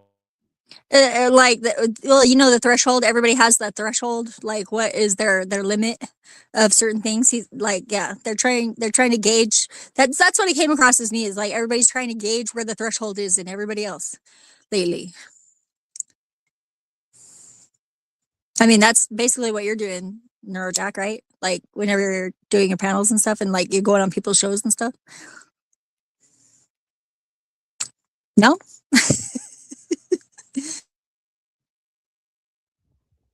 Yeah, he heard you. He'll just respond in like a minute. Yeah, it's fine. But I can be patient. yeah, but I don't know what this is on the screen. It's pretty trippy right here. Actually, I can't wait because I'm supposed to be putting pants on so I can go and get the van from Cassandra. Yeah, I'll be back in a little bit. Probably. I was just kind of popping in to because I was listening. And, Yeah, but sorry I about had, that. Yeah. Bill Leader called me, and I said I want to talk to you, but why don't you just come on here and like tell me a bunch of shit that's on your mind, because he's got some stuff cooking, and he doesn't get a chance to jump on here often, so I wanted to invite him to come jump on and tell us some shit. Yeah, let's let Bill Leader cook. Yeah, because it's kind of like it's kind of like we're kind of hitting this crescendo of everything we're saying. So I apologize, Zephyr. I didn't catch your answer all the way, but if somebody could summarize really briefly, I would. What did you mean by threshold? That it's like that everybody's got their threshold for what, insert X here, and it seems like everybody is going around like real methodically and checking everybody's thresholds, Yeah. I mean, a lot of people do have their triggers for sure. I know what you mean when you say that. Yeah, I think when you say threshold, you mean triggered point, to where if that's said, if that's talked about, battle time. That's what you're getting at. Yeah, and people are like pressing those limits with each other pretty hard right now, like pushing it out like the Overton window,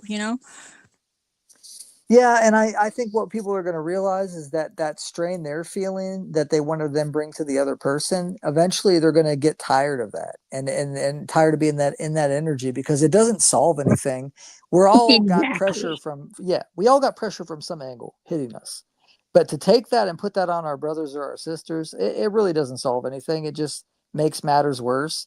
And it's us looking for an axe to grind. You know what I'm saying? And personally, I just would rather be in like chill, positive energy because it feels better. So why do I want to knock motherfuckers down when I can lift them up? Like that's just kind of where I'm at. But that's why I blame. There you go. Yeah. Well, you got this, man. Pants on and Godspeed. How do you know I got pants on? I just put them on. Actually, that's really funny. You just that you said that. though. So I know. I said I was going to. planning It doesn't on mean I was fitting actually that in doing it. Well, I was trying to fit it in before you rolled. So yeah, I was giving you definitely I was giving you the reggae send off. You know what I'm saying? I could have just had some. Oh yeah, that's great. I love the reggae send off. Yeah. Anyways, I'm out of here, guys. And Bye. also, you know, some All of right. the things that you've become well known for talking about and debating. Peace out. Well, I'm known as maybe the premier blood sport debater on the right wing side. I debate almost every issue imaginable from a Christian foundational view, including politics. So the way I got in the space was by pure accident. It was during COVID-19. They had shut all the businesses down. I was a robotics mechanic, and I worked in meat plants, and they shut those down in Michigan because he for real sounds like a foghorn, bro. Does anybody ever like said anything about that? He like for real with Andrew Wilson with your foghorn ass. Yeah. Yeah, packing meat's got to be some type of euphemism, you know. He'd be up in there like, I'm Andrew Wilson. All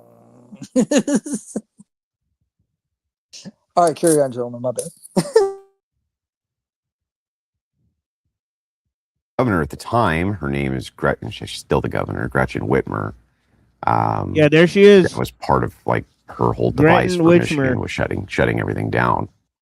So Yeah, there's our great governor, Gretchen Whitmer, the witch governor of Michigan. And yeah, I definitely want to believe that she's not a witch, but yeah, she definitely does look exactly like a traditional witch. But yeah, so I hope she doesn't crucify me anytime soon. But yeah. So I was basically furloughed. And when that was happening, I was extremely pissed off. And so what I did was I went on Facebook and other places like this and started arguing with progressives, much like the Coomer Gremlin, who you recently debated, people like that. And some of them actually had little video shows. And so I'd started asked to come up and talk to them. Hey, why don't you have me up on your little show here? And then I'd go on the show and obliterate them. And after a while, that picked up a little bit of steam. People started putting it on YouTube. And then the content became popularized. And here I am. Never thought in a million years I'd be an entertainer. And I never thought in a million years that I would be engaged in as many high-profile debates as I have been. And why do you enjoy doing this? Because a lot of people think it's I hate a weird thing to do. So, I mean, just like, if you want me to be blunt. Why do you hate leftists? Because they're psychopaths who are going to destroy everything that I care about through suicidal empathy. Do you mean progressives or do you mean leftists? Both. Like the entire left? I consider the delineation of the threshold minute. Because? Because when you really get into the granularity, it's all about ethics and they don't have any. And so because there's no ethical foundation, all you're talking about is degrees of psychopathy. What about people who just want like a little bit more wealth redistribution, but generally they So love that's got to America? be a crazy I mean, those people, statement, right? Because there's plenty of conservatives who are atheists, right? So he would basically say that those people don't have a moral foundation either, such as libertarians and others. So he's kind of being a little bit too broad in his assessment of the left, saying that it's the only party that doesn't have, or only the leftists won't have that, right? That's actually not true, right? And that could be proven just if you look at his different debates, right? There's other groups who seem to fit that category. So no, that's actually false.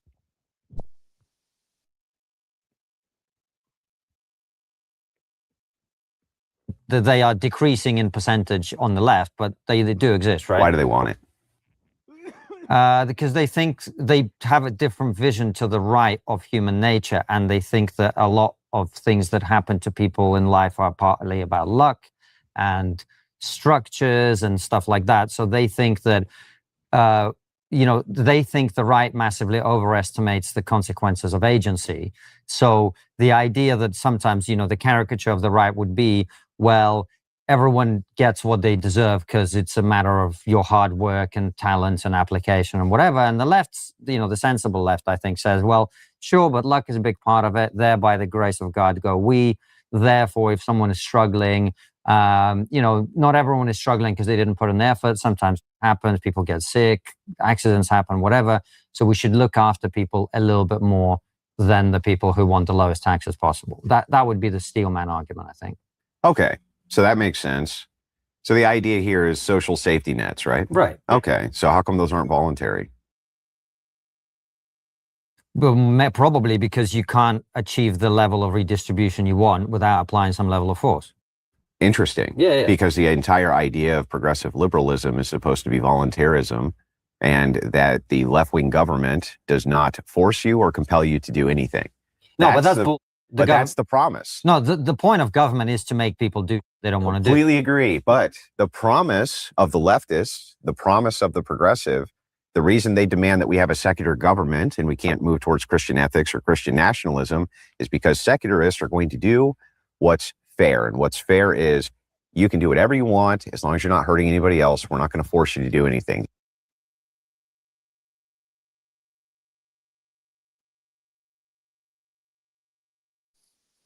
Andrew Wilson, ladies and gentlemen, with that Al Borland looking ass.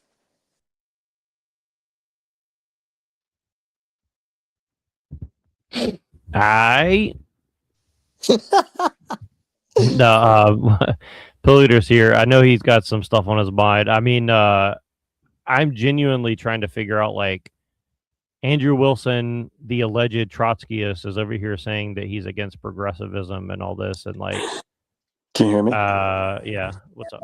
Sure. Yeah, coming alive from Busan right now. It's 7 o'clock in the morning on Sunday, so kind of a different part of the world where you don't have to suffer from Andrew Wilson on Big Brother's TV set and all that, and gang stalkers constantly at you. Yeah. Kind of weird. I mean, once you go overseas or wherever it be, India, China, Asia, Russia, or an island, you do feel the BRICS difference. So, but it seems like it's Wilson saying whatever as usual.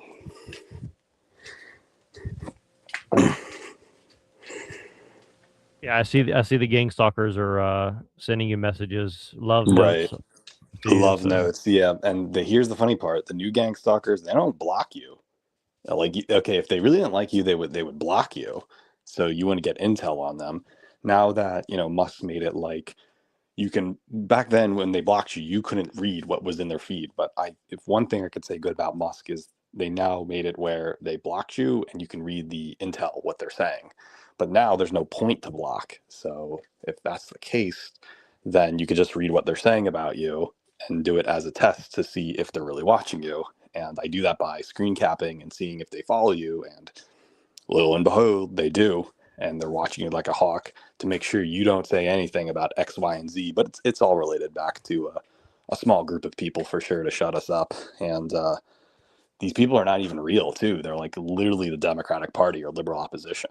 And they use the same Foucaultian tactics where they're like, you're mentally ill, or you sound crazy. And I'm like, well, you're the one trying to get the gay Jewish losers on your side who live in Manhattan. So I don't know if that's a subjective taste or not, but it seems like today we're at an all-time high of liberals trying to be on a very anti-liberal platform, whether they know that's true or they have fallen for this poor understanding of a Marshall McLuhan, the media is the message, like you said, Trotskyism ideal of how this works. And they seem to be, it's more like a Philip K. Dick kind of confusion that's happening. And I do think there might be something sinister behind it all. Probably gas. Well, I remember one specific thing I wanted to ask you about, because me and Machine yesterday were watching this like Paul Gottfried interview, and he was saying almost everything that you say, that I say, and definitely like there seems to be a direct connection to like libertarianism and like people like Andrew Wilson and Machine. Who was the other people that we were talking about that like have a connection to Gottfried and like how that relates to all this? Like I was kind of curious about you guys' take on how Gottfried's ideas kind of relate to this kind of like pseudo progressivism or whatever, or pseudo anti-progressivism or pseudo anti-liberalism. Well, I was talking about Marcuse and also Angela Davis and also all that type of stuff. How basically Angela Davis' argument and the whole idea about what they're saying, about pseudo traditionalism, and so on and so forth. So that's why I brought that interview up, because I think it synthesizes a lot of different ideas, right?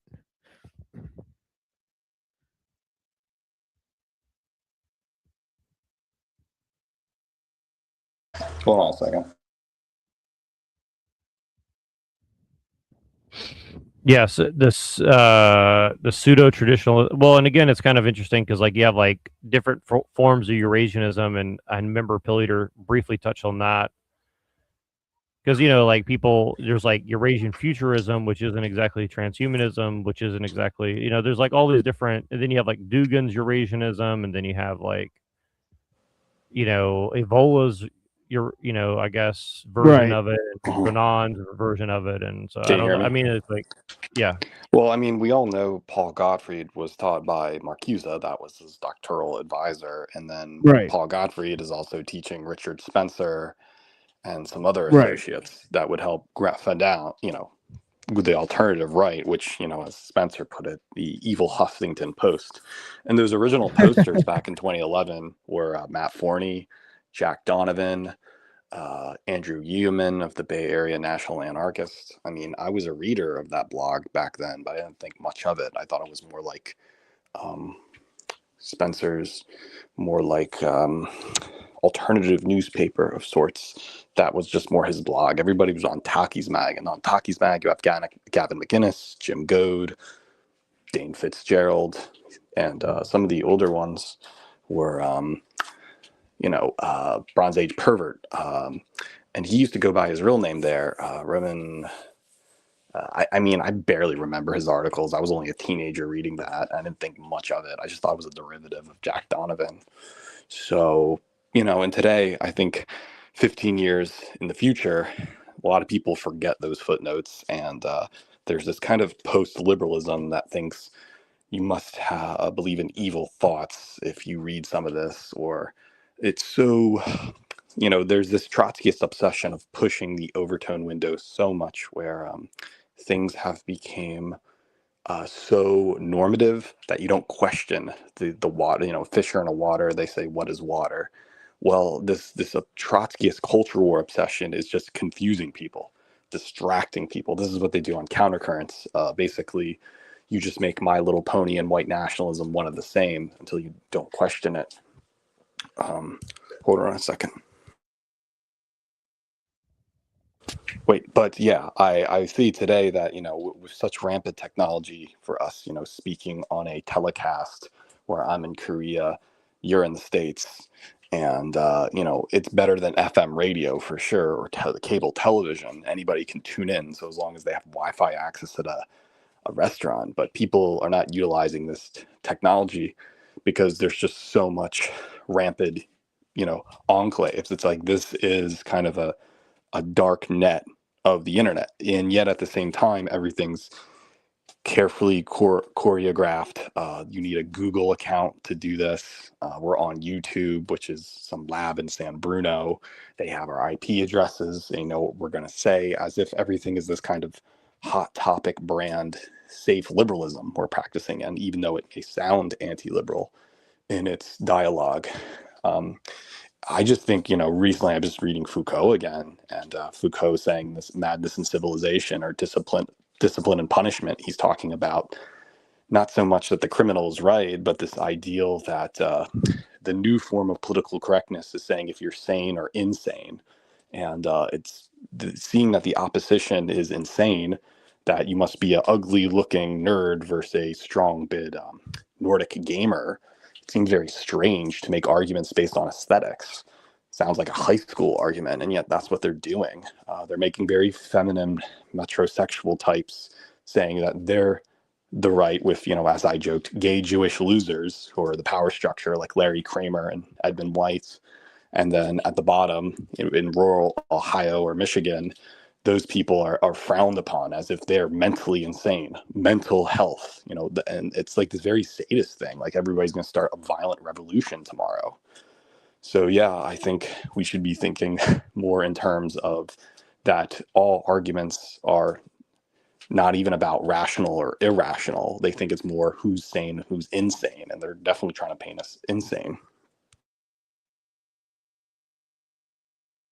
But I would say that meme right there that I found on 4chan, everyone I don't like is a pedophile, still rings true, because if you can't debunk National Socialism or a socialist government with nationalist characteristics, then you have to say anti-liberalism is just raping children, which is so absurd and so crazy.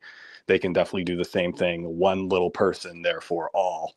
It's kind of like an inversion of treating black people as all. They would like to say, Well, no, not it's every black notable, person like is crazy. it's notable that we were watching Andrew Wilson debate Owen Schroyer like yesterday or the day before or whatever, and he's like, everything that they were arguing about came back to like, well, don't you want to stop pedophiles? And it's like, well, Trump's killing the pedophiles I in would like to Iran, know and who this epidemic yeah. of guys raping children is at. If they're so abundant in Pennsylvania or Michigan, then we have a problem at our hands. There's just these white men raping kids, these 5-year-olds, and uploading child pornography everywhere. How did that from alternative right became something so like a burning witch trial or something like that? And that goes back to Foucault, whether it is sane or insane. And I guess someone who's insane must be the most evil thing in your thinking heaven. And in a Puritan Christian society, there's no redemption for someone who harms children. But does that really relate to National Socialism? That's kind of weird. And especially if you're an artistic way, like Dennis Cooper, who can talk about rape and child abuse in such a way that it's a form of liberation that, Randy Schultz wrote and the band played on, that a majority of gay culture was formed by child abuse. So I think this is pure projection on the state, on the gay Jewish losers. And when I say gay Jewish losers, I'm not saying they're bad people. I'm saying that there is a power structure, a queer elite that run us, like Larry Kramer, and they are literally gay and Jewish and role play this William Burroughs type of lifestyle that they're punks or something, and yet they have trust funds. And if you want to be here, you want to be in the Whitney, you want to live in New York, you got to be a gay Jewish loser like me. Well, if you can't be a gay Jewish loser, how come the gay Jewish losers are saying that the normal white men are all pedophiles? It just doesn't make any sense. Well, and again, it's like they're like, it's kind of like, well, Trump is killing the pedophiles in Iran, and there's like this global thing of Iranians, but then it's like, if you kind of see everything that Andrew Wilson's saying, he's also like, well, these dirty Americans, like they don't even have the taste to appreciate real fascism or real white nationalism or real Christian nationalism. So it's kind of like he's kind of like doing this thing of like shaming Americans, like they wouldn't know good taste in government if it bit them in the ass or something like that. So it's kind of like this weird, like, Right, this shaming forceful tactic or something. privilege. I mean, I was just sleeping. I was thinking about, starting up new articles to write, even make little pamphlets like James T. Cheek tracts. If you go on the Wildwood Boardwalk, people would hand out little comics to say, there's no such thing as dinosaurs, or like when you go to hell, and he's funny. I was thinking of like doing my new Substack articles as like little comics or something that you can also buy. Not comics, but like Christian tracts or something. And I feel like Substack articles have become types of tracts where there are these 3,000 word arguments, you read them, and they're just ideological all the way around. And people are not utilizing analytical philosophy and logic to like what we're doing. And so to me, it's like, I was thinking to myself as I was going to bed, it's like, why would they demonize white men who get with Asian women and have Eurasian children? The most beautiful thing you can have is a child. And there's literally gang stalkers that are saying, stop putting more Elliot Rodgers in the world. Like it's this weird Peter Singer applied bioethics ideal that harm is this giant trolley question thing. And I really think that's now a Eurocentric projection. We're not talking more about the Foucault sane and insane. They think it's now about, it's a greater good for you to kill Adolf Hitler because it would save hypothetical lives or something like that. And they're now using white nationalism as a type of property argument, that it's privilege to own what you have. And again, it goes with property, saying that You don't own these things. It's a lineage of people who you Well, don't own, even under, yeah. It's kind of what you're saying is kind of what I've noticed for 20 years, and I think Machine has noticed for 20 years, and it's kind of like they bully you into libertarianism and propertarianism in order to smuggle in bioethics as like the undercover thing. Like they're kind of smuggling in like Kevorkianism, like with libertarianism or something like that. Right. Like it's kind of weird. Well, it's like, I think it's just anti-white male at the end of the day. I know it sounds like a white nationalist cliche, but hear me out. Look, you're a white nationalist. You say white men have done nothing wrong, but if a white man was to have a kid with an Asian woman, he's worse than Hitler. Or here's the problem. But if let's do the inverse. It's like, well, if the white woman was used as tokens for other races, that's okay. It's this weird thing where it's only this self-hatred for men are in control, because women are a type of commodity. It's white men who are in charge, and they think this type of solipsism that the world revolves around them. And I think this is the Eurocentric projection. And they're okay. Here's the thing I was thinking about. So it's kind of like this weird analytical problem where, let's suppose your first wife is Asian, you have 2 Eurasian kids, and your second wife is white and you have 2 white kids. Would that person then be saving the white race? Well, according to the logic, the latter kids would say yes, but you would have to deny the former. But there are some white nationalists that say, well, it's exclusive. If you have any children who are mixed, you are a sinner. So even if you have the white children later on, or in the inverse, have white children now and then Eurasian children later, you're still considered a sinner.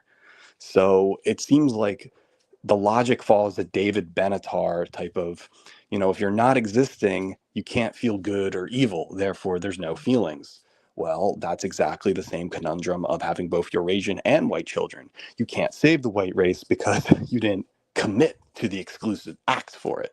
And that's the problem that you see none of these white nationalists saying, or they don't have any remedy for. And that's what ideology is. It's a set, made, ready McDonald's kids meal already packed for you that doesn't allow PhD or postgraduate arguments and rebuttals, because any dialogue would require critical thinking and a reevaluation of the text.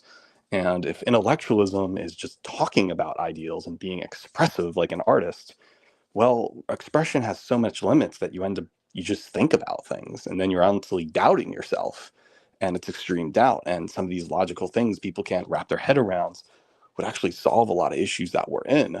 It's just not possible for a white nationalist to excuse someone who has both Eurasian kids and white kids. Certainly Alexander the Great and Genghis Khan did that. And it seems like white men are still in a very Judeo-Christian form of control or self-guilt tripping.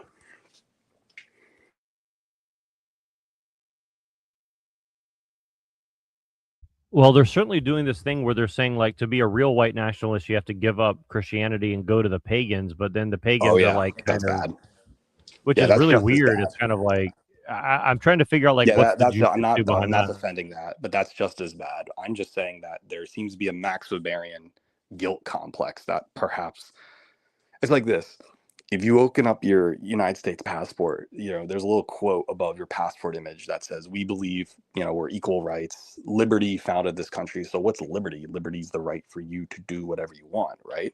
But capitalism later came in the country. When the United States was formed, there was no capitalism. It was just feudalism. So hypothetically, capitalism is just an economic system to help perpetuate liberty. But you can't say, like some libertarians do, that capitalism is liberty. It's not. It's just one way. And this is what some of the market socialists, even Richard Wolff, argues, that socialism can increase liberty. So if it's really all about liberty, well, then it's kind of like what you're saying about the pagan and Christianity. You certainly don't want to deny yourself that, your virtue in favor of a reactionary, backwards, primitive society that seems like a Taoist monk in the mountains, rather than, what we've learned through Logos and things like that. And so, I think it's more that people are very level-headed where they have to have right and wrong binaries. It's too much for them to think about these axioms or propositions that you can have libertarianism without capitalism, or how to get rich without capitalism, things like that. Or you can have socialism with nationalism. It's just too much for the human mind. And that requires reading books. And there's some people that have an IQ cap. And I mean, this is not to justify social Darwinianism or this kind of, might is right ideal. I mean, I do believe there's a bell curve, but I wouldn't say that should be judgmental to hurt poor or lower forms of people. I mean, that's how Hindus do the caste system and whatnot. But yeah, I think it's unfortunate that you have people. Hey, nah, I'm gonna challenge that. That IQ shit, bro, that's from the system. So you want to talk about IQ levels and numbers? That's all from the system. That does not equate wisdom, knowledge, or real understanding or understanding. I overstand that bullshit right now, bro. Nah. IQ. I was about to say, is this JG? No, this is no JG, bro. This is Ragamuffin, bro. Oh, Ragamuffin. Okay, I was about to say JG. I'm like, JG would bro. come in the chat and say, Christ, Christ. I gotta challenge that, bro, because the IQ, these levels, these numbers that you're going off of to look at that, to even equate someone's knowledge base, it's all rooted in bullshit. It's not rooted in true knowledge or wisdom. You can't evaluate somebody off of a scale from a series of tests and protocols somebody puts somebody through to evaluate their IQ levels. It doesn't work like that. That's what the system says it works like. Just like the system classifies race and says white, black, yellow, those are different races. No, it's one race, while they hide the other interdimensional races they don't tell you about. That's what it is. That's the real shit. I just want to be careful here. This is why I was doubting myself, saying I don't subscribe 100% to the bell curve, but I do think the bell curve is useful for understanding how the elites would think. I believe that the elites are very social Darwinian, they're Malthusian, and like you said, they do believe the system in these numbers, so they can unfairly crunch down people who are, smart and above. I appreciate that response. I appreciate that response. And what's interesting is that the primary target of white nationalists is other white people. They want to kill off people like me and Pill Eater because we don't want to go along with their thing of well, these people are really dumb and bad because even though they're white, so we'll just use them up and throw them away and use their kids as cannon fodder in a war because they are basically our enemy, even though they say that they're all about white people. Truthfully, they don't really believe that ultimately. You know what I mean? It's kind of I this think the weird more thing. that we keep on using terms like white people, black people is part of the problem. I would be considered a white Caucasian person. I don't identify as that because I don't look like a piece of snow or like a notebook paper. So therefore, I don't identify with these terms, even though that's what they say that I am. And what I don't go there any more than I think that somebody that is considered a black person is really black. Are there people that have darker pigmentation of their skin? Yeah, but I'm not going to identify with those terms because those terms are rooted in bullshit and separation and not unity and unity consciousness. And so while they divide everybody with these types of things, they're hiding the real other races that are interdimensional amongst us that are fucking shit up. And those with eyes to see it, motherfuckers. We understand and overstand it, and we gonna deal with your ass. So fuck off. But anyways, y'all, I'm much love, and for real, Pill Eater, I do appreciate that last response. What you had to say. So yeah. Here's the thing. I wrote an article about why I didn't subscribe to the white people term either, and many white nationalists hated me for it because, like you said, and like many say, white is a Malays term. Anybody could be white, including someone who is half white.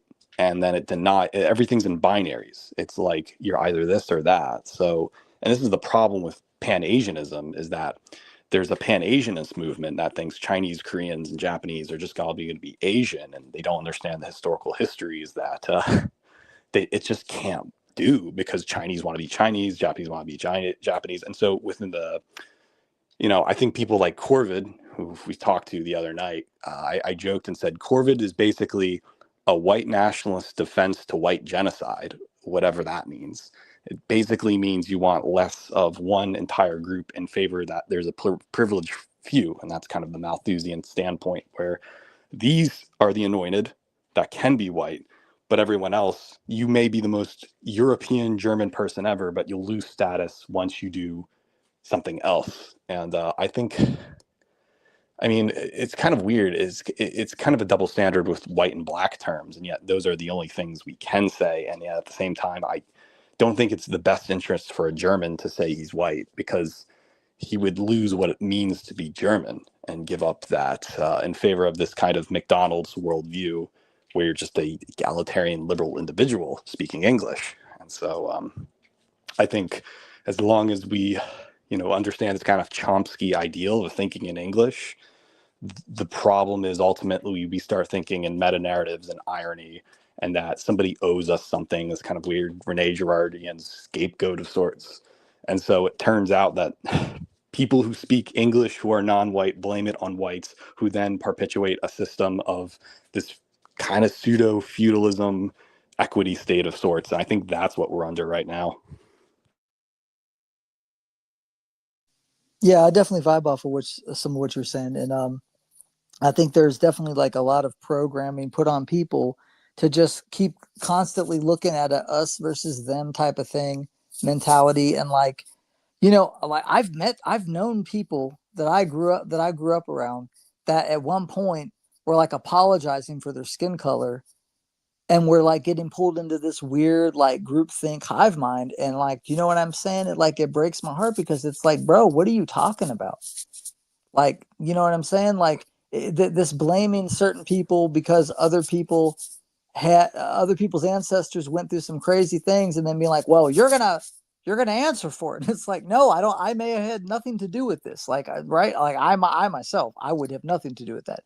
But there are people that see it that way, that see it as like there's this across the board thing, and because it is what it is, and I visibly see it, therefore I'm going to attach all this stuff onto it and all this ideology and whatever. And it's like, nah, man, it doesn't work like that. Everybody's responsible for their own bullshit. And so, you know what I'm saying? Like that, there's too much of this divide and conquer shit going on in our society and reality right now. And it's sad, because if everybody would come together and find that beautiful thing within every single person you come in contact with and celebrate it, holy shit would take off like a bottle rocket. That's what it should be. We all got something special and legit to bring to the table, whatever it is. I'm an artist, I'm a singer songwriter. Everybody's got something that they have that they can contribute to this world, and that makes them them. And if we would focus more on that than on, he said this, look at that, look at the way that, it's like, it's just wild. Anyways, much love. I just wanted to add that in. But yeah. I would like to, well, my position, where I am right now is, my background is right now I'm in Korea with my wife and children, who I would not be sort of accepted in the United States. I just don't think the United States or the G7 project is going well. And like many of the problems that you're seeing, it's kind of manifested in this state where it's actually beyond capitalism, but in this very postmodern ideal that it's this kind of ideology of sameness, trying to make sure everyone is dependent upon this weird system of self-hate and guilt. And I think in the outside world, BRICS, you have more freedom. As much as they love to talk about freedom of speech in the United States, it turns out in a meta-narrative, you have more freedom of speech existing outside the United States while being informed about everything's going on. I think the United States is doing its best to make sure you don't leave. And they get really upset if you do that. And especially if you have any forms of sincerity.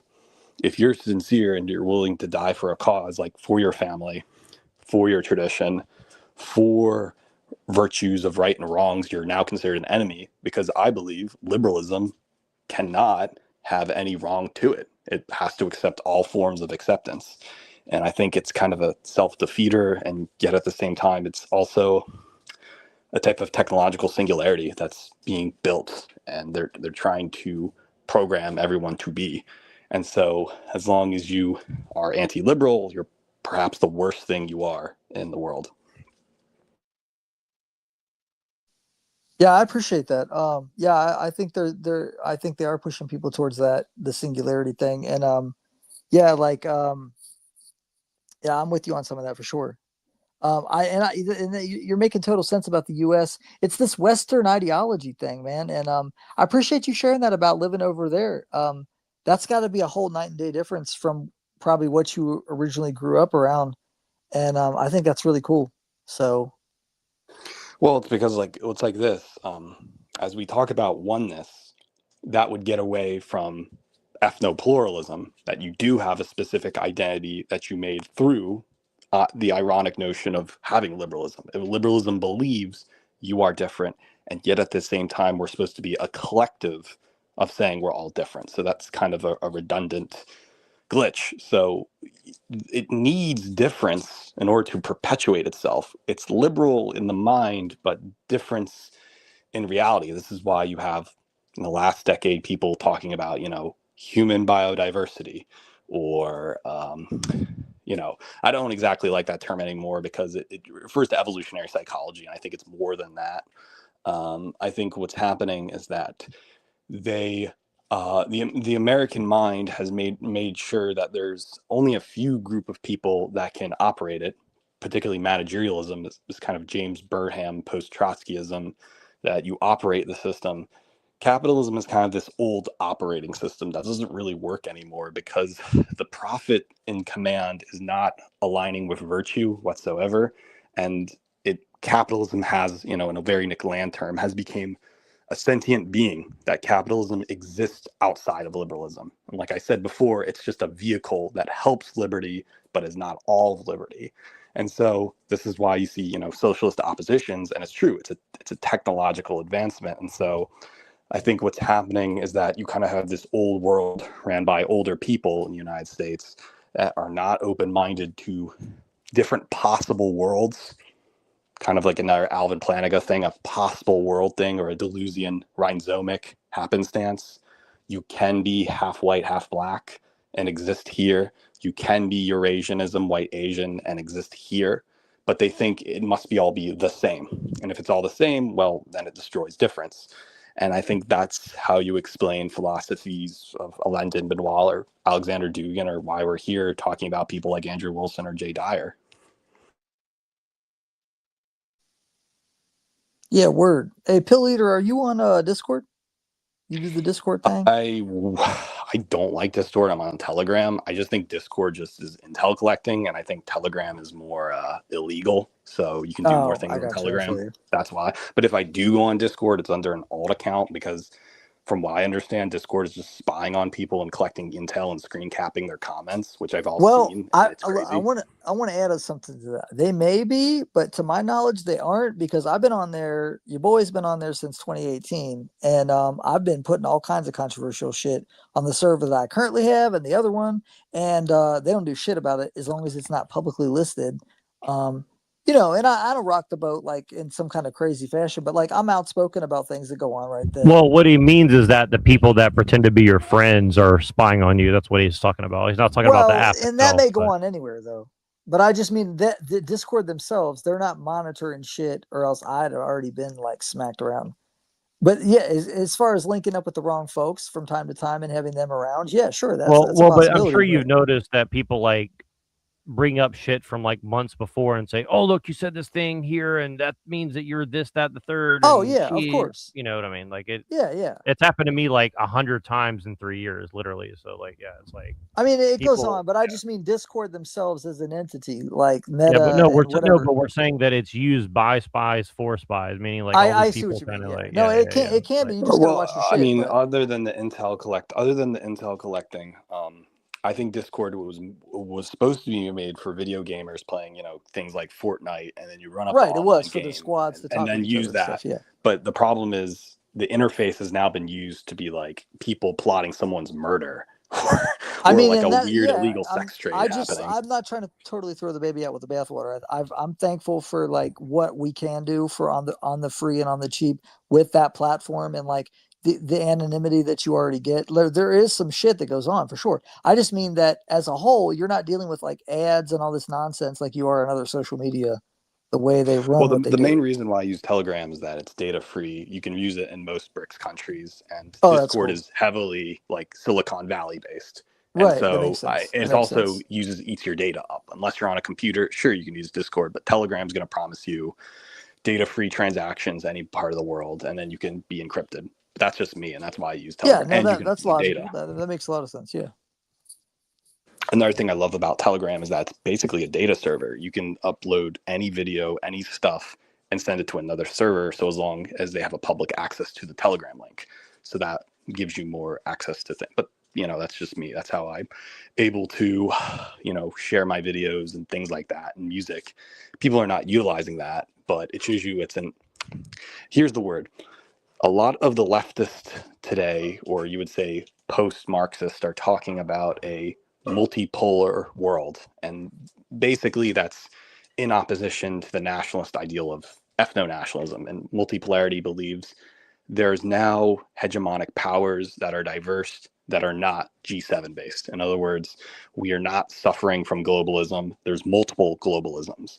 And if that's the case, well, it's kind of meaning that there's a different universe in this world. And I think Telegram represents that opposition.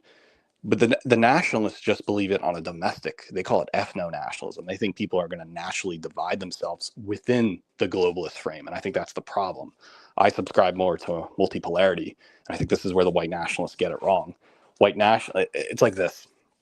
People like Haas and Jackson Hinkle, they use the word multipolarity to use it as a buzzword or a dog whistle for white nationalists invested into ethno-nationalism to get them on their side. To say, if you want ethno-nationalism and you're a little white topia, just be a multipolarity guy and start reading Alexander Dugin.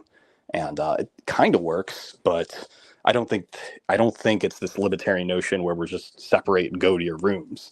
Realize it's like we're not utilizing the technology of liberal opposition. And I think that's what's going on, because today the white nationalists, they just want to live in the suburbs or something and just don't do anything. And I think that's the Malthusian stagnation, which is the problem.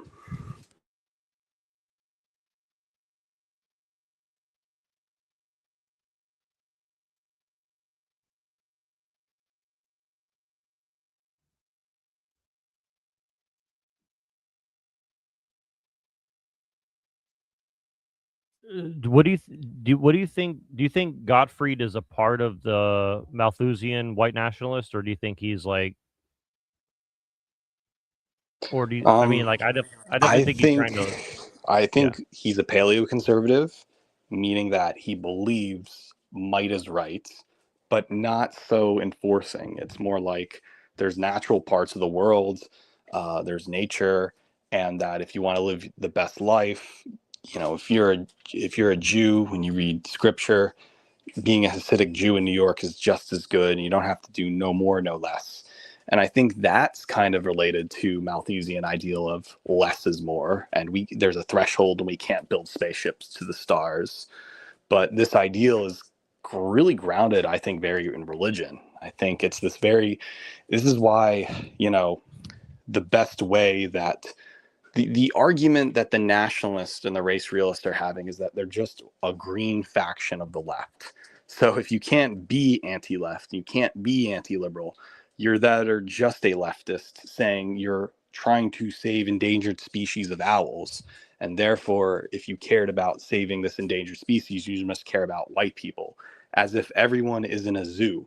You go on X and they say, you can't be with a beautiful Korean woman. You would destroy their race. So let them be. Well, that just assumes that there's going to be in a zoo that you can pet them and look at them, while just like red pandas, or maybe they'll breed once in every other year. There's no point of natalism or wealth growing whatsoever. And that's the problem, is that eventually you're just going to have, I think what you're saying is you're going to have this kind of 4D chess psychological operation, or this glitch. It's just not going to work, because you'll have too many possible worlds and they'll all collapse because nobody wants to make things better. Like, the reason why Korea is reaching out is that it has both a Korea diaspora and a means to say, here's our women, increase us. We want more half Koreans. So therefore, if you're half Korean, you're going to be more apologetic to the Korean peninsula. That's what it works. And Japan's not doing that. Japan has been colonized by the G7 forces. And so if that doesn't mean anything and you stagnate, that's Malthusian. So I think for the green people who believe in an alternative right, what was Gottfried's plan 15 years ago, that alternative seems to be just hippies or crust punks thinking they want to loft, a squat in an abandoned building and have their DIY bike garden or something, which is really goofy and it doesn't really solve geopolitical issues. It's like existing in a bourgeois state without doing anything. It's kind of like saying it's the same problem of liberalism. So yeah, to make a long story short, you have to have wealth and natalism, and you can't just live your best life because that's just following the mantra of consumerism.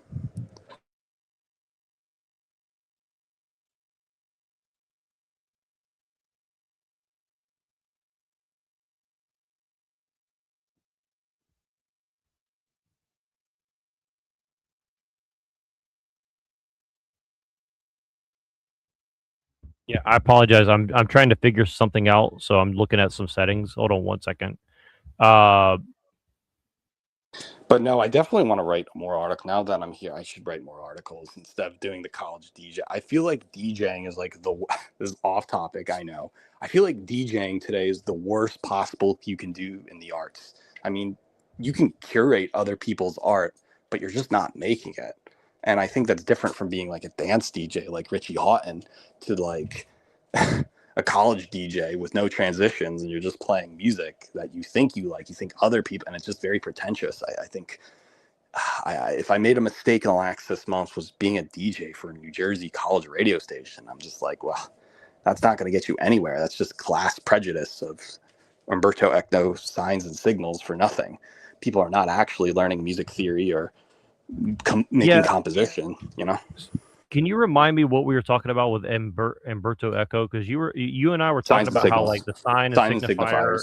Because Avian brought that up a lot of times, and I was very interested to get him on that subject, and I have not had a chance to bring that back up with him. But could you do me a prelude to like what you were saying about Umberto Eco and like how that relates to kind of technology? Because you're talking about how like signs and signifiers kind of relates to like. I'll have to call you back, but yeah, Umberto Okay. Eco sign and signifier. But I'll call you back in a bit. I'll talk to you guys later. Just Yeah, no problem. Appreciate it. Thanks. Cool.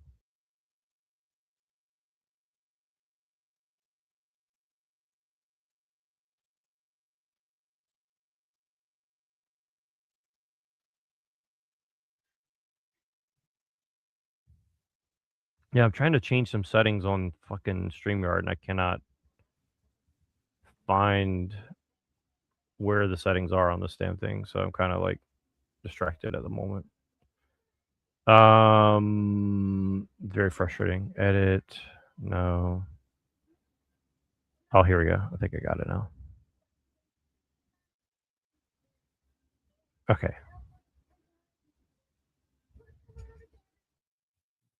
All right, I figured it out now. But yeah, I don't know. I was hoping for more to debate, but you guys didn't debate too hard, so debate bros. Debate who? No, I'm not just like I'm just saying in general. Like I was hoping for more of like a contentious fight, but there was no contentious fight. Like just between any of us, like yeah, we're all about the rage baiting here, obviously. So I'm kind of joking, kind of not, but no, it's no. I just want because I know Ragamuffin didn't like some of the stuff we were saying about like race and stuff before, but I think he has a better understanding of like kind of where that's coming from now a little bit better. So I really did want to get into the whole like Eurasian futurism stuff too, but hopefully next time he comes back we'll have a chance. I've just been a little distracted because I got stuff in front of me. So can you guys hear Barney in the background?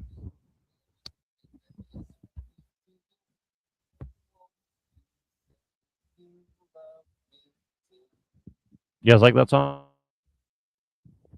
I don't hear anything.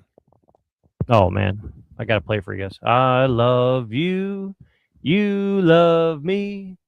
We're friends like friends should be. You don't know that song? Come on, man. Yeah, I know it. If you didn't watch Barney, you ain't American like me. Did you ever have to watch that in school or anything? Well, I'm pretty sure. Yeah, I've seen it.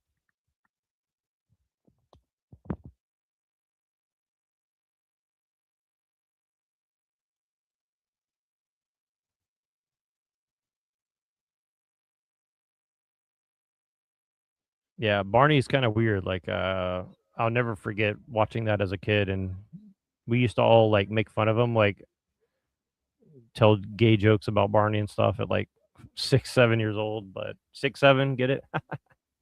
But yeah,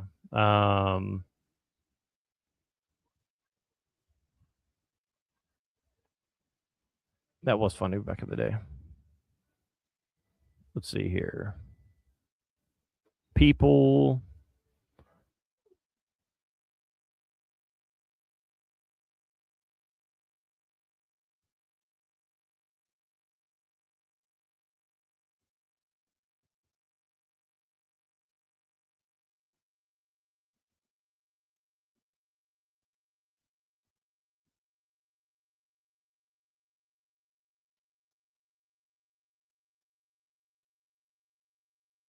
Still in Kuwait, but things are, I guess, a lot less hot over there. Just an update on the family and everybody. If I'm not to that sort of thing. Does anyone give testimony to God in the sauna? Well, you don't really need to.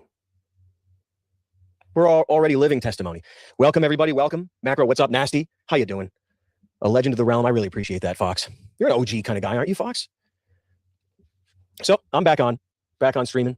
Got a show and some videos getting prepared for everybody. Just a quick update. But I really feel sick if I'm not streaming for a while.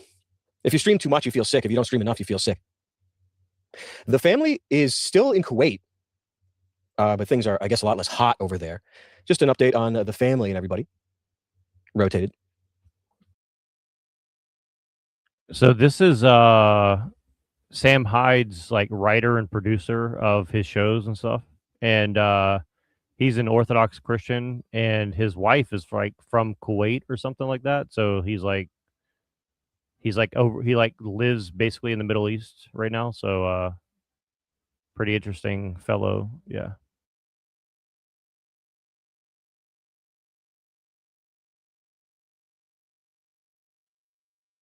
So that's, at least it's okay. The air wasn't Oliver Twist. What was the other one?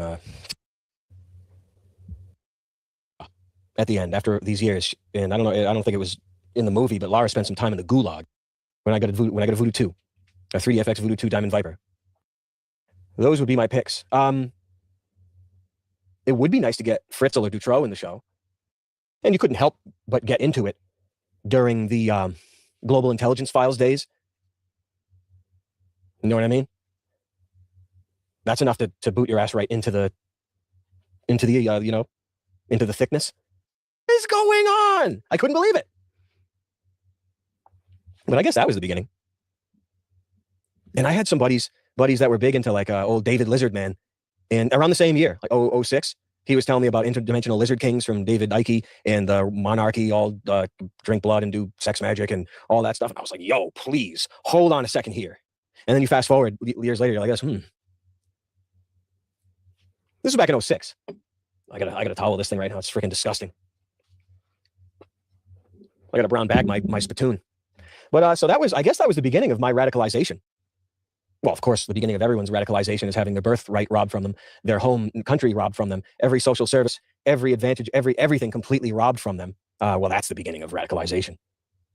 Right? The world was already over when I got out of college. When I got out of college, the world was already over. So the radicalization really started a minute ago. But yeah, that show, like, yeah, it was. I'm sure there was more stuff that was in that, but the mommy and me thing, that was it for me. I was like, whoa, bro, are you serious? Disinformation. Apparently, the documentary was called Disinformation. That was crazy. I couldn't believe it. And then we put on Hellraiser. But the Sly Stallone dolphin porn thing, I mean, you guys got to look it up. I don't remember any details from it, but it must have, well, I guess you can put it together.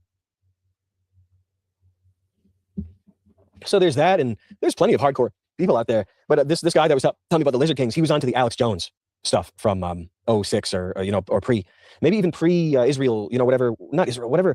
There was a drastic shift in some of his programming at some point. I forget what it was about. But it was I mean, we've all He kind of mentioned the disinfo people. Like, do you remember there was like a group called like the Disinfo Agency or something like that? Do you remember that? Let me look at that because he's kind of like name dropping that, I think.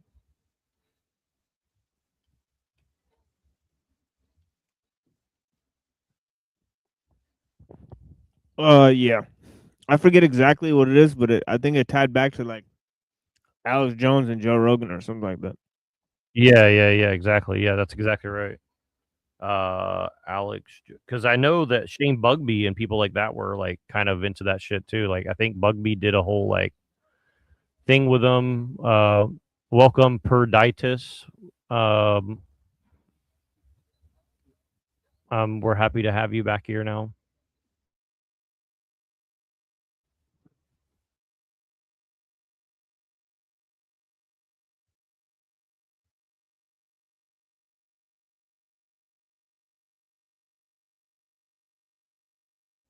What is that a picture of? Is that a picture of like a black cube or something? Or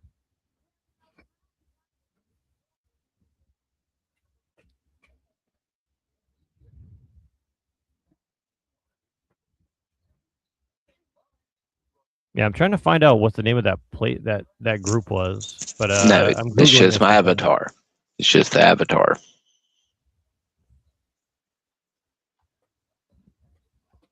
Yeah, I need to find somebody in the chat. Please help me figure out what the hell this thing's called. The Disinfo Agency or some shit. They did like, God, oh my god, what's this dude's name? Lucien Greaves. Let me see if I can look it up there. I think Lucien Greaves was a part of it, and Shane Bugby and people like this.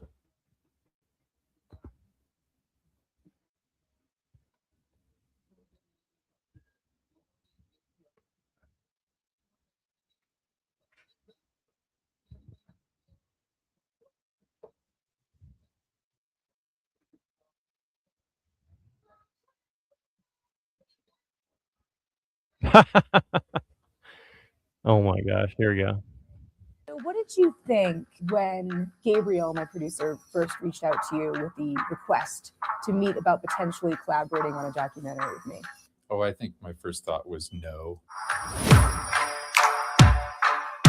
When you're making a film, like here's the world, right? You have all the options in the world. You can do reenactments, you can do interviews, you can do anything. And it really just came back to the idea for us that nobody knows anything about Satanism and Satanists and who they are. And so we figured that was the focus. Let's talk to them. I had the hope that we could do some kind of project like this, of course. I just didn't have very high hopes for it because we had gotten people pitching documentaries to us quite a bit. And all those pitches were fairly insulting. These were pitches that really wanted to do a reality TV type exploration of the Satanic Temple. What happened to you in your childhood that made you this way? Right, exactly. So I think you probably remember those were the parameters I set right up front, was that people be aware of the issues and really hopefully bring them into an awareness of what these issues mean to them in their own lives and not turn it into some kind of vanity project for any of us. Your lack of ego was very striking. I really came to understand that you were like, if you were a cult leader, you were like the worst fucking cult leader ever. Because you like didn't particularly relish attention. In the documentary world, there's ideas about the proper relationship between, you know, the filmmaker and the quote unquote subject. Like, I almost felt like I was supposed to be more objective, I guess, about the work you do. I'm not. I'm like a fan. I love this movement. I love the work you're doing. The people that I've met have changed my life and inspired me. Like, what am I supposed to do? Like, pretend that's not true? I was very aware of the difficulty you were in, that kind of journalistic standard where you're supposed to see the other side as well. But there's not just one other side, is there? Right? There's all kinds of conspiracy theories about the Satanic Temple, about who I am, and about what the true meaning is of what we do. And it's not just from evangelical theocrats. It's from even sometimes other Satanists. Yeah, right. How did you think about the idea of collaboration in relationship to me and to the film? Oh, we had to collaborate, right? And it's not just me. A lot of people who work with the Satanic Temple, they did so at their own peril, especially in the 80s and 90s during the Satanic Panic. A lot of people going to prison on ludicrous claims of satanical crimes that they never had any part of, that never actually took place at all. So it certainly is a real liability to identify this way.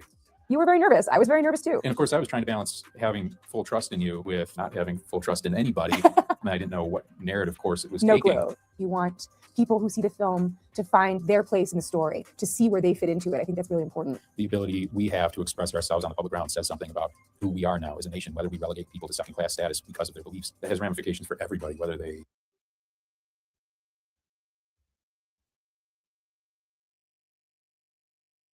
Major developments in court today surrounding the singer David, accused of killing 14-year-old Celeste Rivas Hernandez. I'm David Ono. I'm Giovanna Lotta. Newly released court documents reveal troubling details about what prosecutors say unfolded around the murder. Eyewitness News reporter Rob Hayes is live in downtown LA with the graphic details. Rob. Yeah, no cameras in the courtroom today. The prosecution filing a legal brief today, and what it contains is beyond disturbing. Take a look at this. In that brief, prosecutors say Celeste Rivas Hernandez and Burke first met when she was just 11 years old, and they have explicit photos of the two. The brief also spelling out that Burke stabbed Celeste several times and watched her bleed to death. Then he purchased tools to dismember her body. Amazon delivering 2 chainsaws, a body bag, and a blue inflatable swimming pool to his home, all ordered under a fake name. Also in the brief, prosecutors say Burke cut off 2 of her fingers because one of them had a tattoo of his name on it. Also in the evidence are text messages that discuss sex between the two, her pregnancy, and an abortion. Celeste texting Burke, quote, "All we do is have sex and just hang out, man. I want more than that for myself." Burke is accused of killing Celeste, who disappeared last April. Her remains were found in September in plastic bags in the front truck of a Tesla registered to Burke. Former federal prosecutor Nima Rahmani believes Burke's defense will most likely argue that Celeste accidentally died from an overdose and Burke panicked, cutting up and hiding her body. If you're looking at the 3 sets of charges, the mutilation of a corpse is the least serious. So if they can somehow fall on that and avoid either the sex crimes or the murder itself, that would be a huge win for the defense. Now, also in the brief, prosecutors allege that surveillance video shows that Burke was the last person to drive the Tesla where Celeste's body was found. He is due back in court on May 12th for a procedural hearing. Then, So there's satanic panic, but this guy literally like chainsawed his girlfriend who was 14 years old in half and like stuffed her body in a thing in LA. I mean, I don't know.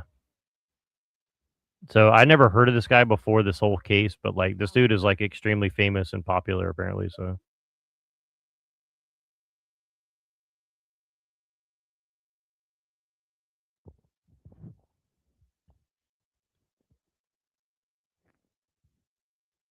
2.3 million subscribers on YouTube, by the way. The guy who committed the murder? Yeah. Oh.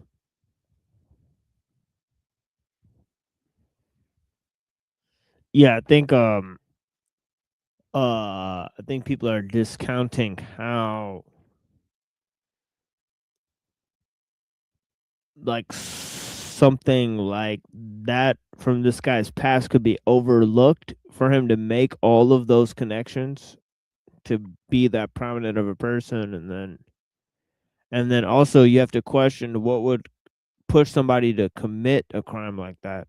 It's not like you're just sitting around and you're like, oh, somebody just overdoses. You're like, oh, we'll just chop their body up into pieces and you know. Yeah, exactly. It's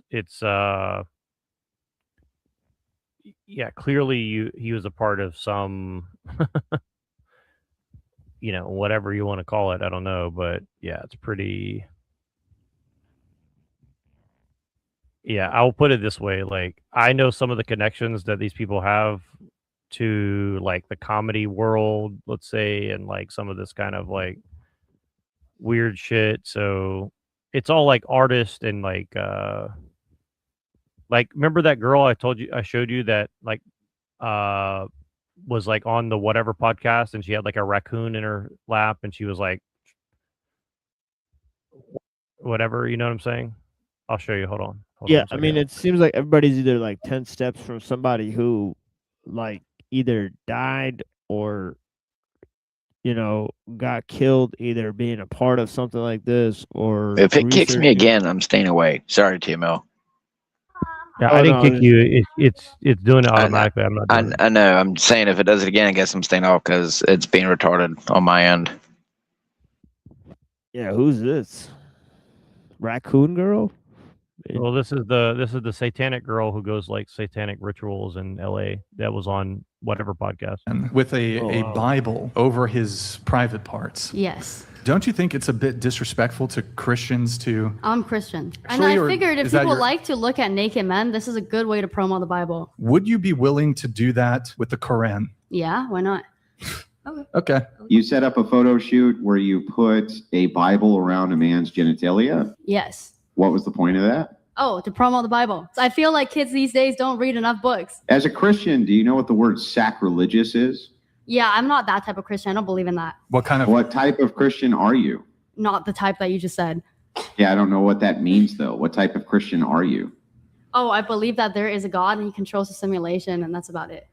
That's I not believe it to Christianity. be no. I That's believe some- him to be like like the old white dude God. Yeah, are you in Uh-huh. Scientology? Yeah. No, I don't God fuck with make- Scientologists. Didn't God make bodies? Shouldn't we celebrate bodies? What's so bad about bodies? You took a photo. Like if I pull up this girl's Instagram right now, you guys will be like even for people with like a lot of experience, like you guys will be. I guarantee you'll be shocked by what you see. She's like, I am shocked by nothing in this world anymore.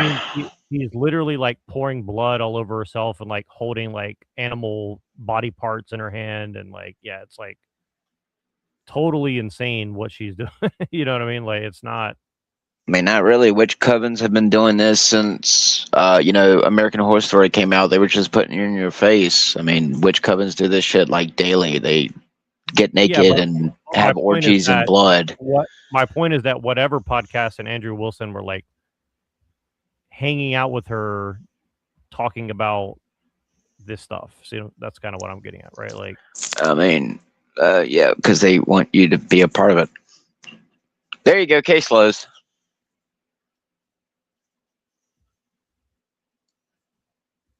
Bathe in the blood, bathe in the blood, bathe in the blood.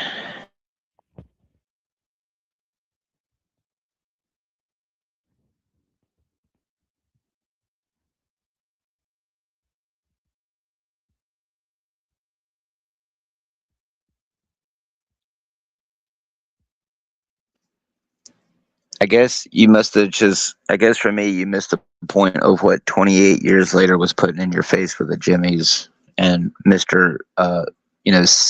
Satan Samson at the end. So, I mean, this points back to that all the horrors.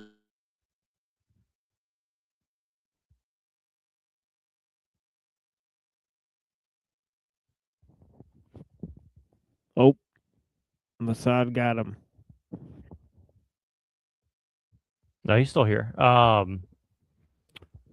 guess I don't know. Maybe his audio is dropping. Yeah, he cut out. Yep.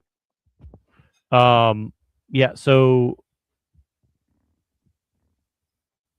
I'm trying to find this lady stuff, but she started off as like an animal rights activist, I guess, a long time ago. So she used to be like trying to save the pandas and shit, and then like moved to LA and became a model, and then somehow like got into all this stuff that she's into now or whatever. So yeah, pretty weird for sure. Like maybe I'm overthinking it, but yeah, it's pretty weird like how she's kind of a part of the whatever podcast thing or whatever.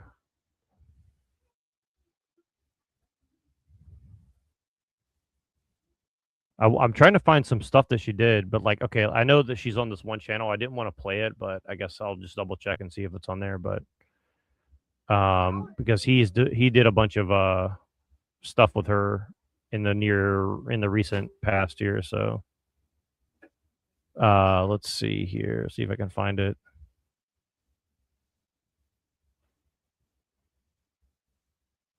Oh, he hasn't done that much recently. Pretty weird. Like he doesn't do long form anymore. He only does short form. Oh yeah, here we go. This is a good one. Here we go. Routine for maximum productivity. So I wake up at about 9:30 and I immediately make my bed. So this Studies is her, by show the way. that if you do This is something her. productive, it'll be a great start to your day. I make a nice cup of coffee. About 80 milligrams of caffeine gets me up in the morning and keeps me going. Then I drink a huge glass of water. This is important because it lubricates your internal organs and activates your body's various systems. Then I meditate for about 40 minutes. And meditation is important because it reduces stress and helps me gather my thoughts throughout the day. Then I take an ice cold shower. Studies have shown that cold water in the morning helps boost your metabolism, and there's nothing like waking you up like some cold water. Then I go and trim my torso and I shave my face so I look good for the day. Then I moisturize my face. Then I like to go on a 2-hour-long ride on my electric bike. I don't ride a normal bike because, as you could tell, electric bikes go faster than normal bikes. Normal bikes are for poor people. Then I ride my KBO electric bike to the nearest abandoned warehouse. I meet my dominatrix girlfriend and put on a dog mask. She kicks me violently as a form of dominance. We do this for about 45 to 50 minutes. This exercise really helps me throughout the day. It helps me fulfill my submissive kinks, and it really helps me focus on my obligations. My morning routine also includes riding around for miles trying to find an unattended dog to take with me. I put it in my doggy safe backpack and ride around and find a secluded area to hide out. The hiding out is important because you don't want to get caught in this act because you are stealing a dog. You wait for hours and hours and hours. You start to feel something you've never felt before, which is love. Love for something, anything. And you want to wait out until the owner becomes scared that their dog is lost and put up lost dog signs with a reward on it. The reward today is only $200, which isn't going to cut it. So that was her, like, with the like dominatrix outfit or whatever, turning him into a dog or whatever. So.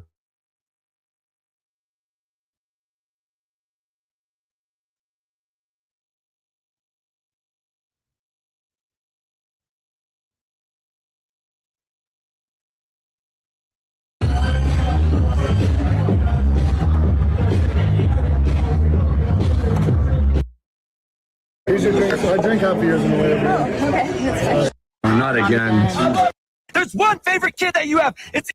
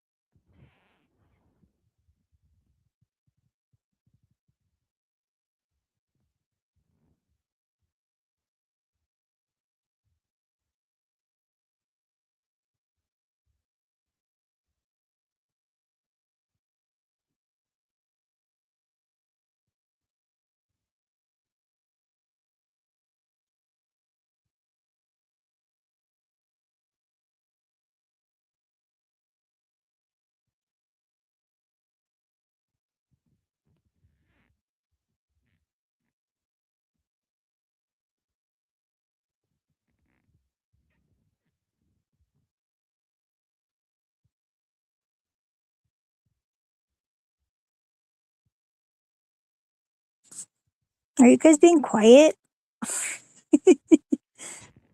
Yeah. Okay, phew. I thought I was like, why isn't my audio working, man? I just got back. That was a short trip. I'm already making a pot roast too. No, I'm looking for this girl's stuff, but like I can't go look at Instagram because it's definitely going to get my channel shut down if I show what's on there. Oh yeah, so- because they're competitive. It's the Facebook versus YouTube. No, it's not that. It's that it has Hmm. like, like graphic nudity and blood and gore on it. So like I can't show that yeah. on YouTube. I'm pretty sure. So yeah. Oh shit. Yeah, that's well. I don't know. Sometimes, unless it's a movie, I guess if it's real, they can't do it on YouTube, unless it's the news or a movie.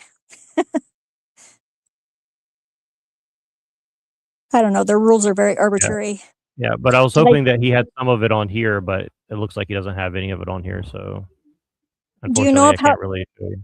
Do you know about capitulate? The word capitulate and how the YouTube censors it randomly. No. Yeah, I have proof of this. But see, he has like all the goth girls here, so I'll show you. Hey son, are you still dating that bitch, whore, gold digging, fake boob chick? The one I can't stand? Yeah. Hi, Dad. Yeah. He's still dating me. Yeah. How you doing? Life's good? Everything okay? Yeah. Yeah, that's right. We're good, Dad. Thank you. Hey son, are you still dating that bitch, whore, gold digging, fake boob chick? The one I can't stand? Yeah. Hi, Dad. Yeah. He's still dating me. Yeah. I've got some very interesting David information for you today, because in this video, what I'm going to do is I'm going to break down to you the full timeline of David's activity and the activity within David's Discord on the morning, the most important and interesting moments from David's Discord. And yeah, it's bad. So this is the first post I'm going to show you. So this is posted a full day before the murder. All right. On the 22nd of April, it's David. I'm guessing that's his LA crib, showing off his 6-pack.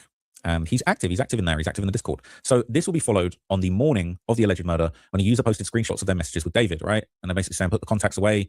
He's posting a picture with someone pulling down some glasses saying, please, David, so sassy. So he's talking to people, he's interacting people, apparently, on the day the murder's going down, right? Now, David made an Instagram story post on that very day. This is at 10 a.m. So the murder took place around 10:30 p.m. So in the morning, he's on there, he's promoting his tour. So apparently this is a David posts his deleted account. So a lot of them come up as deleted user when it comes to him. But it says all tickets available now. Hope you got the pre-sale code. And then that will be followed by another post 3 hours before the alleged murder. He would post this. Now this is really interesting, right? Because this post, this has been going around and it's him sort of dancing. He's shaking it a little bit. He's throwing it What back. is he calling the murder? What is they calling it? The what? Unclear when this was posted, and there was a handbag in the back that did resemble one that Celeste had been seen with. Now, it seems like because this was posted into the Discord at 7:15 p.m., we can say that this happened before Celeste arrived at the property. Celeste arrived at the property and allegedly was murdered immediately between 10:10 and 10:30 p.m. So we can confirm that this video that was dropped on the day of the murder, it wasn't recorded after. Okay, so that's maybe a very, very small point in favor of David not being a psychopath. He is a psychopath, but he didn't get up there and make that TikTok after savagely, brutally murdering a child, okay? So it says someone from their Four Heads group chat would also post messages of David announcing a new song. So they would forward on messages from... Now, that's crazy. Right? So David would be in Santa Barbara dumping evidence when these messages are popping up. Somebody is messaging David, all right? Basically, this is an earlier message from Instagram. So here we get to the next section, right? It says April 24th, 2025. This is when David allegedly used Postmates to have a shovel delivered to his home. And on the 24th, he's actually seen partying. Right? He's saying, yeah, I was right. Party. David's at party. Said my album is out. MS. Thank you all. Love. He's out partying, cheese, and having a great time. Now, the next day, on April the 25th, 2025, in the Discord, someone posts a photo of David. It says, what if I troll in the Spotify party and ask David what his hair routine looks like? Only real ones know. And then they post a picture of him with his hair looking crazy. I'm not gonna lie, that's low-key how he was looking in court. When I see him in court, it's conversations, saying certain songs didn't make the cut. He's saying we move. I was going to spaz. So he's apparently having conversations with fans potentially after the murder took place, right? Because people are probably posting this up straight away. And he's saying he can't show certain versions of the song. People are posting it with devil emojis when he's saying he's got 3 songs with Lil Nas X, but he doesn't know if he's going to drop them. They're definitely not coming now.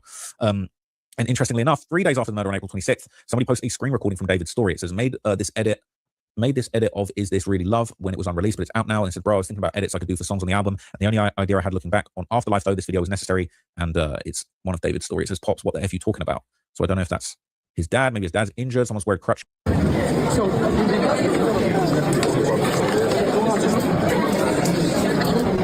Right, and he's having a great time. That is on me right now. That is on me right now.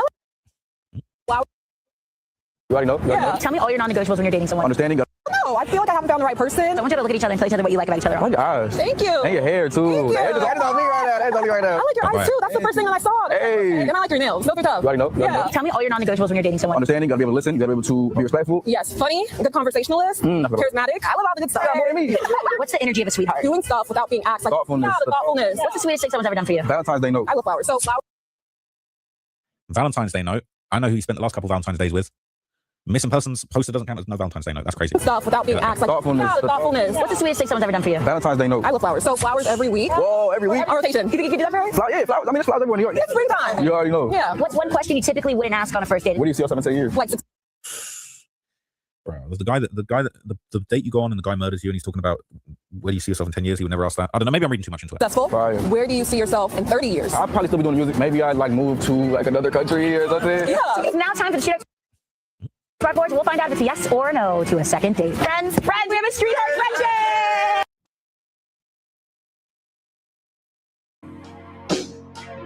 In the back of my mind, you died. I'm the biggest, the largest. The guy with my name tattooed on a chest. I killed you.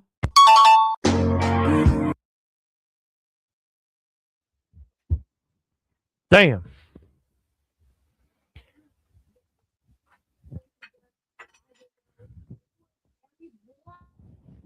Yeah, this shit's spooky as hell, man.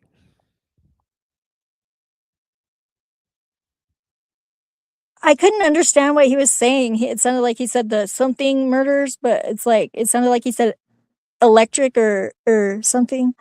I don't know. It was weird. I was trying to hear him, but he was talking so fast on X speed, whatever speed it was. Faster than normal. Yeah. So I thought I didn't maybe I didn't want you to suffer his satanic incantations too long. So. Oh, I already know about this case, dude. I just didn't know what they were calling it because I was like, what the fuck is he calling it? Because I actually, the murder that I like the first serial killer that I confronted, like short days before his killing people, like, because there was 2. That murder was called the eclectic murder. You could look it up. And they never even questioned me. That's kind of weird, right?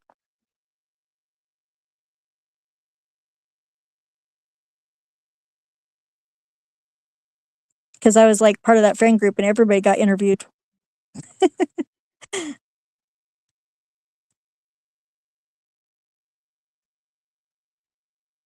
That was very weird.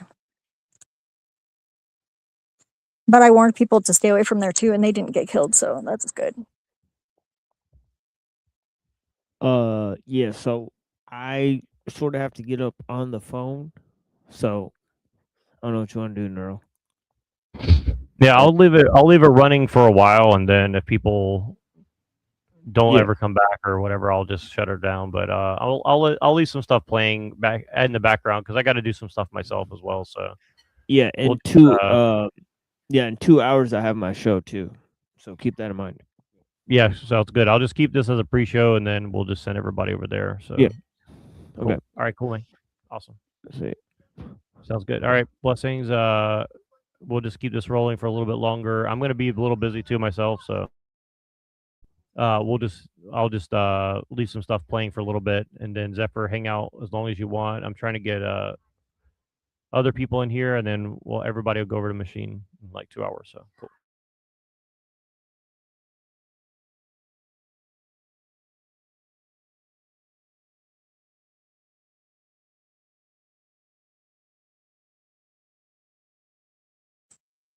Sounds good to me, bro.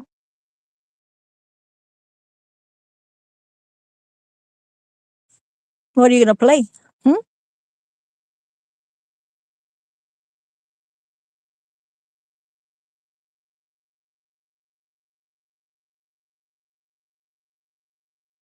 I like the picture in the back, by the way. That's a nice change.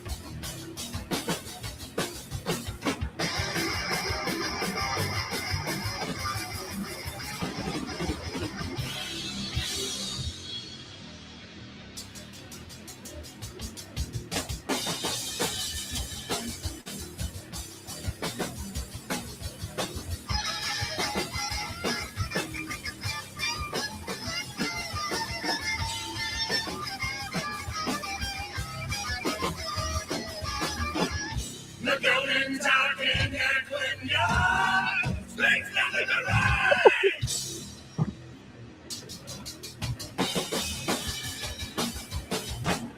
The nature of the burning bee makes nothing but no way.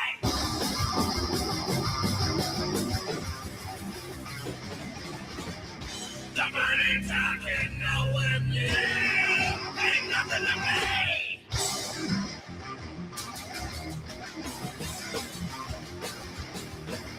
The golden talking equine makes nothing to no way.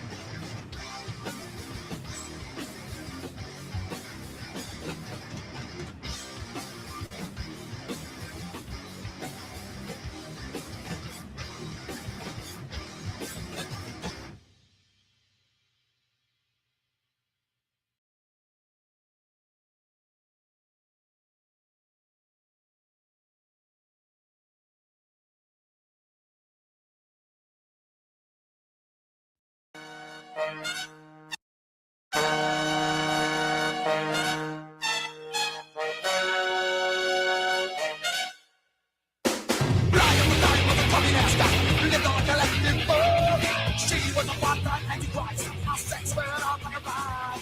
Live in the lap of the terrorists. Dog with the woman and the dog. Who gave me a third of the land of the sun? Did you dare look it out? Did you what? Did you what? Did you what? Did you what? Did you what? Did you what? Did you what? Did you what? Did you what? Saddam. They shall drown in their own blood. Well, Saddam will go. Saddam will go. Everybody is there. Where's this house strange that fellow? They're facing it around like a bird. Try to get the car deep with the Asian earth. That is the one to be biased in the sun. And they died with the flames. They died. They died. They died. They died. They died. They died. They died. They died. They died.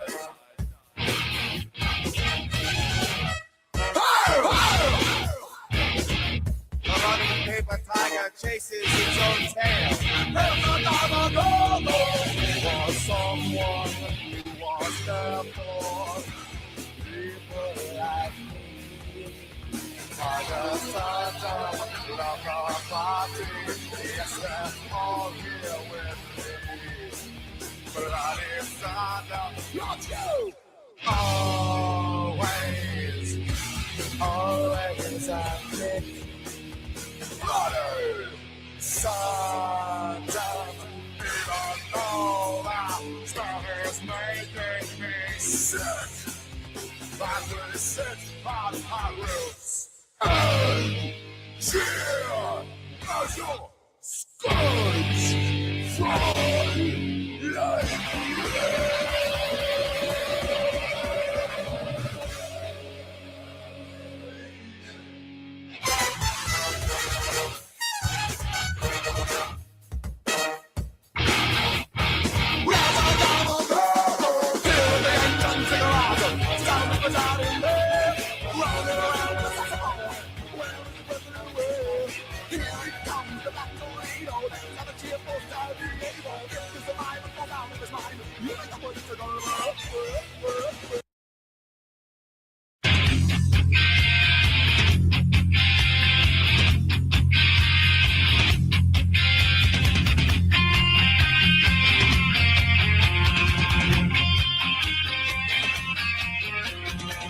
smell your feet, they stink, you never take a bath. Your nose it runs, you bust the burn, you always finish last.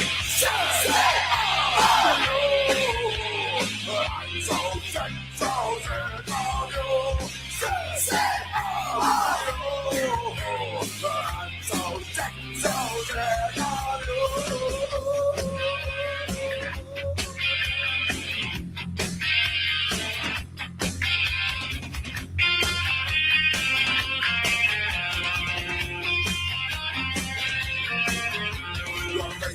You weak like this, you don't know what to do. And just your luck, you really suck, and so I'm sick of you. Say, I'm so sick, so sick of you. Say, I'm so sick, so sick of you. Put it down. I said put it down. Thank you. Don't you know? So sick of you. Things you say, things you do. Don't you know? So sick of you. Things you say, things you do. Don't you know? I am sick of you. Things you say, and all the things you do. Don't you know? I'm sick of you, that things you said, and all the things you do. Don't you know that I'm sick of you? The other things you say, and the things you do. Said, don't you know I'm so sick of you? The other things you say, and everything that you say. Look up here, I'm so sick of you.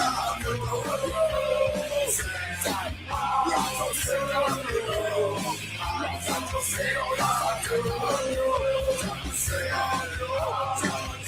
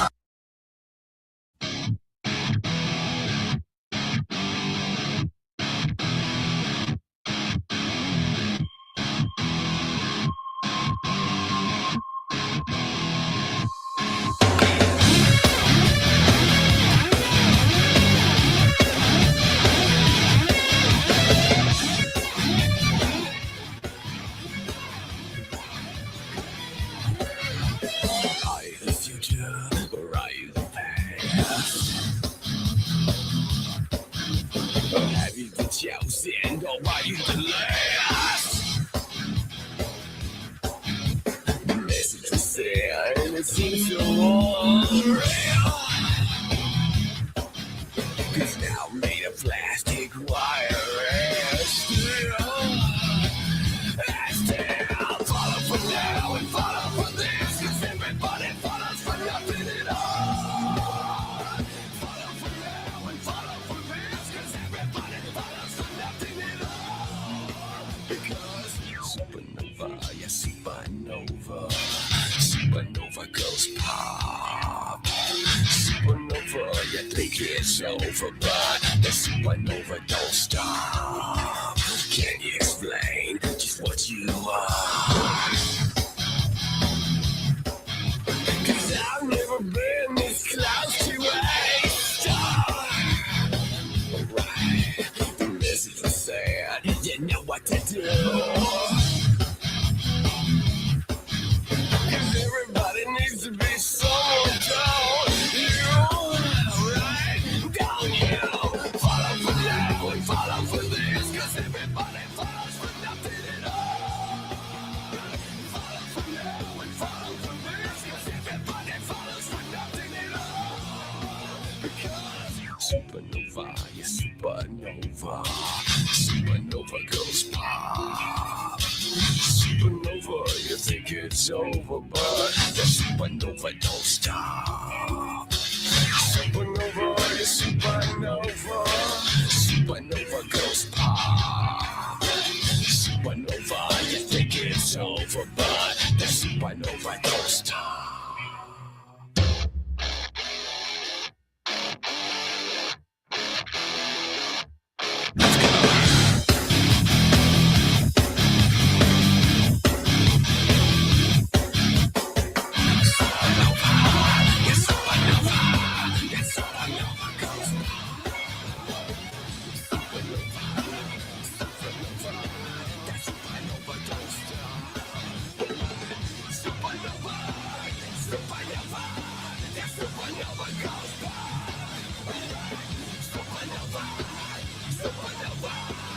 Supernova down and down and down. Stop.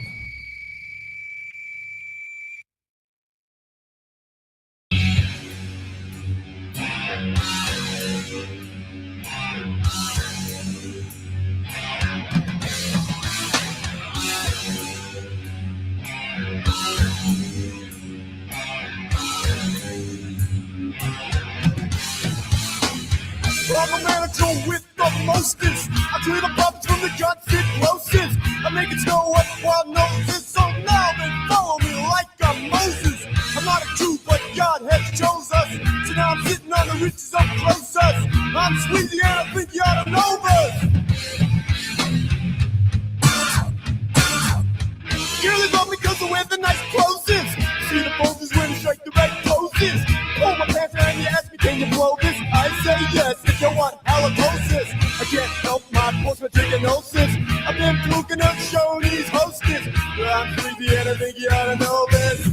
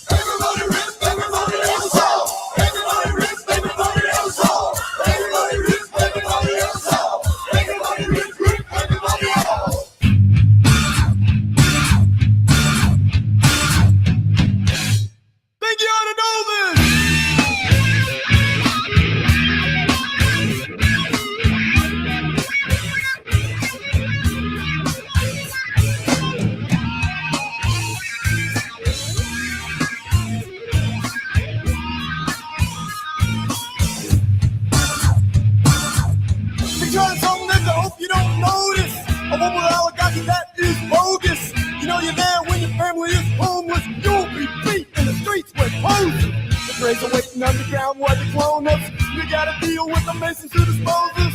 Toxic waste causes cancer by osmosis. HIV is crawling up your hoses. I'm the man with the guts to expose this. And people follow me like I'm Moses.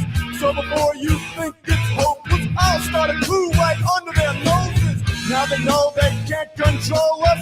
So don't forget the man who broke this. Ron Sweetie, and I think you ought to know this.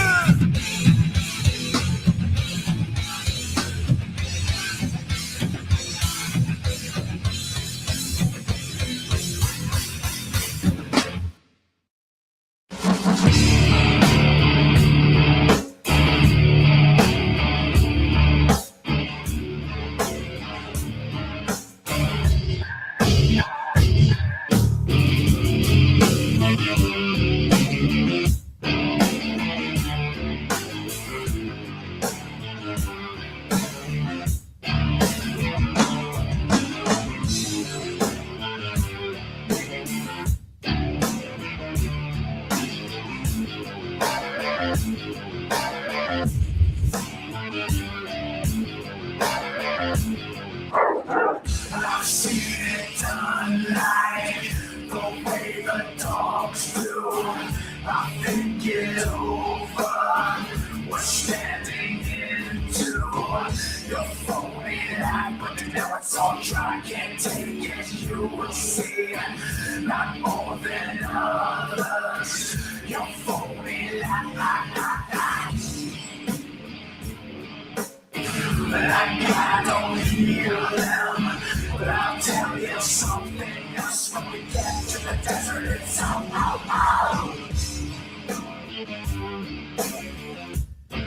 What we left in the past, it tears me up.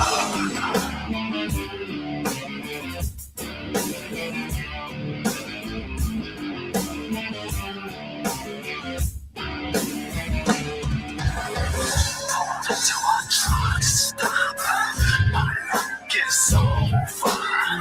The plan is feeling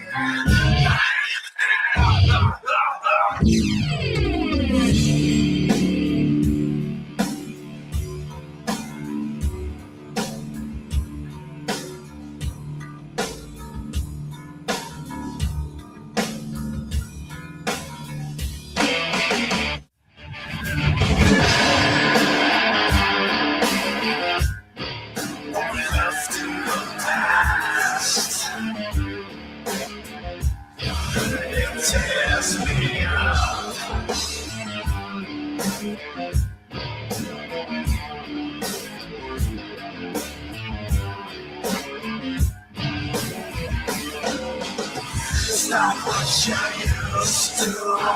In the middle of nowhere, but I know, man, I used to wonder destiny. You're holding up, and I know it's all dry. It seems that I have my self-control. Now it's a lie.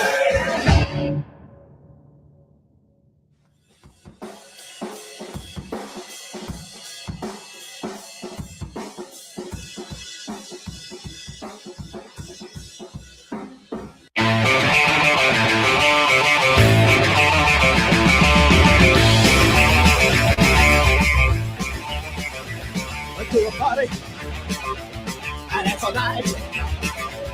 And 16 beers in the side of the mind. When I'm dreaming, you're out of luck. I'm rolling down the stairs, too drunk to fuck. I'm too drunk to fuck. You're too drunk to fuck. Too drunk to fuck. I'm too drunk to fuck. I like the stories. I love the guns. Shooting after twice as I love the world of fun. Right in my room, wish you were dead. You fall like a baby in a razor head. I'm too drunk to fuck. I'm too drunk to fuck. Too drunk to fuck. It's all I need right now. Too drunk to fuck.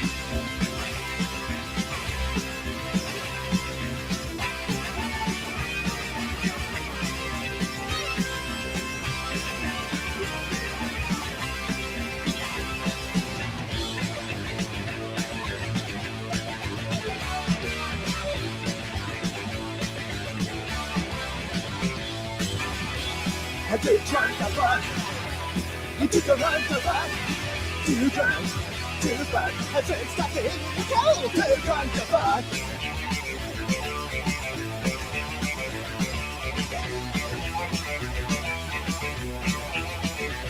I got a drop. My head's a mess. They always say I wish they'll never see me again. You're in the head. It makes it worse. Take out your fucking routine and put it in your purse. I could drop the fuck. You took the right to fuck. Too drunk, too fuck. It's all I need right now. Right, right. I'm feeling like an ice bottle. Right, right. And now I got diarrhea. Too drunk to fuck. Yeah, yeah. Yeah, yeah. Yeah, yeah.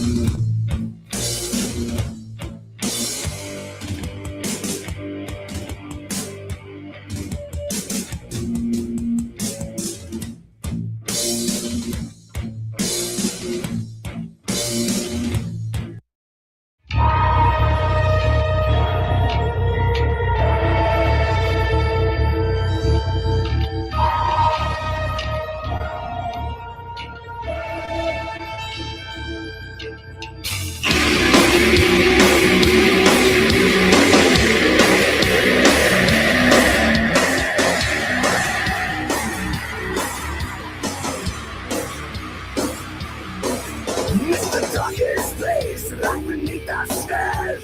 The ending comes and it takes me there. We took everything in sight all through the night, leaving scars and crashing cars. Beating for the buttons and bottom of the breast. Beating for the buttons and bottom of the breast. Beating for the buttons and bottom of the breast. Beating for the buttons and bottom of the breast. It's my life for everyone to see. For you it's so bad, for me a disease. Everything inside all through the night, leaving scars and fucking scars. Stories in need, my life. Stories in need, my life. Stories in need, my life. Beating for the buttons and bottom for the breast. Beating for the buttons and bottom for the breast. Beating for the buttons and bottom for the breast. Beating for the buttons and bottom for the breast. Stories in need, my life. Stories in need, my life. Stories in need, my life. It's too long die. It's too long die. It's too long die. It's too long die. It's too long die. It's too long die. Not for me. Stories in need, my life. Stories in need, my life. Stories in need, my life. Beating for the buttons and bottom of the breast. Beating for the buttons and bottom of the breast. Beating for the buttons and bottom of the breast. Beating for the buttons and bottom of the breast. Beating for the buttons and bottom of the breast. Beating for the buttons and bottom of the breast. Beating for the buttons and bottom of the breast. Beating for the buttons and bottom of the breast. Stories again, my life. Stories again, my life. Stories again, my life.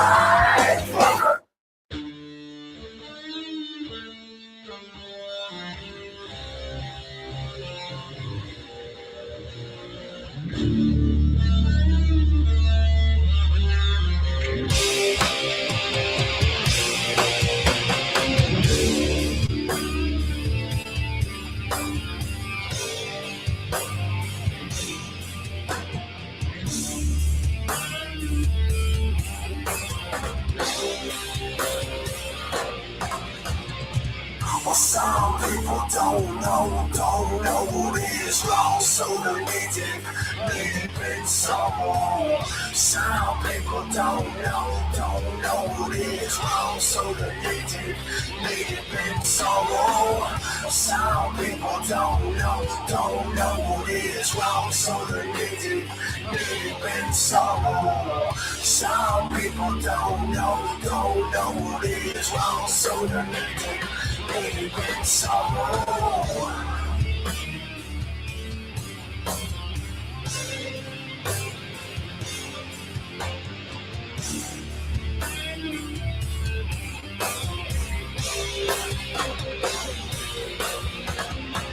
Well, some people don't know what is wrong, so they need it some more. Some people don't know what is wrong, so they need it some more.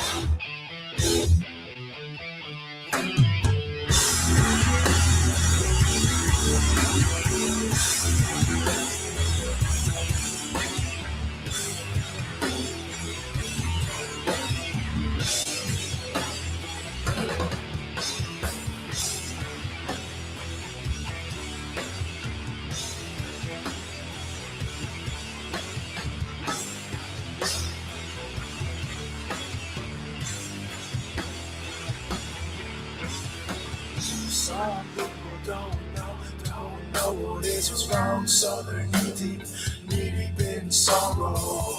Some people don't know what is wrong, so they're knee-deep in sorrow. Some people don't know what is wrong, so they're knee-deep in sorrow. Some people don't know what is wrong, so they're knee-deep in sorrow.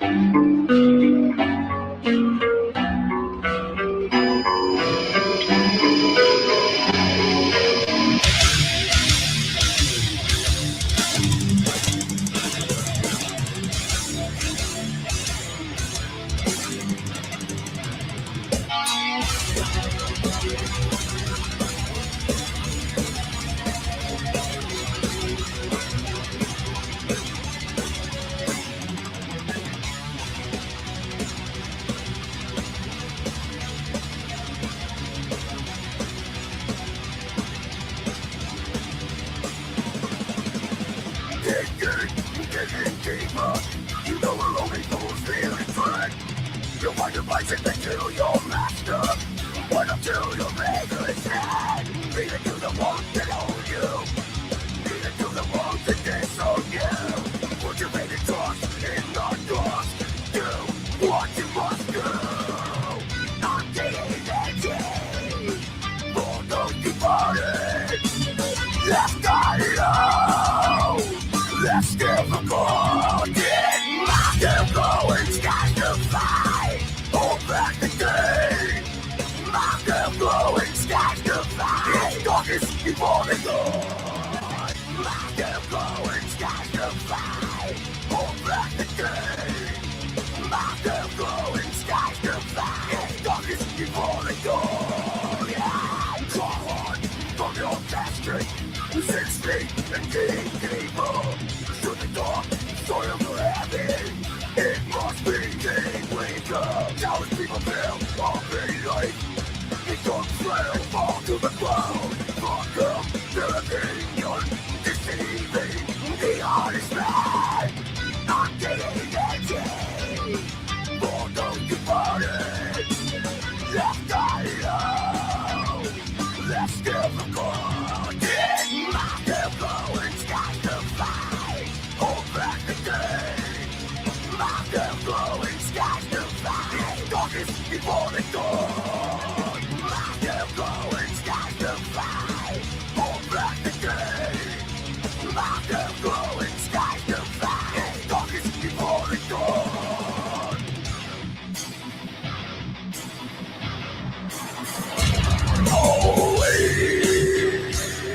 Always darkest before the dawn. Always darkest before the dawn. Always darkest before the dawn. Always darkest before the dawn. I'm getting edgy for those departed. Left alone, less difficult. In my influence, got to fight. Hold back the game. My influence, got to fight. Darkest before the dawn. My influence, got to fight. Hold back the game. My influence, got to. It's the darkest before the dawn. Darkest, darkest, always darkest before the dawn.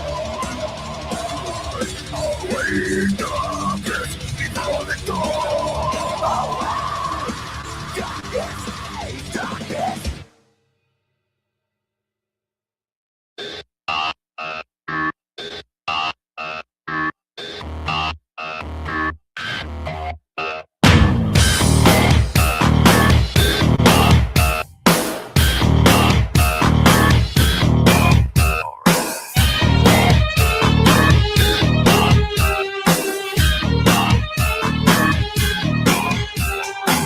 Scary monsters and super pigs. The more you dream, the less you sleep. Life has no way, it's gone away. Unveiled, unveiled, who's here to say alright? Nobody's real, but they're willing to let you know. Nobody's real, but they're feeling tonight. Nobody's real, but they're willing to let you go. Nobody's real, but they're feeling.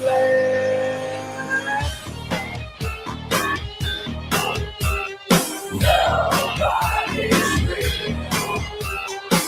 Could you predict? Could you foresee? Artificial by necessity. Rockets and robots can save your life. When you don't care about what's really so right, alright. Nobody's real, but they're willing to let you know. Nobody's real, but they're feeling tonight. Nobody's real, but they're willing to let you go. Nobody's real, but they're feeling.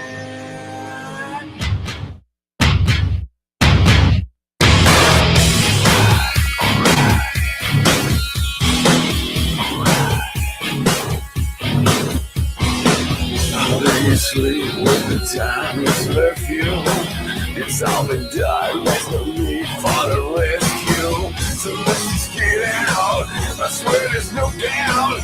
You can't be ready cause there's nothing left to do, okay? Nobody's real but they're willing to let you know. Nobody's real but they're feeling tonight. Nobody's real but they're willing to let you go. Nobody's real but they're feeling. Nobody's real but they're willing to let you know. Nobody's real but they're feeling tonight. Nobody's real but they're willing to let you go. Nobody's real but they're feeling.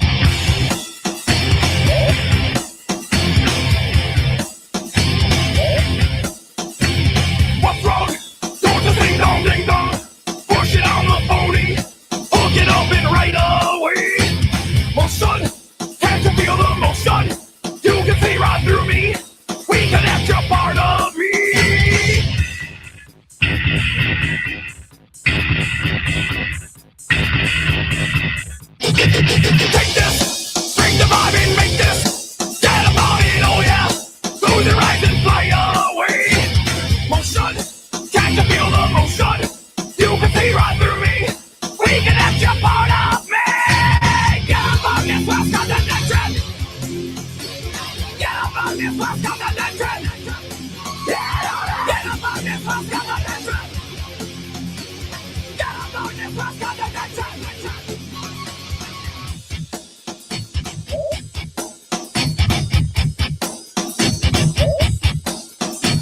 What's wrong?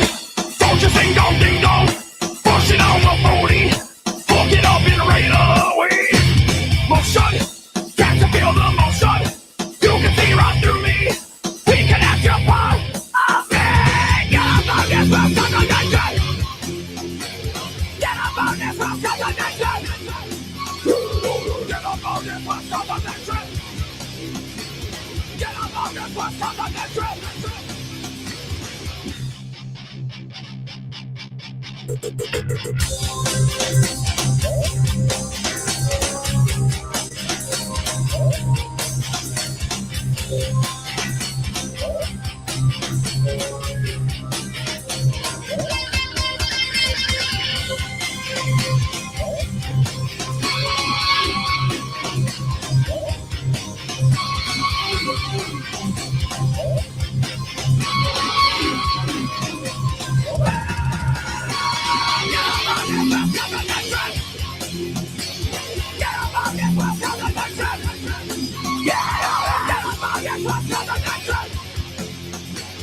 Get up on this bus, come on that trip.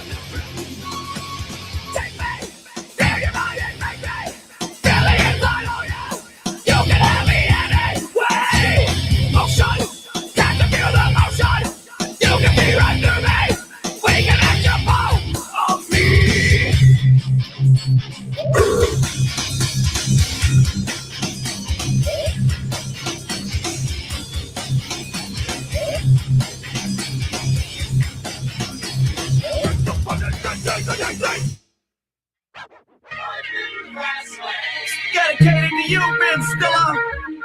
You are my favorite motherfucker. I told you, didn't I?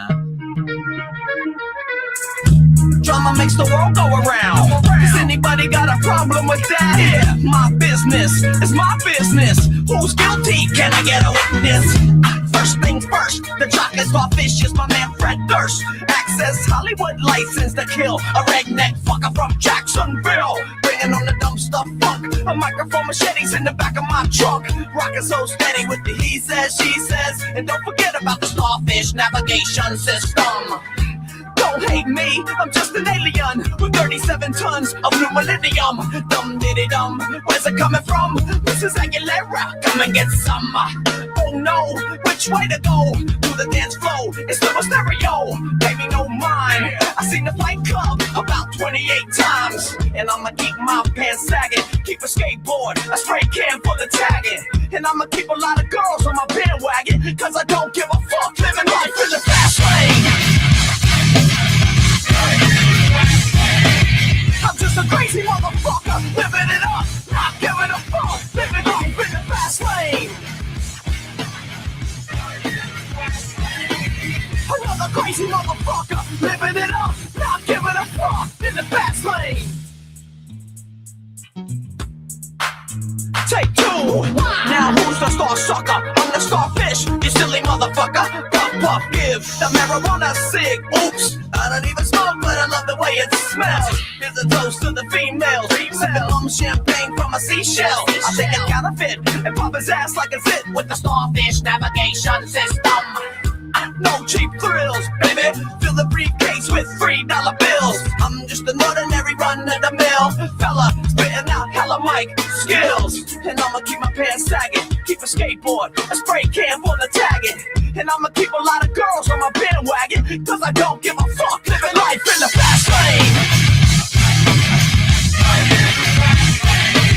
I'm just a crazy motherfucker, living it up, not giving a fuck, living life in the fast lane. Another crazy motherfucker, living it up, not giving a fuck, in the fast lane. Cause it's so easy to ride, and it's so easy to run and hide, but it's not easy to be alive, so don't be wasting none of my time.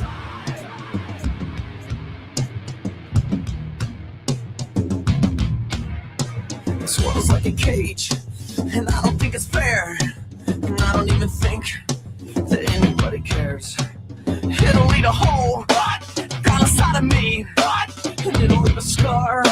Can anybody see that we gotta get it out? We gotta get it out. We gotta get it out. And I'ma get it out with the motherfucking microphone, plugging in my soul. I'm a renegade riot, getting out of control. I'ma keep it alive and continue to be. Flying like an eagle to my destiny. So can you feel me? Hell yeah. Can you feel me? Hell yeah. Can you feel me? Hell yeah. If you feel me, motherfucker, then you say hell yeah. Then you say hell yeah. Then you say hell yeah. I'm living life in the fast lane. Cause it's so easy to tell a lie, and it's so easy to run and hide, but it's not easy to be alive, so don't be wasted none of my time. Yeah, bring it on. I'm just a crazy motherfucker, living it up, not giving a fuck, living life in the fast lane. Another crazy motherfucker, living it up, not giving a fuck, in the fast lane.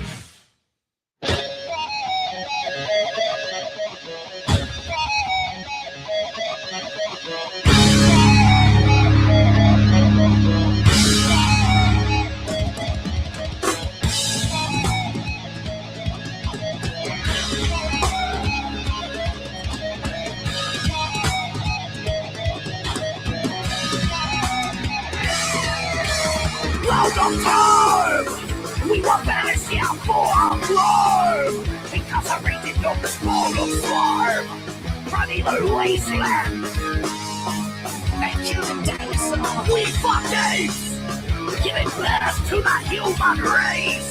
The young existence was a big mistake, a bastard offspring, so we said, fuck this place, fuck this place. Fuck this place! Fuck this place! Now you rise! Because you beat too fast to scale you rise! Until we grow into what we despise! I fucking hate you!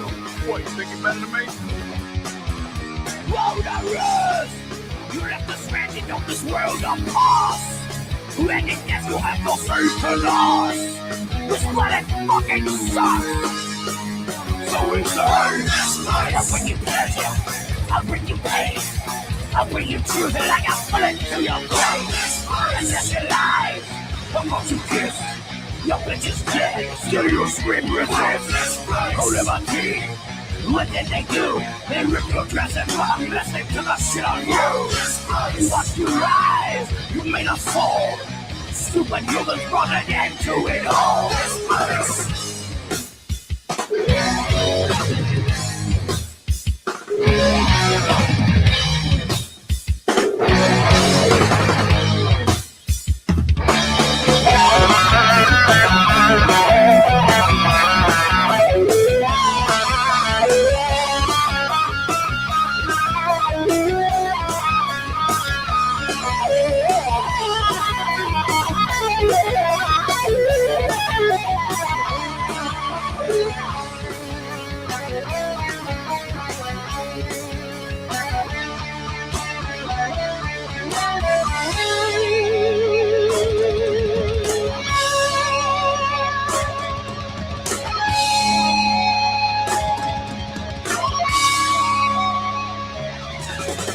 Now we're back!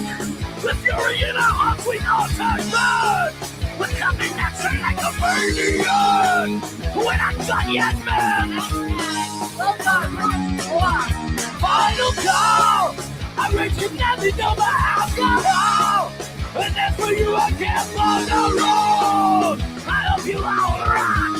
Still we say, fuck this place!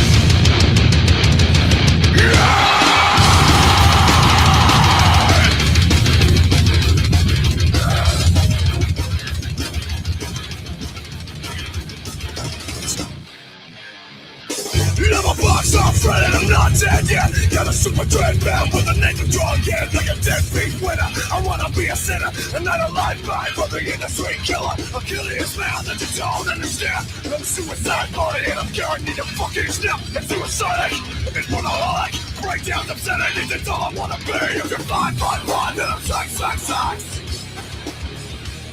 If you're fine, I'm sex. But if you're fine, what's it like to be a hero chick if you're fine, what's it like to be a hero chick? Everybody's so infatuated. Everybody's so completely sure of what we are. Everybody down for me from miles away. But face to face, I haven't got nothing to say. I bleed for this and I bleed for you. So you look at my face like I'm somebody new. Joy, nobody wants anything I've got. Which is fine because I'm made of everything I'm not. If you're fine, then I'm sex. If you're fine, I'm sex. What if you're fine, what's it like to be a hero chick if you're fine, what's it like to be a hero dog? Yeah!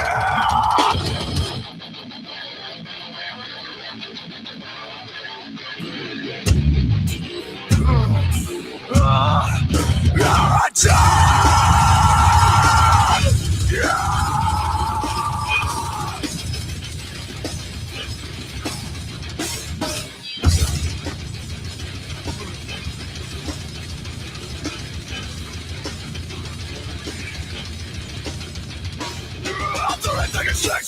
Ain't fun, let me tell you why. I haven't the slightest teaching you pricing. The listen ain't clevery. All the money in the world can't buy me. Go ahead and lie to me. Tell me again how you're tortured. I wanna know how you followed your own so well. You're full of shit. You wanna dream, but this ain't it. If you're 555, I'm 666. If you're 555, I'm 666. If you're 555, I'm 666. If you're 555, I'm 666. No, I'm 555, I'm 666. What's it like to be a hero chick if you're 555, I'm 666. What's it like to be a hero chick if you're 555, I'm 666. What's it like to be a hero chick if you're 555, I'm 666. What's it like to be a hero chick?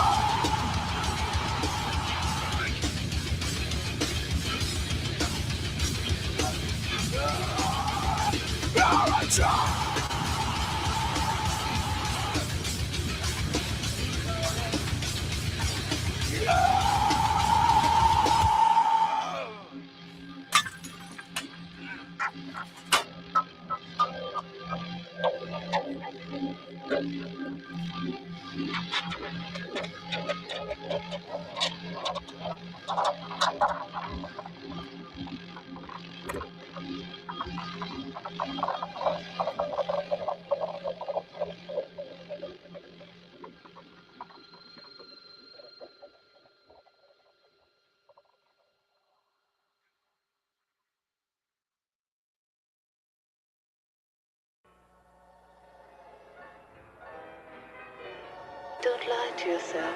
It gave you pleasure.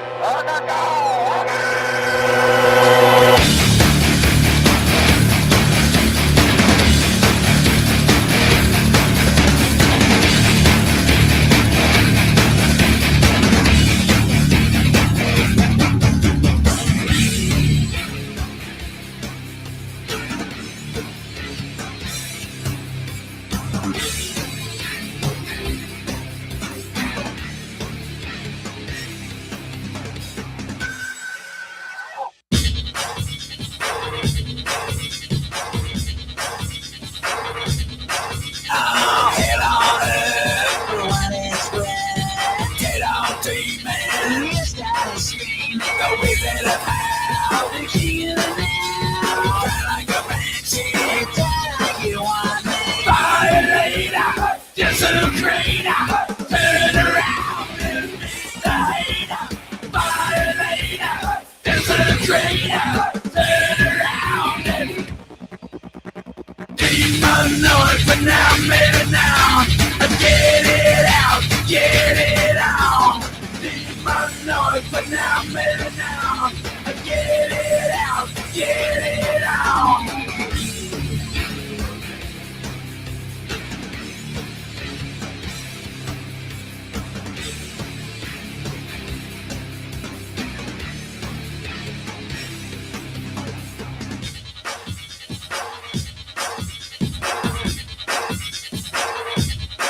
I'm the conquering bird, sleeping in chair, lost in the backseat. See how they catch me. The hero of madness, terror distract me.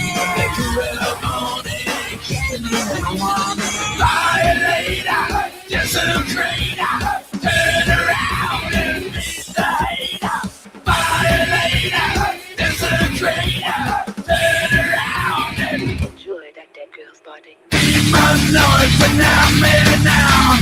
Get it out, get it out. Demonic, but now made it now. Get it out, get it out.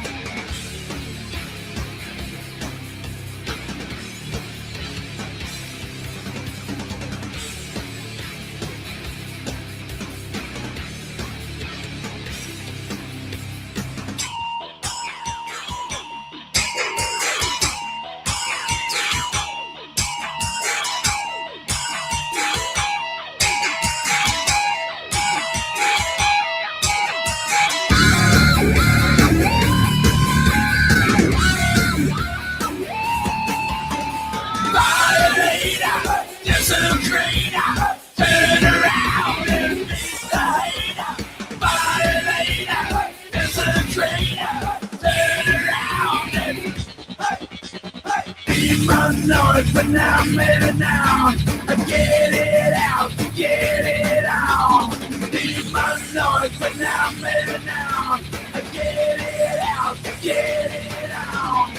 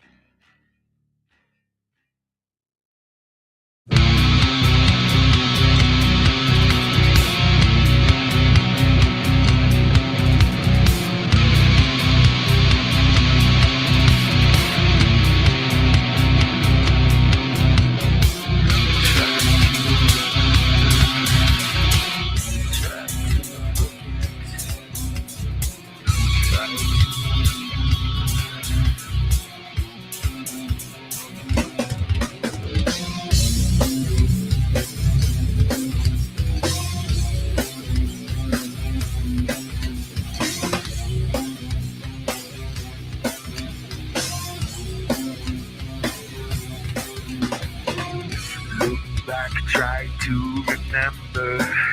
That name sounds so familiar. So, these letters are driving me crazy. They're driving me so fucking crazy. They're making me so angry. Bradley, remember. Bradley, so familiar. Bradley, remember. Bradley, so familiar.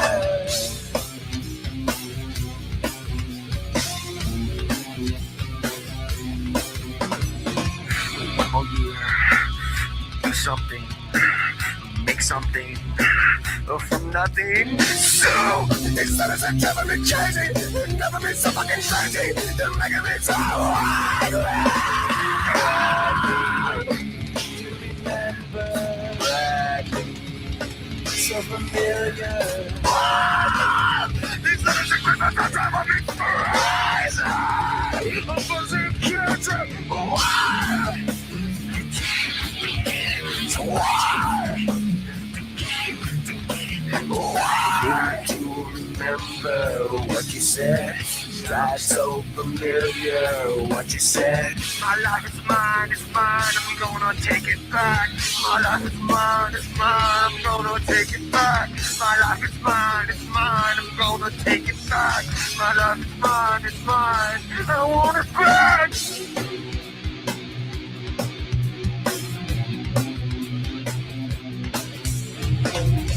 These letters are driving me crazy. They're driving me so fucking crazy. They're making me so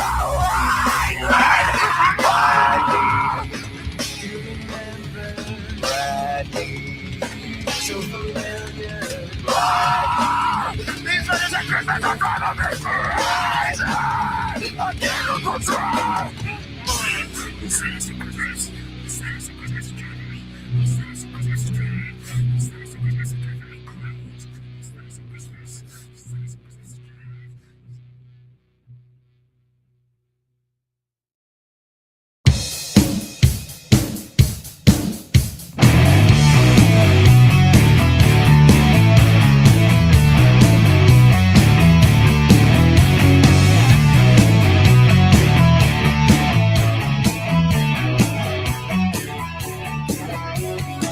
A stable place in the scheme was all that you asked for. You find it hard to concentrate through the laughter. Use the height of confidence to break the common ground. Beyond a bad experience, an answer can be found. Typically a few will stop your momentum. With solid focus broken, why would you let them? Use the height of confidence to break the common ground. Beyond the bad experience, vengeance swings around. Why put the gun to your head if you're already dead? Or see me lashing at will even after the kill? Why put the gun to your head if you're already dead? Tragically, mistake you for a man. Suddenly, the satisfaction stands. Tragically, they'll catch you if they can. Suddenly, mortality's a scam.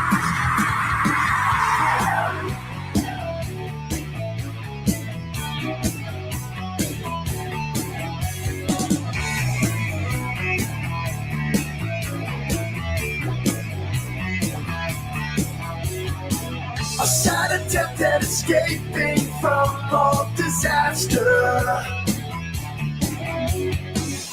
Complications restraining all that comes after. Use the height of confidence to break the common ground. Beyond the bad experience, an answer to be found. Why put the gun to your head if you're already dead? See me lashing at will even after the kill. Why put the gun to your head if you're already dead?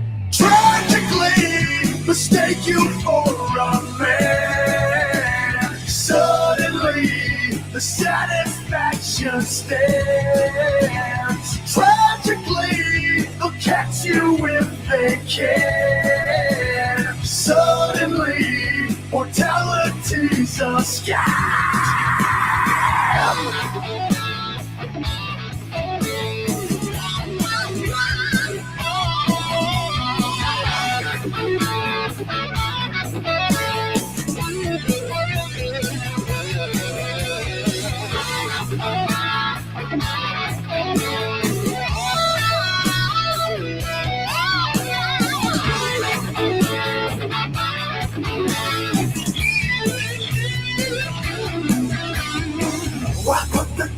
to your head if you're already dead.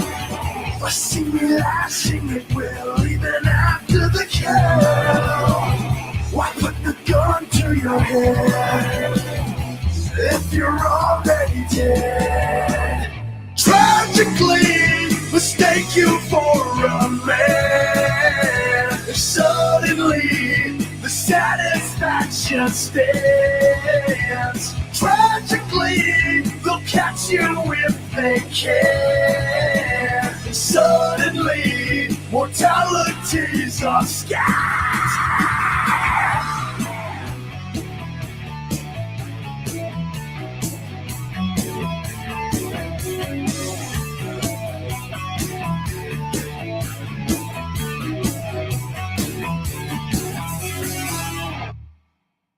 If it stayed, I'd never leave it. If that turned around, I'd grieve the special dirty things that we used to talk about. I mean that loving you is strange and adored by me throughout. Oh, now it's you again.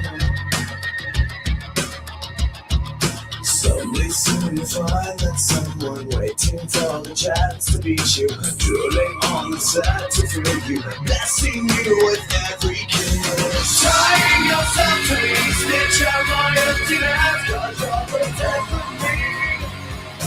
So precious loving with you. Tying yourself to me, stitch out my emptiness, 'cause you're protecting me. So precious loving with you. Besides the patient one who needs me, the spoiled one who wins. So shocking we're just since. Don't you know I hate you more? Unsatisfied, you little girl. Tying yourself to me, stitch out my emptiness, 'cause you're protecting me. So precious loving with you. Tying yourself to me, stitch out my emptiness, 'cause you're protecting me. So precious loving with you.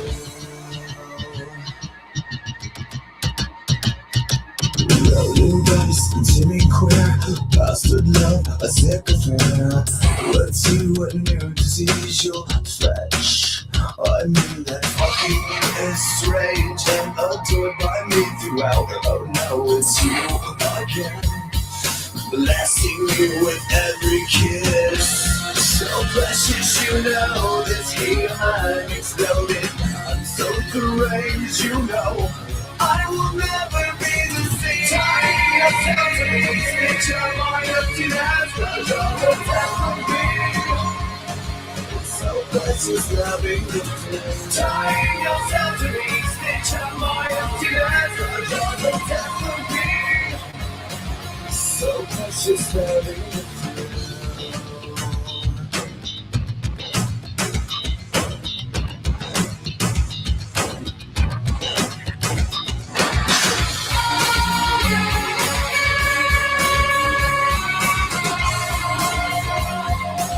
So precious loving with you.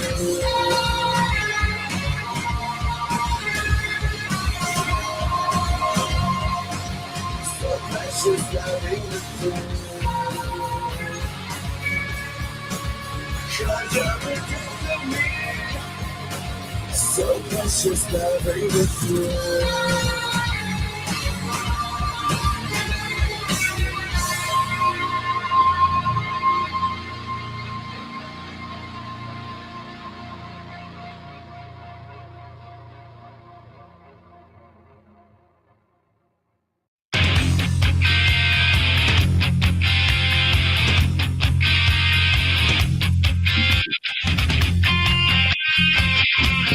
Oh yeah, I'm back here.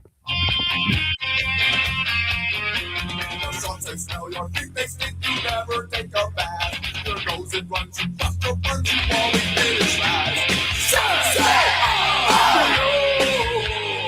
I'm so sick of you. Say, I'm so sick of you.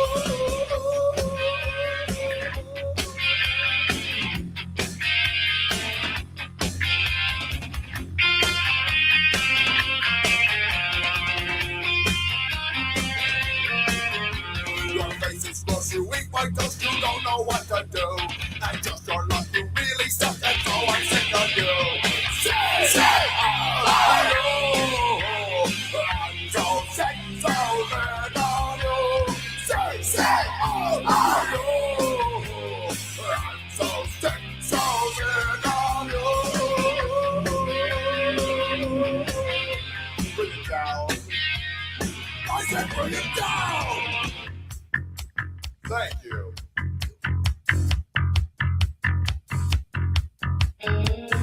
Don't you know? So sick of you. Things you say, things you do. Don't you know? So sick of you. Things you say, things you do. So don't you know? I am so sick of you. Things you say, and all the things you do. So don't you know? I am so sick of you. That things you say, and all the things you do. Don't you know that I'm sick of you? The other things you say and the things you do. Said, don't you know I'm so sick of you? The other things you say and everything that you say. You're so sick of you. I'm so sick of you. You're so sick of you. You're so sick of you.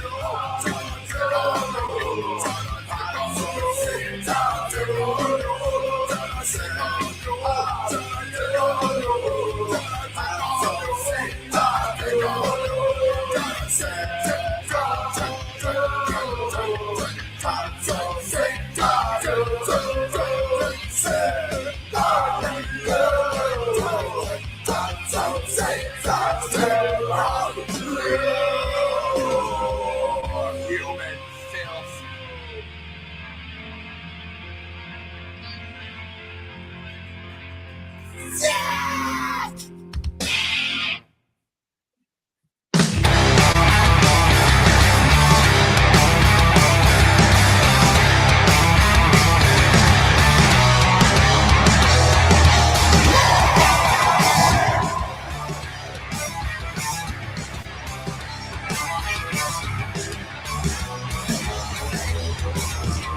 We're running circles, just selfish shadows, like speaking riddles.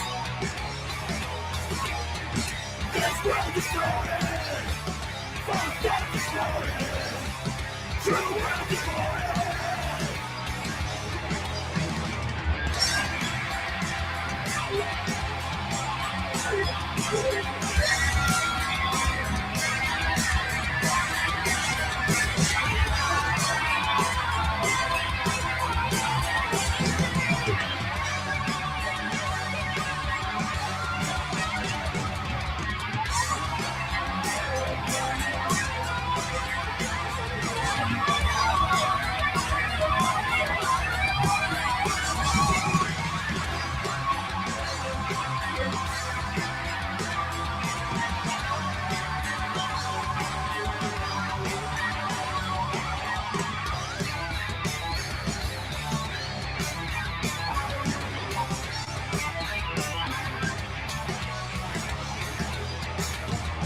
We're running circles, just selfish shadows, like speaking riddles.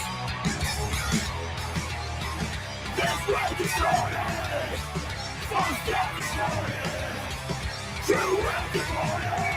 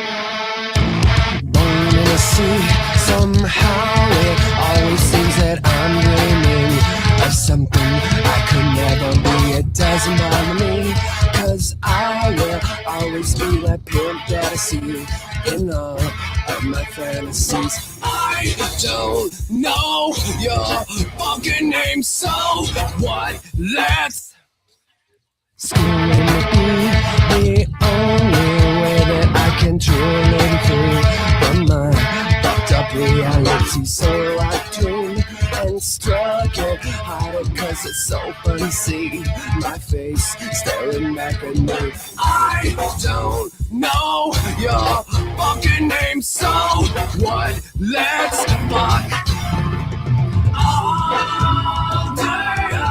I dream about sex all day. I dream about fucking.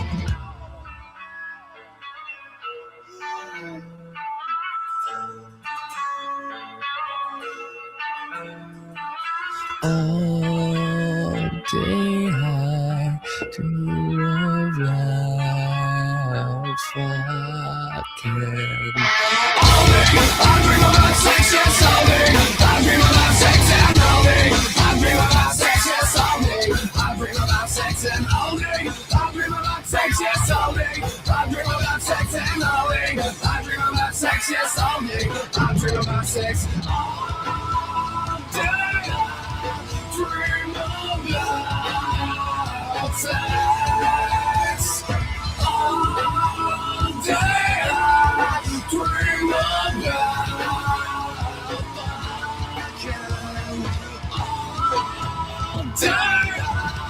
Dream about sex all day. Dream about fucking.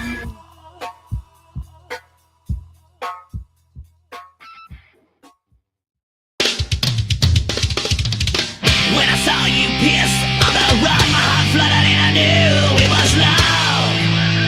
Trip.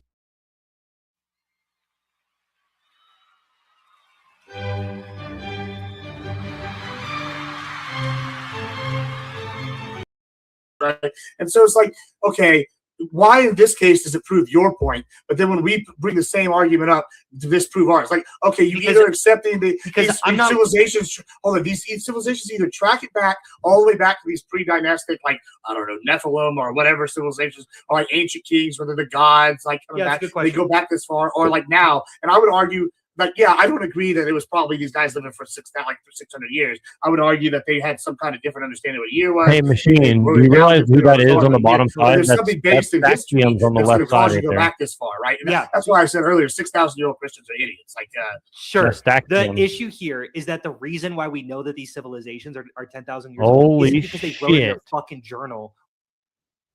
I just want to point out that is Staxiums and Gnostic Informant and Sarah the Raging Tomato on the same platform. Holy shit. I don't know if Machine is there, but yeah, that's incredible. Typically, these archaeologists are able to date this, but they do date this not through the facthood of the journal keeping, but by the rocks and the textures and the. No, they don't. Okay, sure. There are guesstimates, but it's within a margin of error that is never within like 6,000 years. Yeah, but okay, so let me ask you a question. Why do we have coca plants in Egyptian tombs if there was no pre-trade with like Americans, right? Like, so this is the same kind of thing. Rich Like, people like cocaine. Sure, but the coca only grows in where? Like South America, right? So how the fuck did they get coca plants in Egyptian tombs? How do we have examples of tobacco in Egyptian tombs? So are we just saying like they're a history, but we don't understand how shit's not here. The issue with this debate is like you could just say anything. Yeah. And it's like I don't know how to take this one step at a time. Like because it does feel like we just jump from point to point when it doesn't, like, instead of just honing in on one point. I don't know about those cocoa plants.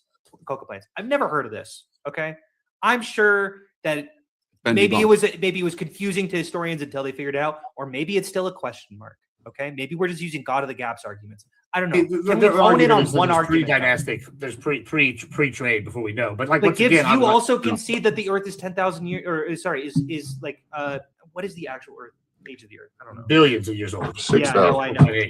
I just wanted to see there. With your argument, Gibbs, there's an argument to be had that that the pyramids and all those in the tombs, things like that, it was built during an Egyptian wet period. We don't really know what they grew. So there could have been coca other places. Yeah, why don't we just do that? Why don't we just make up things and then you have to go fact check them? Yeah. I mean, I'm just pointing out historical examples. Actually, they did trade with them. Actually, there was. I would argue they did have trade. That happened. We don't have evidence for that, but I could. Well, I would argue that this kind of like leads, and like I know I'm going to say something, and Austin's going to fucking snap here, but I like this is kind of like the same thing that Randall Carlson keeps saying on all these fucking ancient myth things, where it's like, oh, you look at these things, there's clearly some sort of history that we don't understand. We're seeing more and more where like there's either maybe it's not a pre-dynastic, or not like maybe it's not this like worldwide civilization that's got nukes or magnetism or whatever, but we're obviously seeing that there was some sort of like trained civilization that was before like what the agreed history is. You bring up Göbekli Tepe, right? People said like 9,000. Used to the standard was about 9,000 years ago. We started getting where you have like farms and shit, and now we're seeing Göbekli Tepe where the history is, well, if these guys are all just farm like nomadic grazers or farmer or like hunter gatherers, why are they building monuments to Göbekli Tepe? We're seeing examples over and over again where history goes back further than we think, and I actually think this proves biblical myths in some regard. Because you're saying Göbekli Tepe scholars. PhD. You're saying look, sometimes it goes back further than 10,000 years, right? By the way, Randall Carlson is the same guy who said that the word Levite in the Bible, which is a Semitic word in Hebrew, means levitate, which is a word that comes. Yeah, well, I don't agree with everything he says. I'm just using him as an example. Like, I think there is something here with this idea that there were civilizations older than 10,000 years, and there was some sort of catastrophe that like just wiped out a majority of them. I don't know if it's one civilization or it's 50, but I think there's plenty of evidence starting to come up that there was something going on more than just hunter and gatherers 10,000 years ago. And I really don't know if that's like even really that widely a controversial thought now at this point. And if that is true, then that leads to the credence that Bible is real history because it mentions a lot of this stuff in reference to it. And I think this is, once again, even if they're getting told this stuff at a later date, they're referencing real events, which is real history. Just like with Troy, we use the mythology of Troy to find Troy. Like we're finding these over and over and over. We use myths to discover the history. That is real history. I don't understand why y'all disagree with that. Do you disagree with that? Like, well, the Younger Dryas theory is actually widely rejected by most scholars in that field. They don't think that there was some impact. The guy that did the pyramids is like also got like all sorts of stuff that like is not based on total, like modern Egyptology is not based on like anything like concrete either. So like all of this is theory. Like, I mean, I'm open to being changed. We don't have example of macro evolution, but I believe evolution happens. Do you disagree with the theory of evolution? You're missing the motivation. There is a very weird survivorship bias that's happening here, where you're recognizing that some myths do get confirmed sometimes because people are motivated to look where there's there's Mormon pressures for you. Someone is like, oh well, I of heard about this myth. history. I want to go see if that's accurate. So yeah, we would see some myths confirmed, I'm sure, but that doesn't. You keep. You see what I'm saying though? Like remember the Vivint? Well, then all myths are true. Like got bought up And that by feels like a NRG, and crazy NRG is run by like this like Mormon that. archaeologist. Okay, sorry. Like, that the Bible guy is or true. whatever. Like because other myths are true. it's like because sometimes we pretty might weird. look I and don't know, see. man. I don't know what Charlie like. Kirk got killed in It feels like a very strange tactic. Utah. Does that With make Well, sense? hold on. I think you're missing what I'm doing here. What I'm saying is that the Bible is real history. I think all religions are real history. I think like to some All extent they are. religions.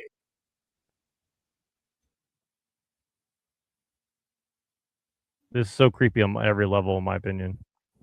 Yeah. So I was told to call into this show, so I may call into this tonight. Well, I would love for you to.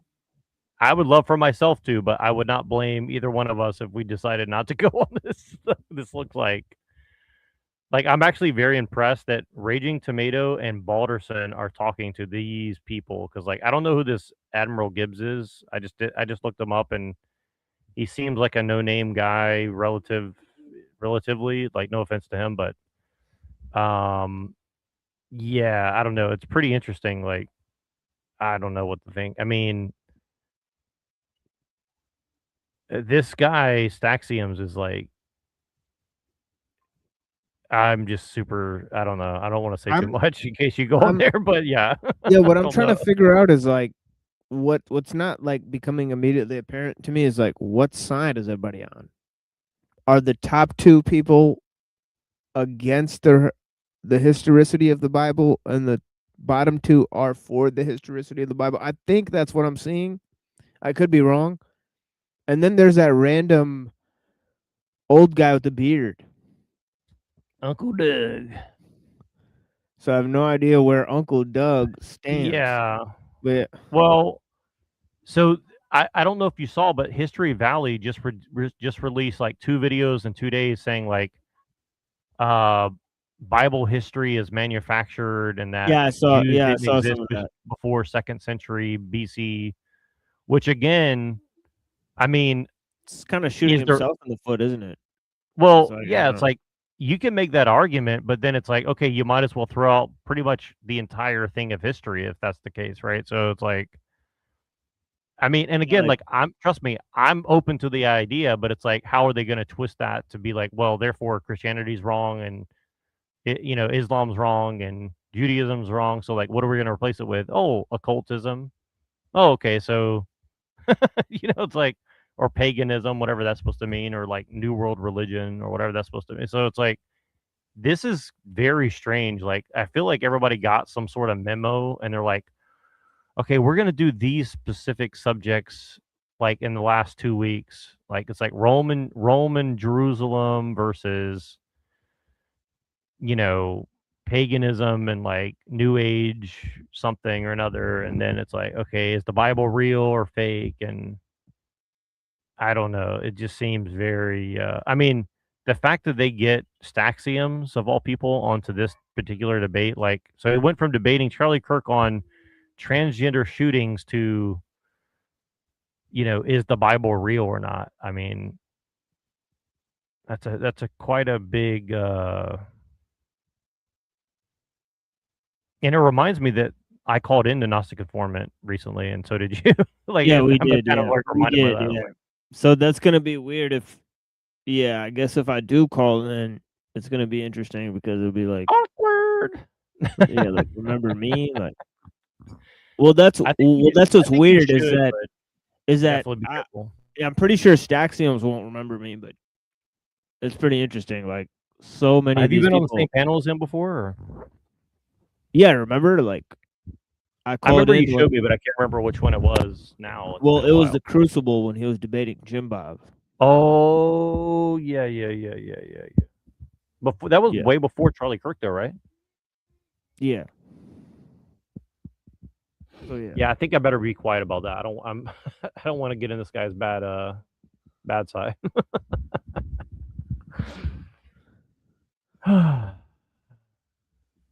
Yeah.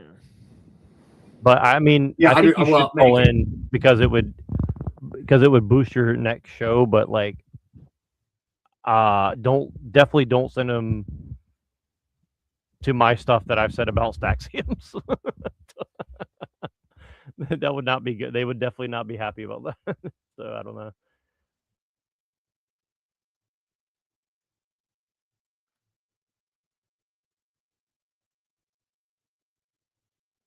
I mean, I look at it like this: like it's 1 degree removed from Destiny. So, like, I guess if we can all get on Destiny show, then I guess we'll all have made it at that point.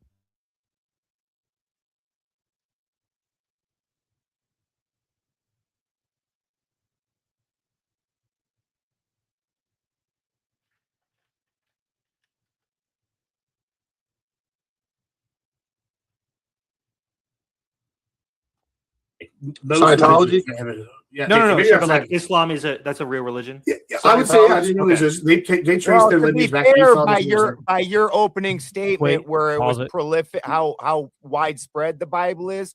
L. Did Ron you notice that all like Dyer mentioned Scientology and Temple of Set, and like something else we were watching like mentioned Scientology too. Oh yeah, the whatever podcast with the raccoon girl. They're like, "Are you a Scientologist?" She looked at him and she's like, no. I don't know. Something kind of weird. Like it's kind of weird. Everybody's like throwing out Scientology because I've never heard really that many people ever bring it up in real conversation until recently. So I don't know. Anyways. Hubbard is the most prolific author in modern history.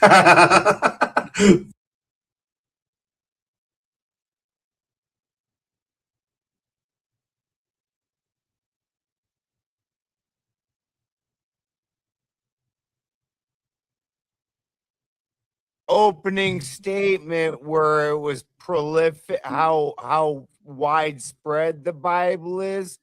L. Ron Hubbard is the most prolific author in modern history. Okay. Well, what was that in context to? I didn't even catch that. I'm glad you slowed that down. I did not catch what he was saying. Okay, so what is the context of them bringing that up? That's very odd to me. Fair, sure. But my argument is that like all these religions are trying to explain natural phenomena, right? Like are real history. I think like to some All extent they are. religions. Yeah, I mean, well, okay. Most Scientology? religions yeah, No. maybe Sure, I'm but saying- like Islam that's a real religion. Yeah, I would say yeah, Okay. religions, they trace Well, their to be lineage back to fair, Esau. by your opening statement where it was prolific, how widespread the Bible is. L. Ron Hubbard is the most prolific author in modern history. Fair, sure. But my argument is that like all these religions are trying to explain natural phenomena, right? Like Sodom and Gomorrah, he mentioned Sodom and Gomorrah. I would argue that was probably an airburst, like explosion of some kind of meteor or a comet or something over. We have examples of that, like in Tuskegee. That's a terrible argument. Tuskegee in Russia. We have examples of this. Other things, I would think maybe if like a comet or something came over and blew up in the air, like that could crush it, cause these things. There's some evidence to support that theory. Then, obviously, if I'm a little, I don't know, an uneducated person living in some village in the middle of, I don't know, Mesopotamia, and all of a sudden I see some big explosion in the sky and some cities are wiped out, I'm probably going to be like, that's God. Right? Like, I mean, wouldn't you do that if you were that thought? I mean, this is just humans trying.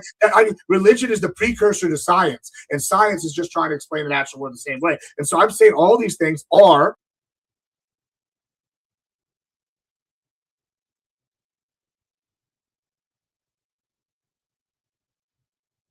person living in some village in the middle of, I don't know, Mesopotamia, and all of a sudden I see some big explosion in the sky and some cities are wiped out, I'm probably going to be like, that's God, right? Like, I mean, wouldn't you do that if you were that thought? I mean, this is just Of course. human science. I mean, religion is the precursor to science.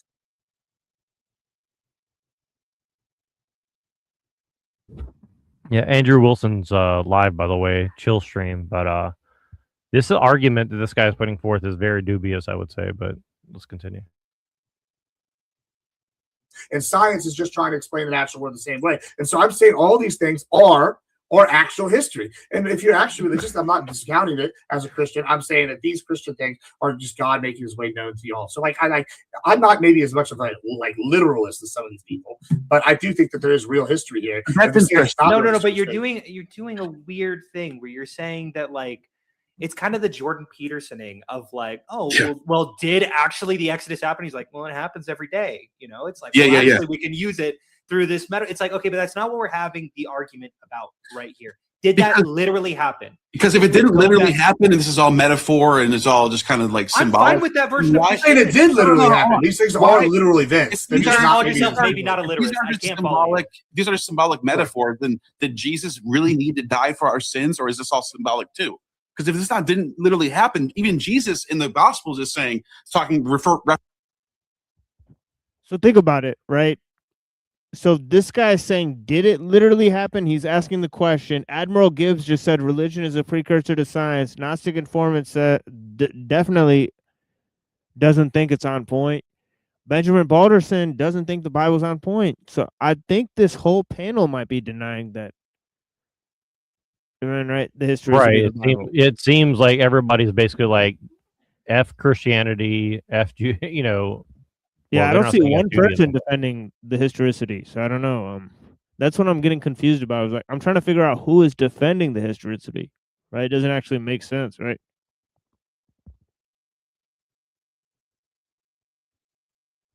referencing the flood and referencing Adam and all this stuff. If this is all symbolic, then is his death just symbolic too? Right?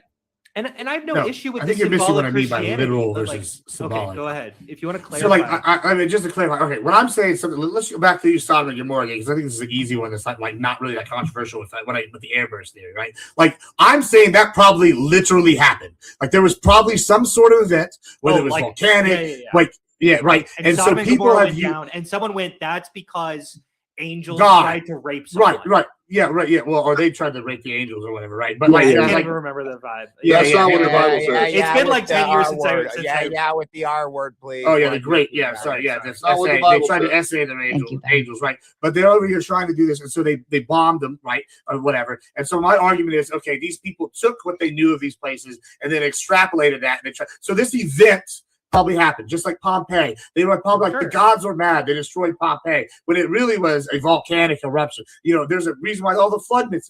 I think there was some event in history that caused large flooding, either locally or worldwide. It's too widespread for too many myths overall for it not to have some sort of event where multiple people groups saw similar things occur. And that's why the stories maybe don't 100% match up, but they match up on a similar level overall. And we see this over and over and over again. And I think this just proves that this is real history. Wait. It seems like you're on our side, Gibbs. Like, genuinely, I'm confused by what you're saying here. Because, of course, I would probably concede that a lot of these stories... Side, then. Okay. Hold on. Go ahead, Hunter. I would obviously say, okay, well, it's certainly true that Jesus was likely this prophet that had... Not prophet, he was a speaker. And he spoke to a lot of people, and a lot of people followed him. And then he died, and it was a huge event. And then his body got taken from the temple, or from the tomb, and everyone was wondering what the hell happened. And then 50, 60 years later, people started writing stories. Yo, that guy, remember that guy Jesus? And they start developing this mythology out of him, and it becomes more and more mythologically. Why is that ridiculous? Hold on. Let him finish. This is Gibbs's argument. Here's what I'm saying. But that's real history, though, isn't it? No. Yes, sure. Let Hunter finish. Jesus was a historical figure. Of course, he existed. Okay. I don't think anyone's contesting that. Gnostic, do you think that Jesus No, I think is a it real existed, person? but I don't think it's. Welcome to Wix Harmony. Take the speed of AI and pixel level control to go from words into a full website that's entirely yours to shape. Need a new page, section, or a restyle? Ask. What the fuck? How do I get rid of this commercial exactly? Oh, okay, down here. Logical aspects, but maybe Well, some of there's- them. My point is, but you're Matt- proving my point though, right there, because y'all both admitted Jesus existed probably in some Wait, yeah, capacity, of course. which is my whole argument. Which is my whole argument that the Bible is pointing to real history, and people are using these things as an explanation. whoa. So thank you for granting my case. I agree. Thank you. Matthew says that zombies came out of the ground and were walking around in Jerusalem when Jesus was on the cross. And no one else has mentioned that, by the way. That's Not not even the a- other Gospels mention Well, that. maybe the Haitians got some. The entire resurrection story doesn't match in No, any this of is the crazy. gospels. Hold They on. have wildly different. Of course, there. This details. is. Hold on, Hunter. Okay. Sorry. Ben, I didn't hear you. All right, go ahead. I said none of the resurrection story matches in any of the gospels. They have wildly different details. How many people were there? What happened? When he died. Like one of them, a naked boy runs out of the tomb, and the ladies are like, "Oh shit!" And then they just run away too. Like wildly different. Well, where gospels. does a naked boy run out of a tomb? Mark 14. Well, not out of the tomb. He runs out of the garden, not out of the tomb. They grabbed his cloak and he took off while they Yeah, were he holding ran his away cloak. naked. Yeah. Yeah. And So he presumably wasn't the gospel naked. writer himself. Okay, So he I'm wasn't gonna- naked when he ran out. No, it he was wasn't they grabbed standing around him. the garden. He was wearing a That sandal. doesn't exist in any of the other ones. It wasn't the tomb. There's that feature happens in all of them. There's huge parts of the story that don't match the other ones. Linguistically, literally from a writing standpoint, the argument is that the gospel writer himself was the one talking about himself having his cloak ripped off and running away. So how do you know about all the other events if he wasn't there? If he's just in that one scene, how does he know about all his other stuff? Because he interviewed lots and lots of people. Oh, no. Or because he based it off of Mark's testimony. Yeah, because well, Mark's the original. Yeah. Go ahead. That's what I Uncle Ben. said. Yeah, he's basing it off of Mark's. Go ahead, Doug. I had a conversation with an atheist one time, and I said, "What would it take for you to believe that God exists?" And he said, "If God would vaporize the entire universe in front of my eyes and then recreate it all back the way it is, then I'd believe." So, which is an which is a I'm not crazy, insane bar. I'm not an atheist, Doug. Wait, hold on. You don't- Who you don't here have said that? kind of requirements. Yeah, this When is I a look at red a herring. chair, I don't I know. judge whether it's going to hold me up or not. I don't require Doug, I'm not even an atheist. recreate Or whatever. whatever. I don't care about that. Okay, you're missing the whole point. The point is nothing, no matter what, is going to change some people's mind. Evidence would change my mind. That's what I'm Okay, asking. I met Jesus in person. He runs my life every day. I ask him what shirt to wear, what to eat. He pays my bills. I've been Really? totally dependent on God for 20 years.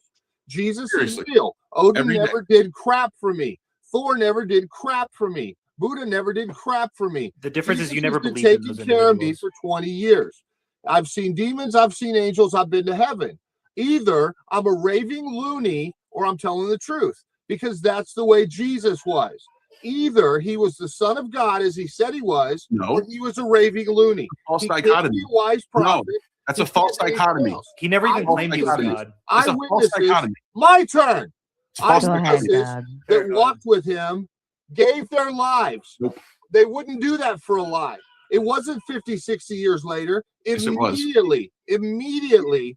And where's the body? The government didn't have it, or they would have shown it. The disciples didn't have it. What? Immediately, these people went all over the world and gave their lives for something. You don't do that if you know it's a lie. You don't do that for a literary fabrication.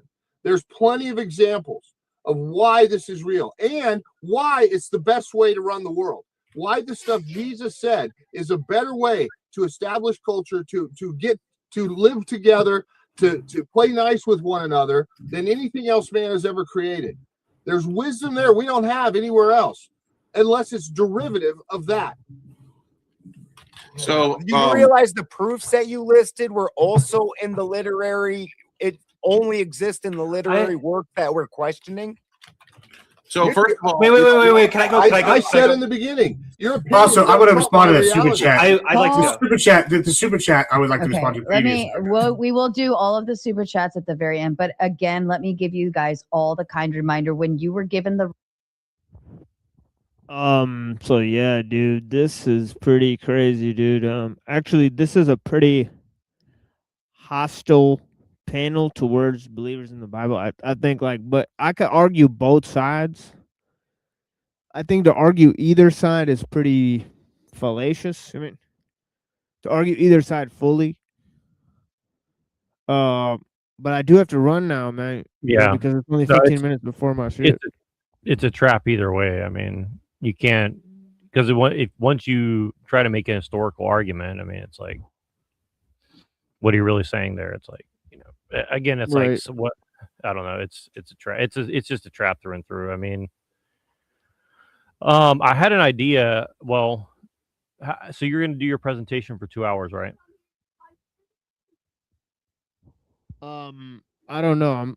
I was kind of planning on like just presenting the entire time if nobody comes by, but we'll see what happens. Okay. I'll probably come by. So just send me the link when the time comes, and I'll probably come by a little bit. So, what do you? Yeah, what, if you what do you? wanna. Go, what, yeah, I'll just play it by ear. But now I was Yeah, I'm thinking. gonna I like try to. responded to her in NPC's Discord saying, how do we call in? And she said she's going to drop the link. So I was thinking maybe if people wanted to go call in there. Yeah. that'd I might try to like finish up early my shit. Like maybe I'll do it like maybe 4 or 5 hours and then I'll call in. But I'm pretty sure like nobody's gonna come to my show today. I'm pretty sure like. Well, everybody is live right now, so it's like. Yeah, I'm pretty. Yeah, I'm going pretty live. sure. Like, yeah, I'm pretty sure I'll have ample time to just talk. I'm pretty sure like even Buddha and Reddington might not come by, most likely. So I'll be pretty surprised if anybody does call in. And so Yeah, yes, well, I think it'll be just me and you. But yeah, we'll definitely send me the link. I'll definitely be calling in Yeah. at some point. But I want to listen more for a while, so and see Yeah. see what you're covering before I call in, probably. So, all right, cool, man. All right, I'll go ahead and end this thing here. I don't think anybody's really watching anyway. So, all right, peace out, everybody. Appreciate you being here. Go jump on machines thing is about to start. So, all right, appreciate you, man. All right, bye, everybody. yeah, peace.